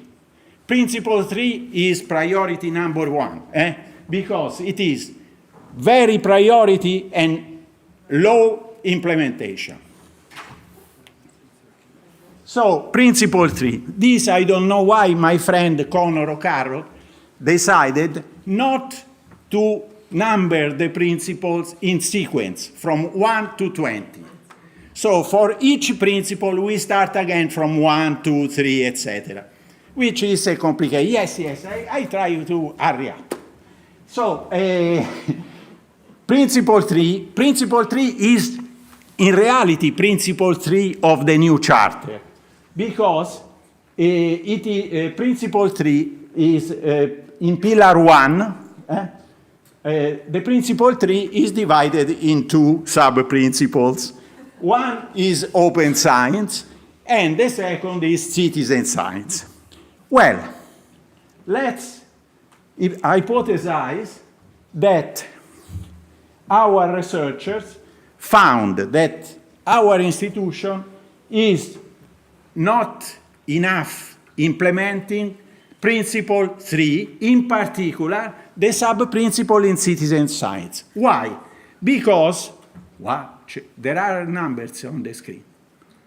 I don't know.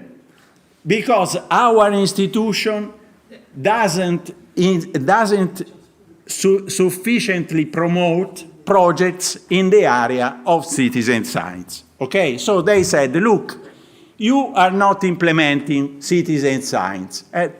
Not enough projects in this area. Good. Not good. So, this gap has been identified. Now it's time to move to the action. So, we have identified the gap. Sorry for this misalignment of the letters. Yes, the original was not like that, but...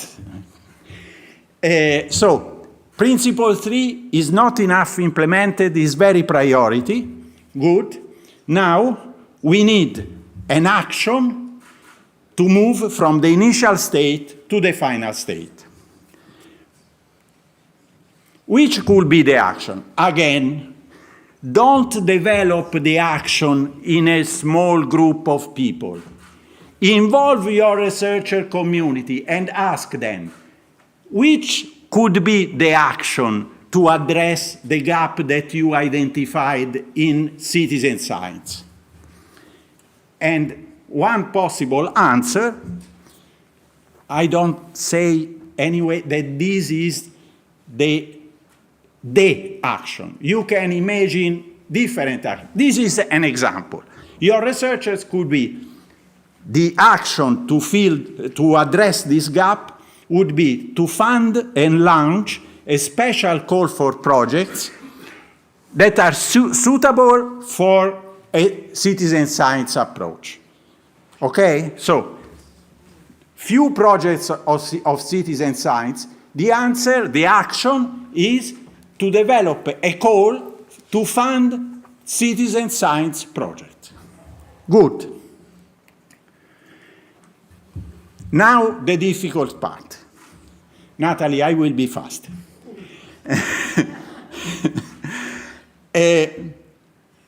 This, I don't know the experience of the other assessors, but this is the most frequent, by far the most frequent problem with the action plans. And is a serious problem, because without indicators and without targets, you cannot monitor your action plan. So you have done a beautiful exercise, but then when you have to go to the renewal phase, what do you tell the assessor? Who is in the position to say, my action plan was impactful? I changed things in my institution. Indicator. So, this is the most frequent indicator. You remember, the action was to launch and fund a call for projects in citizen science. Indicator, the call was launched. No, this is inappropriate as an indicator. This is just the repetition of your action. So the action is to launch a call. The indicator, to launch a call. Yes or no? This is not an indicator because it doesn't say anything about the impact of your action. An example of an appropriate indicator, the number of citizen science projects funded under the launched call. This is an indicator because you understand, if there were a lot of projects funded, my action was impactful. No project funded, my action didn't have an impact. But this is a useful answer, because then you conclude the action that I hypothesized to address this gap was not the right one. And you can change.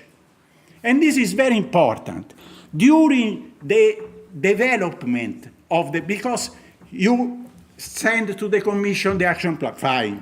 But then you have a period. At the end of the period, you have to assess, but not only at the end. If you have an instrument to monitor day by day, well, day by day, month by month, your action plan, you still can change.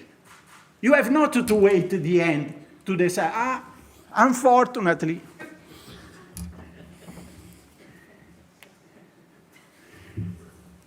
The other missing point is the target. The target. Natalie, here there is a language problem. Because very frequently, people, and this the Commission should change the template. You have to explain. Because people frequently interpret the target as the type of people concerned. No, this is my French colleagues, sometimes, they translate it in English as objective. It's not exactly the same, but in a way they tried to understand what is the target. The target is at what point I decided that my action was successful. Because, okay, the indicator says number of citizen science projects funded. But then, if at the end of of 1 year, I have 3 projects funded, is a success or is a failure? I can answer this question if I set a target. If I said, this is the indicator, and my target is to have at least 5 projects funded under this call, then if I have 5 or more, my action is successful. If I have 4 or less, the action was not successful. So if you don't have a target, your indicator is saying nothing, because you cannot decide if the action was successful or not. I think I finished my time. There were other, but I think the most important content of the presentation is there. So please, gap analysis with your researcher community, action plan with always a close link between the gap and the action. Because I have seen also this beautiful gap analysis, the action plan, but the relation between the gaps and the action, difficult to trace. And then, please, indicators and target. The indicator should not be just a repetition of the action. It's the way how I measure the impact of my action. This is the indicator. Thank you very much, and sorry for the time.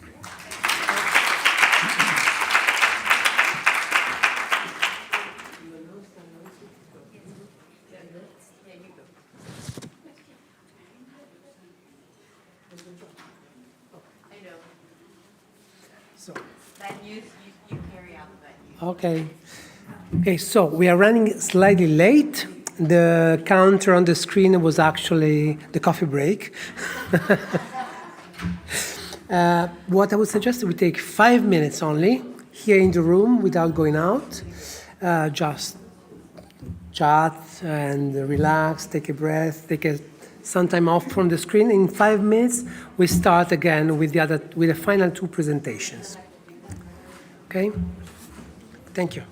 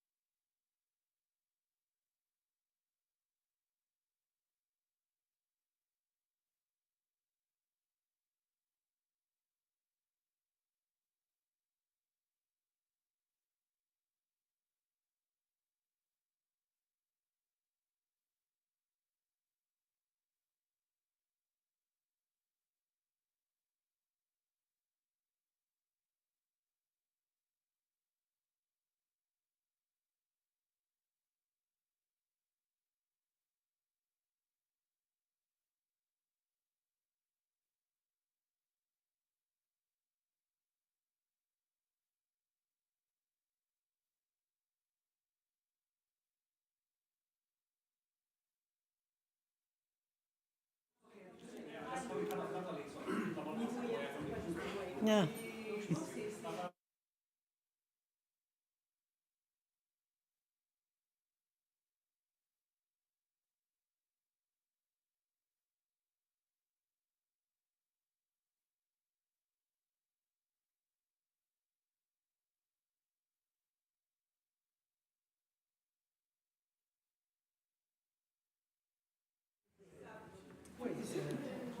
And Chiara's coming, and I so around 5. Karen, she will join us again.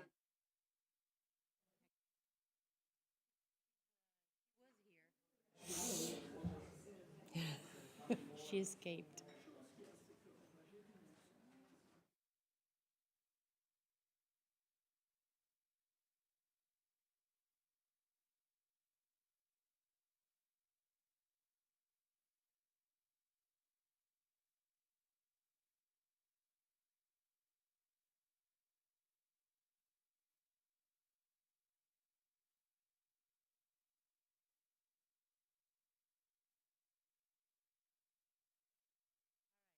I think we're going to try to resume so we stay on time. Thank you for coming back, for those who have stepped out of the room, and thanks to our colleagues online for staying online all this time. The next sessions, there are 2 sessions coming up, and there are experiments and experiences that have taken place in 2 countries. The first presentation will be by Chiara Biglia, who's research manager and head of Career Center Division at Politecnico di Torino in Italy. She will be speaking of a networking experiment, the Italian Community of Practice. And just to introduce Chiara briefly, Chiara has had over 25 years of experience as a research manager in the Research and Innovation Department at Politecnico di Torino. She has been serving as a product manager for HRS4R at Polito since 2011. And she is also very much committed into HRS4R as a lead assessor, but also served as a national representative in the Standing Working Group on Human Resources and Mobility of the European Research Area Committee, where she contributed to drafting the revised version of the charters for researchers that we've been discussing today. And she's been, as I said, an experienced lead assessor since 2016. Chiara, the floor is yours. And the water is there for you. It's not mine. Okay. Okay, good afternoon, everyone. Thank you for the presentation and thank you for organizing such an interesting event in the morning and also in the afternoon. It's always very useful, even if here there are several experienced managers of the initiative and also assessors, to listen to other colleagues and have the opportunity to network together on these topics. So I feel a little bit of responsibility because today I give voice to the Italian community of the HR Excellence in Research Award universities. I hope to do a good job in presenting this Italian community of practice. Actually, we are building it. We are really at the beginning of this experience. But we are very happy because all the 18 universities that have the award in Italy are members, have representatives in the community of practice. We also have an additional university represented, which is the University of Trento, because even if they are not starting the process, let's say, they are interested, they are committed to the principles of the Charter and also interested in networking and coordinating with other universities on this. And we are also in contact with other universities, Italian universities, that are thinking about starting the process and having a stable structure, a community that will be there to support, give advice, is something that encourages also other institutions. So which are our core objectives, the objectives of the community of practice?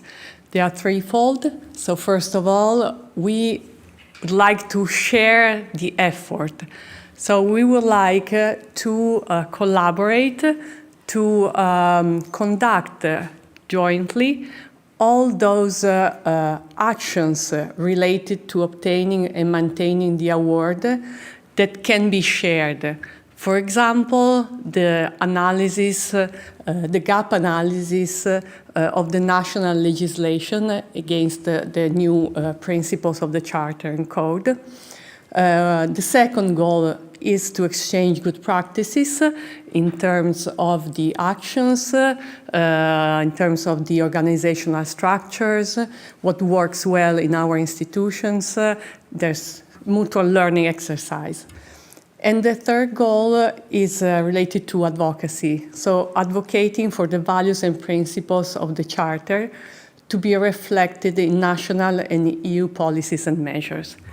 So regarding this last point, we just copied and pasted what the Council recommendation says about this. So member states should encourage and support, including through dedicated incentives, the uptake of the principles of the Charter and Code. So this is something that we as a community, we started only as universities, but of course we are open to move forward and include also other institutions, Italian institutions that have the award that want to approach the award. These are the milestones, very in brief of our journey. It all started speaking about the community of practice, because of course here we have Professor Fulvio Esposito, which would not take as a starting point 2018, but speaking about building this community, I will just describe how we started for what we are now. So in 2018, it started really as a grassroots initiative, so bottom-up, very bottom-up, from those managers that were implementing the HR strategies at their own universities. So it was really an informal exchange of experiences. How did you manage this? How did you do that? How did you solve that problem? What did you do when the rector changed and no new delegates there was around for this initiative, and so on. And this was possible thanks to this association, the Conference of Directors General of University Administrations, where there are working groups working together on different aspects related to administration of universities. So in the frame of the research working groups, there was one initiated on the implementation of the principles of the Charter. So it started like that. But then, so something got wrong in the slide, but in November 2023, this was an important milestone, not only for my university, because we were celebrating the 10th anniversary of the award for the Politecnico di Torino, but it was also close to the adoption of the Council recommendation. So we already had the proposal from the Commission, so we decided to organize at the Politecnico di Torino a national event. The title was Enhancing Research Careers, Strategies and Tools Inspired by the European Charter for Researchers. So in the morning, we had presentations from representatives from the Ministry for University and Research of Italy, from the European Commission, Michele was there, companies and universities.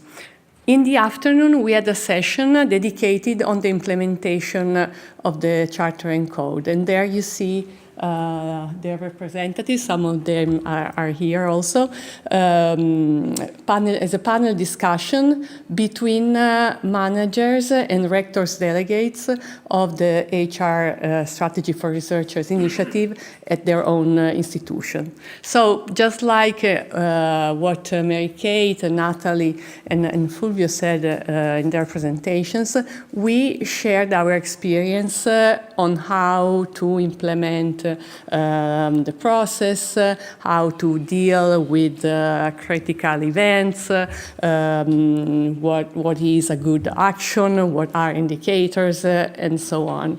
And it was very useful for ourselves, so for universities that already have the award, because we shared practical tips on how to manage these issues, but also to support other universities to bring the voice, the word of the principles of the Charter and Code also to other universities that are new to this journey. So starting from this collaboration happened during this event, we decided to use the work and the things that we shared during the afternoon session to draft a report. So the report, we did it in Italian and in English. So it's the first chapter is just a presentation of what the charter, the new charter is, and how to obtain the award. Then we have a chapter on the benefits that we observed that go beyond the award itself, because the award is a driver for modernization and collaboration at all levels. And there you have a list of bullet points of benefits that we observed. A chapter dedicated to the challenges. So this was a report that we wanted to draft and then to share with the ministry to tell, see, we are engaged in this process for the good of our researchers, of the Italian system, to attract and retain talents, and so on. But it's very difficult to implement some of these principles because of the constraints of the national regulations. So we also drafted this list of bullet points of these challenges. And finally, the last chapter of the report is about good practices. So we have good practices from each of the universities that have the award on methodologies, organizational structures, and successful actions. Unfortunately, but this is something that we just learned that Michele solved for us, we don't have a website to store these documents and to disseminate these documents. So you will find the Italian version of the document in the link that is in the slide under the website of the CODAU Association, the National Association. But for the English version, you have to go on the websites of our own universities because we post it there. But thanks, Michele. Next year, we will use the section of the website for communities. Yes, as soon as ready, but we can wait. Okay, so after drafting this report, we liked this collaboration. So we decided to try and establish something more to give a shape to this collaboration, not just an informal network, but something that could remain over time. We had a meeting in May where we decided to create some working groups based on volunteers, of course. One, to explore what communities of practice are, because now nobody in the group had experience on how community of previous experience on good working communities of practice.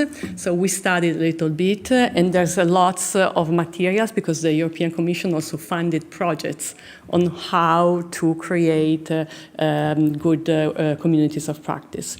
Another working group worked on identifying the most effective platforms for collaborative work. A third working group on defining key themes, priorities, and timelines for collaboration.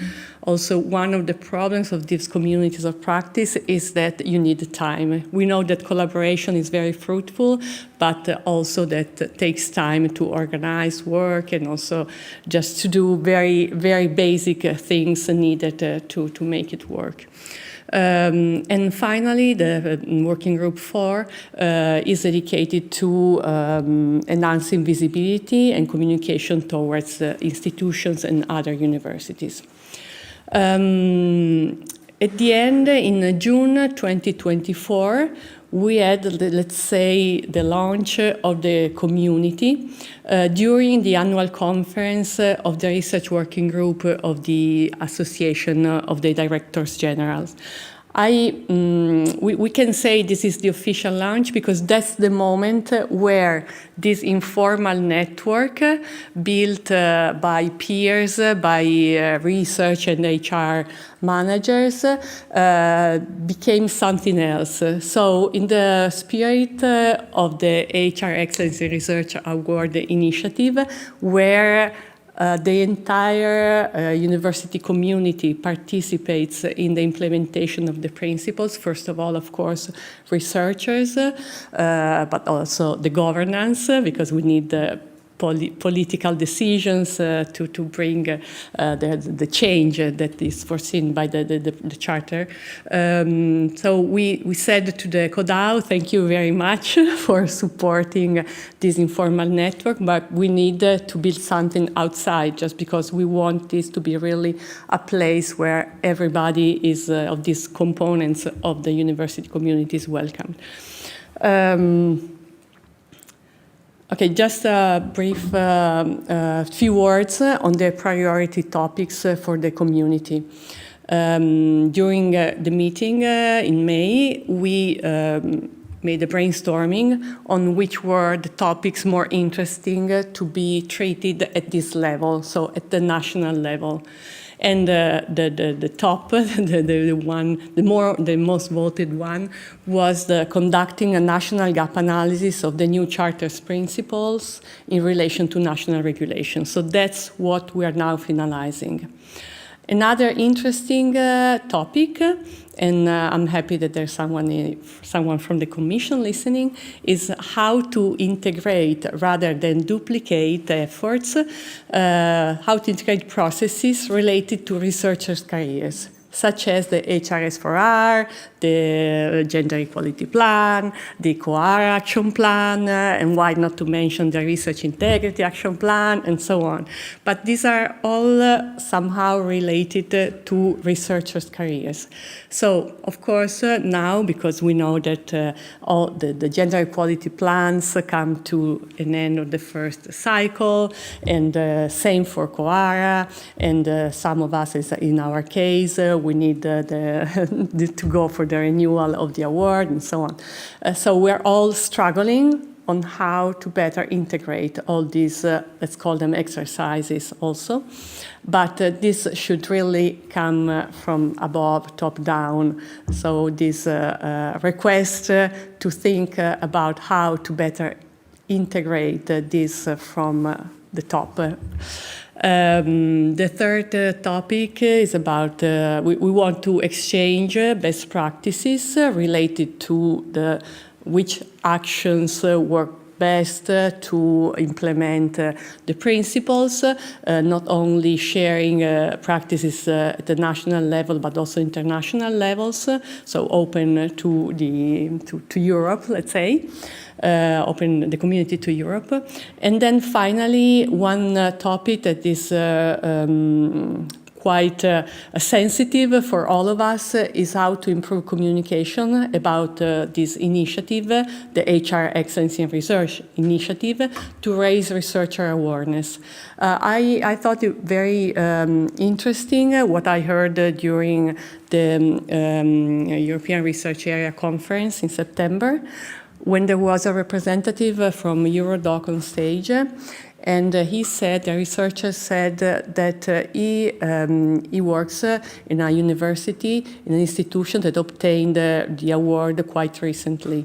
And he noticed that new actions were coming for early career researchers.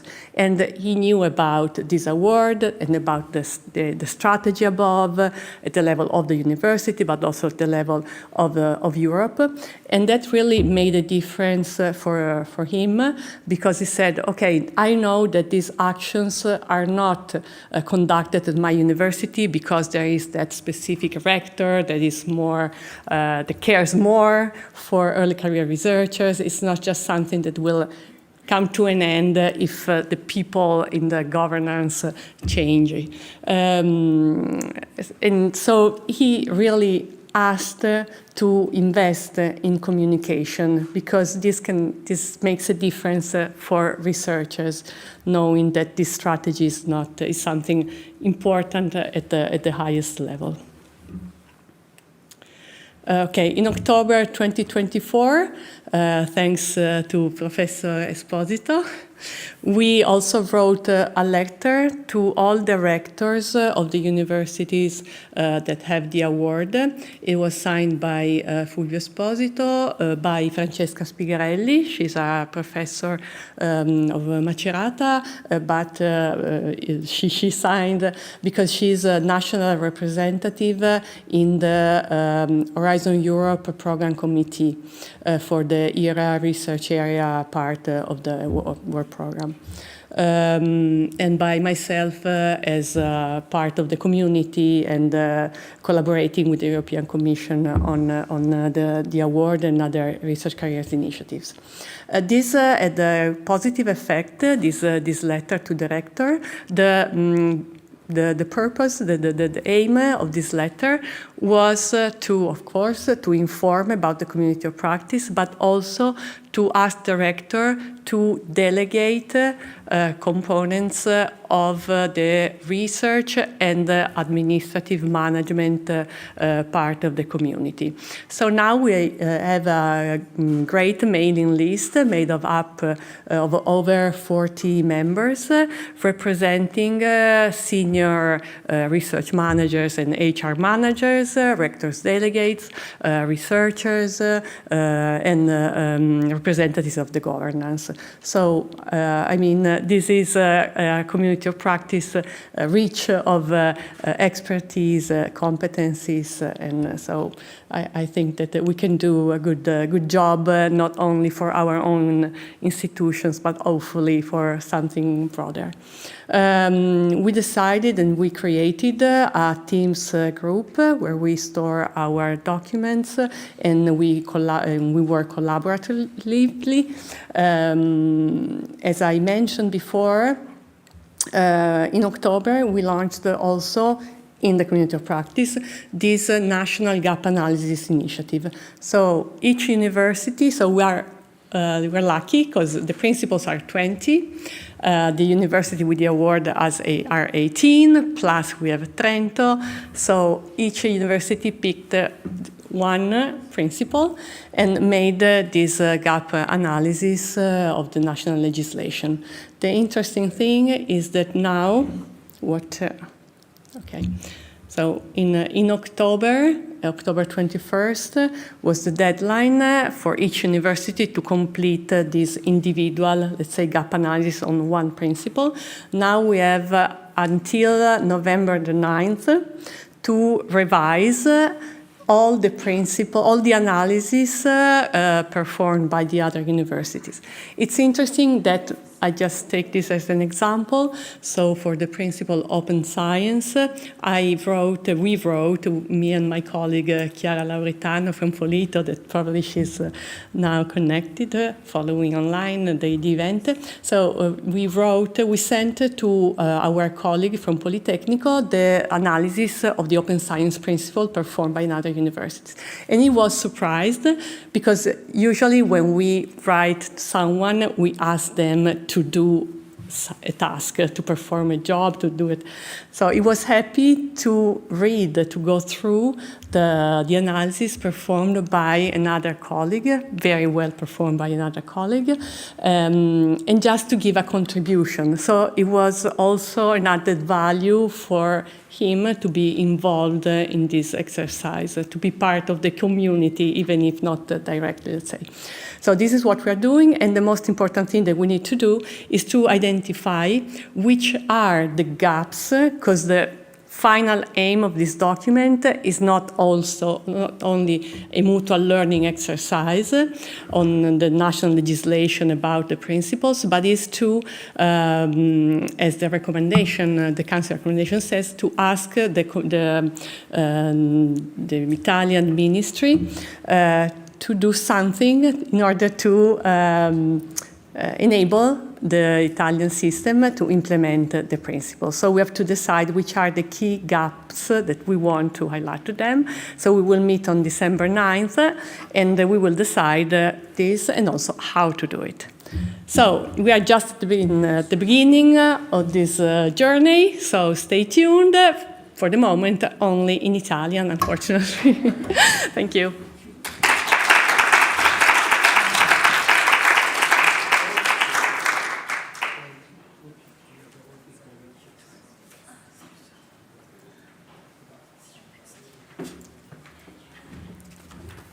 Thank you, Chiara, for this very inspiring example. And hopefully there will be many more to follow. Now is the time. I forgot one piece of paper. Sorry, I'll be back.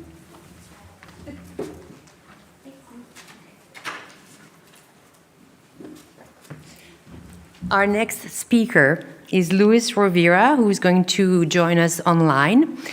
Luis is from Spain, Catalonia. There's Luis. Hi, Luis. Nice to see you. Hi.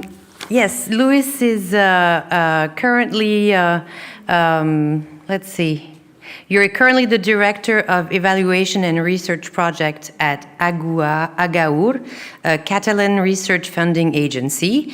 And prior to that, you were the Director of CERCA, a Catalan research institute in Barcelona. You have been, Luis has been a lead assessor for HRS4R since 2015, and also an assessor for the Concordat in the UK over the past few years. He is also deeply involved in the project, the EU project Cardia, and he's going to now talk to us about the experience of the Catalan research organizations. Go, Luis. Okay. Merci, Nathalie. Grazie, Michele. It's a big pleasure for me to be here. I hope you hear me, right? Yes. Okay. Thank you. So,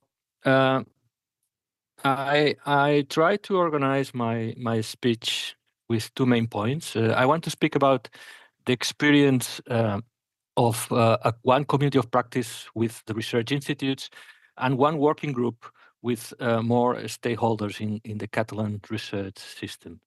Next one, please. So this is just what I said. These two parts of my presentation, the human resources strategy for researchers community of practice in CERCA, and in AGAUR, this working group about the same issue. The next slide, please. Okay, so what's CERCA and what's AGAUR, right? CERCA is a big group of research institutes. Nowadays, it's 42 research institutes employing about nearly 20,000 people with more than 10,000 researchers with a budget of nearly 700 million euros and with also a high activity in creating new spin-off companies from research. On the other hand, the CERCA institutes are very, very active in the European funding programs. You can see some figures here about the Horizon 2020 and now in Horizon Europe. So the number of years it's not bad. The money they get in the projects, it locates CERCA in the list of the top 10 institutions in Europe, obtaining this big amount of money, many different projects, and a high ratio as well of coordinated projects. So we move to the next slide. And Agaur, for the last part of the presentation, is where I work right now. Agaur is the Agency for Management of University and Research Grants. So it's a funding organization. That's the main thing to say about Agaur. It's managing about 216 million euros every year. It's funding over 1,000 researchers every year, with a part of international researchers coming to Catalonia. What we have seen today that it's very important for Europe. 51% of women funded as well in Agaur. We use to fund all this research of these people. We use peer review evaluations. So every year, more than 4,000 peer review evaluations, and 57% of the evaluators are foreigners. So we are really internationalized in the way we perform evaluation. The different users of Agaur, they have a satisfaction of 91%, and that's relevant taking into account that this is not only the funded ones, also the non-funded ones are included here. So I always thought that this 91% is very high, because if you are not funded, maybe you are not that satisfied, but it is like that. And then Agaur has several quality accreditations, as we see here. Itself, Agaur has been awarded the Human Resources Strategy for Researchers, and it's one of the hubs of the EUR-Access networks, the one in Catalonia. So next slide, please. Okay, about CERCA and the community of practice in CERCA. I'm going back 10 years, in 2014. At that time, I was already the director of CERCA, and I thought that the human resources strategy for researchers was something important to improve the institutions, the recruitment, the ethical issues, the working environment of the researchers. So I thought that this important thing had to be, at that time, disseminated to the 42 research institutes. So I took my PowerPoints, my papers, everything, and I went to each of the 40 different research institutes to explain what this European initiative was. As you can imagine, some of them welcomed the initiative, some others didn't, as it's normal, right? But I think it was important to do that at that time. What I did at the same time is that I created a kind of game. I thought about a television program in the Spanish television that was called, well, I don't know how it was called, but it was something about Gallifantes. And I thought that I could create the game of the Gallifantes with the research institutes. And this game was that I choose some KPIs, some indicators about top research, excellent research. And in one of those KPIs and indicators was to be awarded the Human Researches Strategy for Researchers. And I listed all the 40 CERCA institutes and the different indicators that I called Galifantes. And the game was that they should try to climb in the list of Galifantes year after year. As you know, research institutions are very competitive, and they like this environment of competence and of competition. Sorry, and they wanted, they accepted very well the game of the Galifantes, right?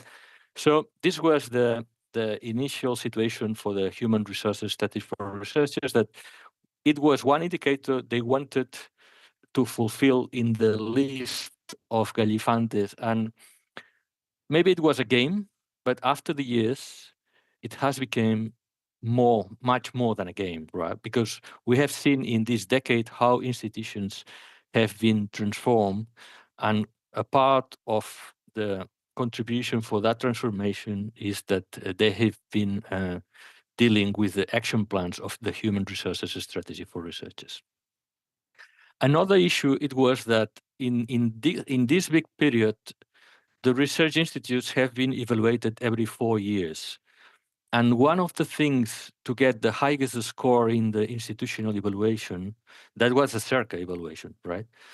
with international panels, but was a CERCA evaluation. One of the issues to get the highest score, it was to be awarded the Human Resources Strategy for Research. So again, all the institutes wanted to get a very high score in the CERCA evaluation, so they were really playing hard, playing with a lot of effort with the action plans of the human resources strategies.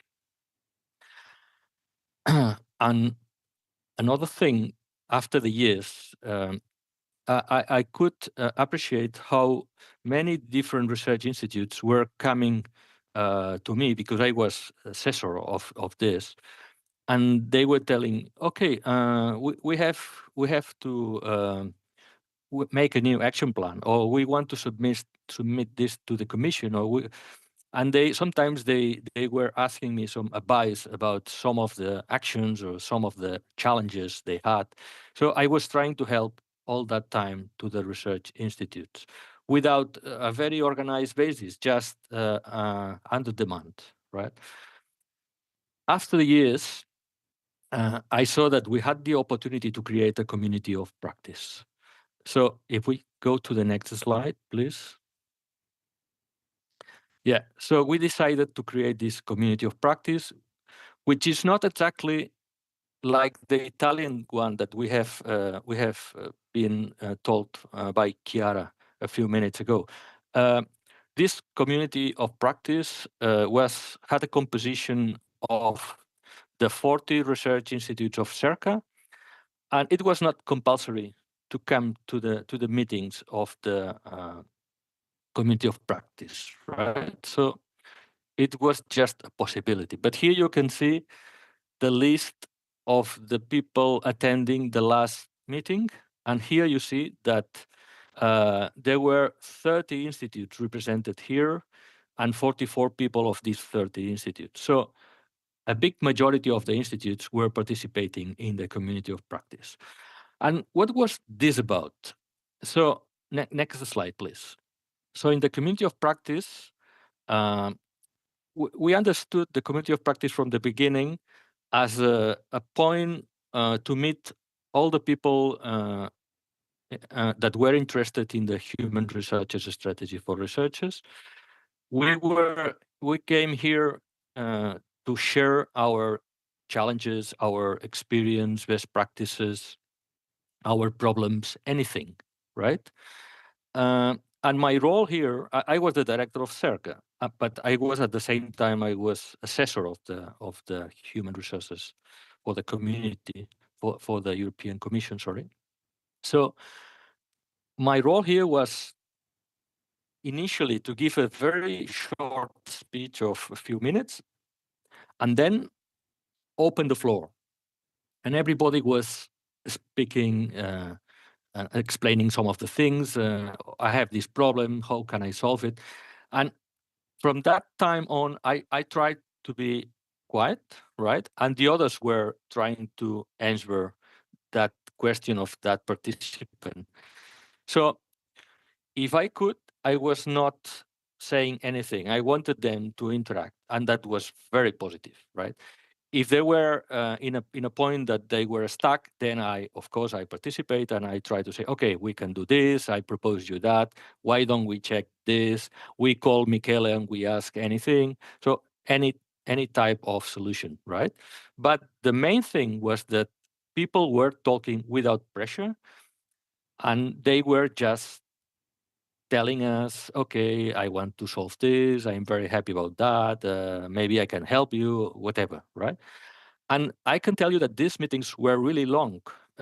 Usually I was programming the meetings for 2 hours, but sometimes it was 2 hours and a half and more and more. And after the meetings, the next day, I had a list of emails of people in the meeting asking more questions, telling more things, sending me documents and so on. And so it was really, it was not advocacy going outside. It was pragmatic work inside the community of practice. That was the philosophy of this community of practice in CERCA, right? So sitting together and speaking one to the other.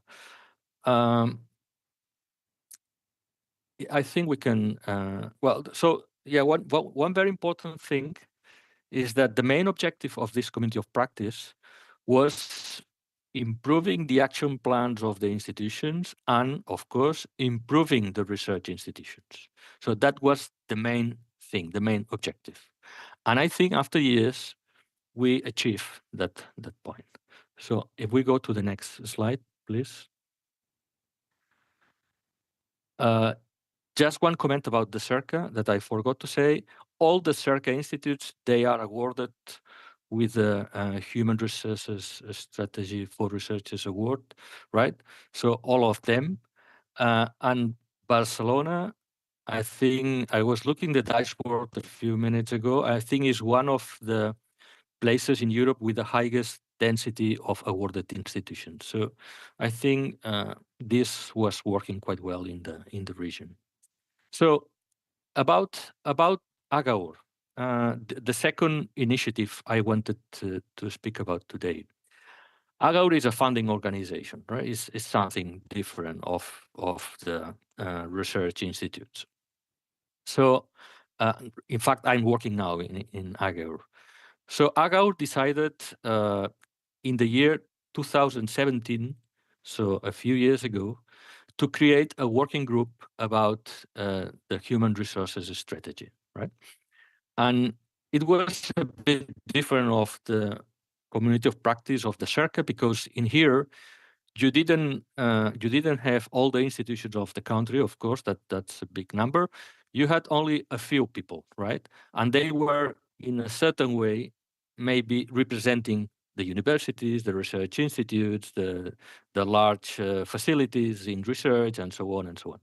So it was a kind of representation. It was not a direct participation of all the different agents, and that's important to be remarked.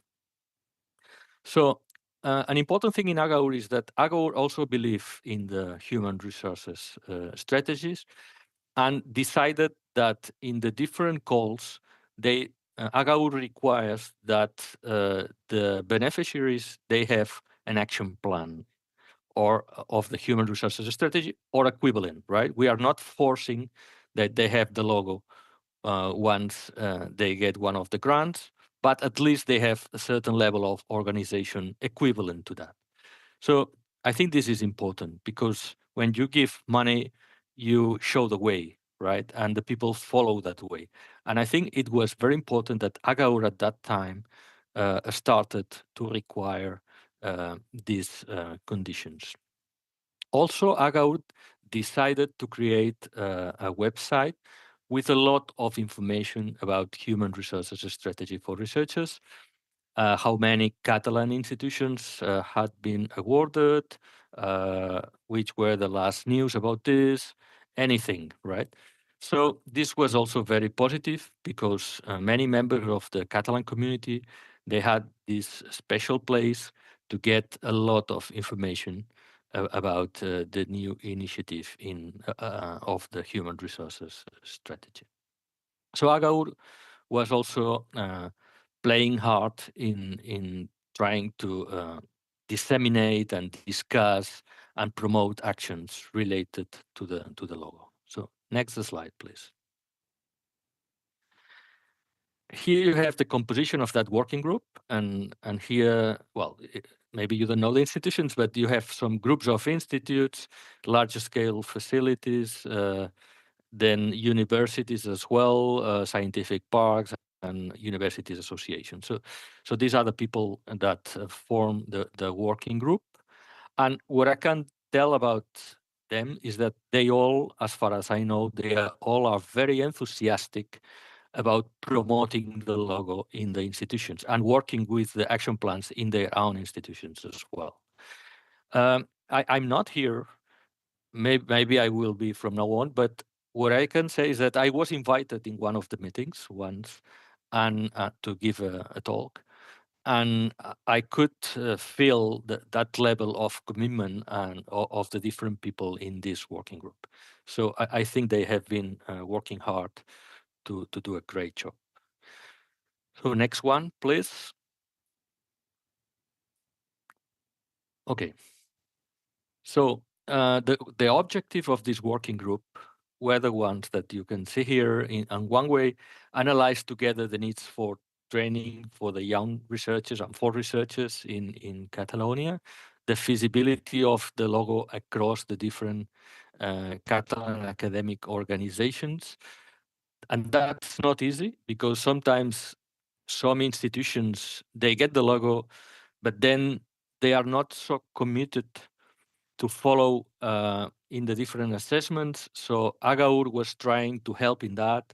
And if somebody was lost, tell that institution, okay, you should do this, that, and that, talk to the commission, tell them you are going to do this, engage your researchers, engage your stakeholders, and so on. And so I think that the role of Agaur and this working group has been important in doing that.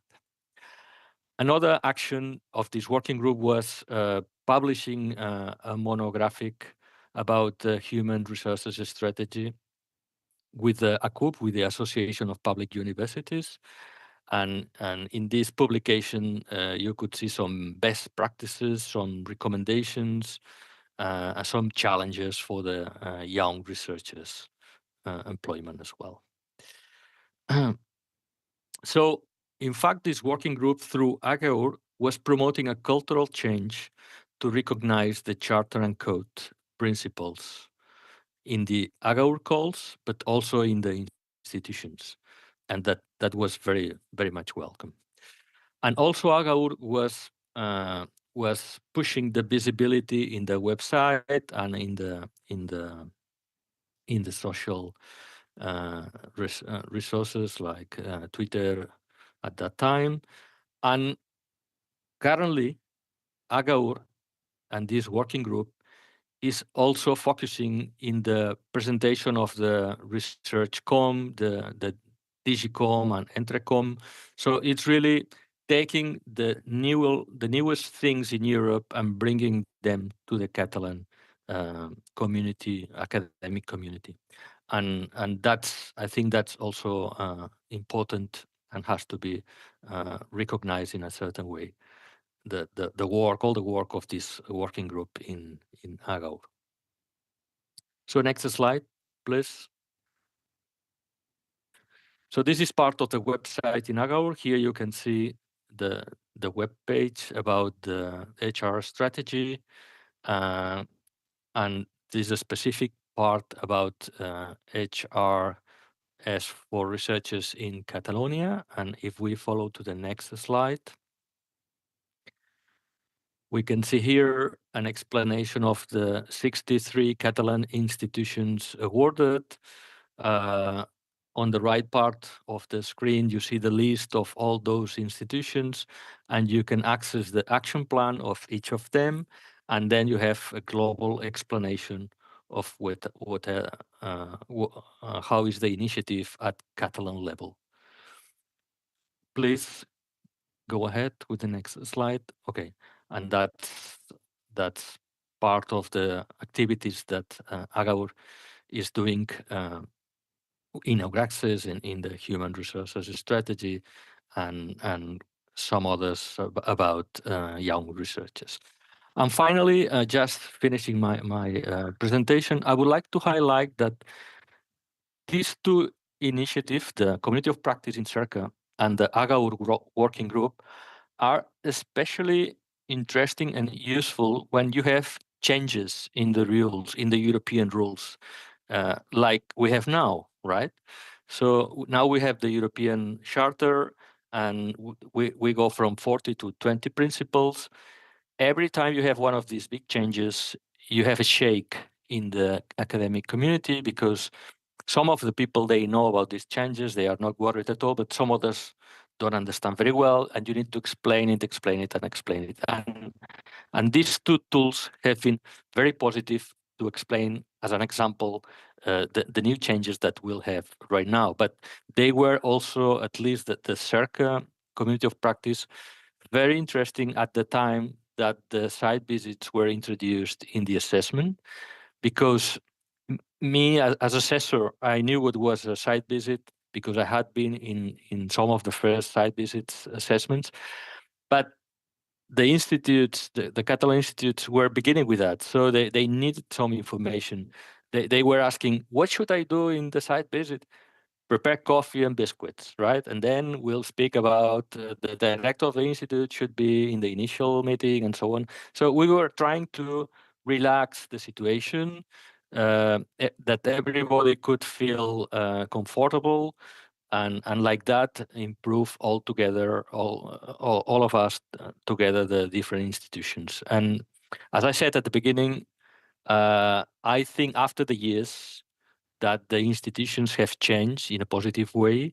They are recruiting better. They are offering better working conditions for researchers. They have more ethical filters and better performance. So they are better trainings. So they are really working much better than they did before. Okay, and the last slide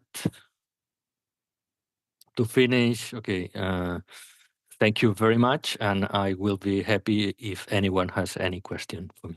Thanks a lot.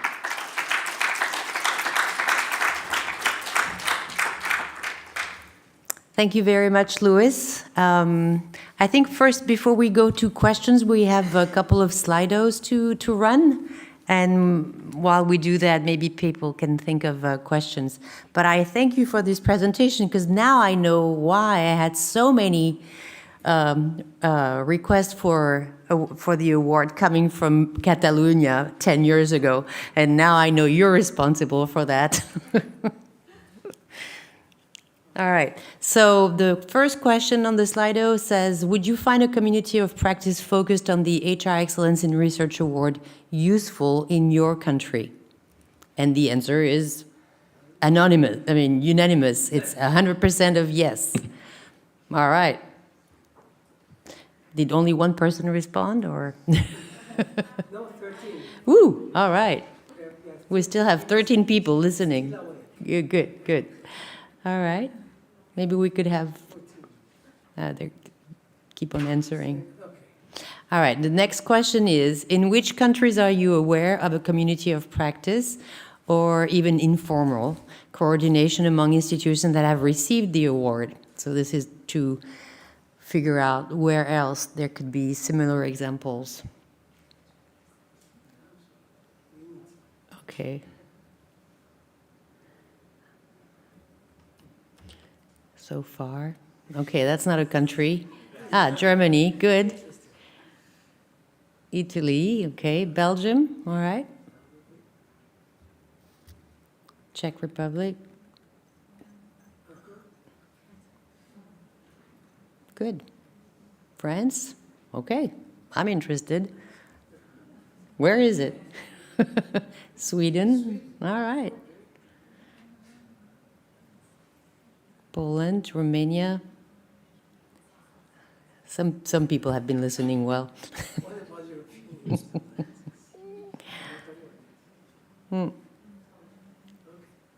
Okay. Well, it's interesting to see that some new names or new countries are appearing on this list, and that's encouraging. Are there any questions for Luis and Chiara, who are both here, still to answer your questions? I guess you've been crystal clear, no questions. Okay. All right. It's the last time of the day, and it's not easy. I think they're waiting for my conclusion. That's all. All right. So no questions? Last round? Okay. Well, first of all, thank you to all the speakers and to all the participants, the ones who have been in Brussels with us here and the ones who are online, taking time out of your busy lives to spend the time today and listen to what we had to share. Obviously, if it's not obvious, it wasn't obvious to you when you first started the day, it's obvious that HRS4R is a journey. It's more than just a project. And that with every type of project, it comes with the difficulties of implementing a project, and that's true for any type of project. But this project is also complicated because it implies continuous improvement, and so it really never ends. And so one may wonder, how do you deal with this? So it's true that it's something that requires that if you are the HR/S4R manager in your institution, your job is to bring purpose and convince several people about the importance of this journey. First of all, you have to be convincing to the researchers who are key stakeholders in this process. You have to give them a chance to express their point of view. We saw how important it was from the European Commission point of view, but we also see how it feeds the plans and the actions and strategies that get developed. Don't forget to also convince your governing stakeholders, because they are the ones you need to push for the policies to change, and also your colleagues to coordinate and to collaborate with you in time and effectively so that the process does not stop and stall in the way. But the good news is that if you are an HR/S4R project manager, you're not alone. You are part of a community that was demonstrated today, a pretty good one, if I may say so. The presentations today gave many tips and pieces of advice on how to carry out this project in your institutions. And now is the time to think of yourself as a superhero, or maybe a colibri, and each of us can do something. We do have a chance, like Fulvio said and reported, to change and bring positive change for the development of research careers, not only in our institutions, but also in our regions, in our countries, and also in the European research area. The Info Day, as we have yearly, is a very important meeting and rendezvous for us all. But we also can be inspired by the late two examples that were shared by Chiara and Louis, because participating in a national community of practice is one way to take this effort a step further and get more leverage. So thank you for sharing all your good tips. I'm sure there will be great things to come, and hopefully we can make this planet a better place in spite of the current events. I thank you very much for your attention.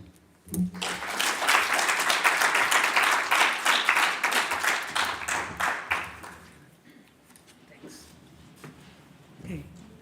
To the few courageous people left, just 2 words. First, thank you so much for having come here.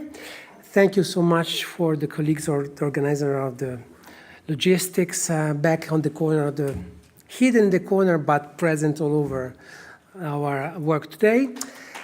Thanks. And second thing, very, very fast. You remember probably my first slide today, the first piece on the left. 2005, the Commission issued the recommendation on Charter and Code. Next year is 2025, 20 years of the Charter and Code. It's a nice occasion and a nice and important occasion for a celebration. Too early for me to tell you when, where, and with what formula, but we are going to organize something. So let's start creating the buzz. That will be the 2025 goal, the 20 years of the Charter and Code, and of course the European Charter for Researchers. So I wish you all a safe and fast way back home. I hope you gathered nice ideas, nice inspiration, information on all the presentation we delivered. Kick off of the new e-tool. If there are questions, please check first to get the guidelines, and then you can ask via email to me, and I will be happy to reply to all your questions. Thank you very much, and goodbye.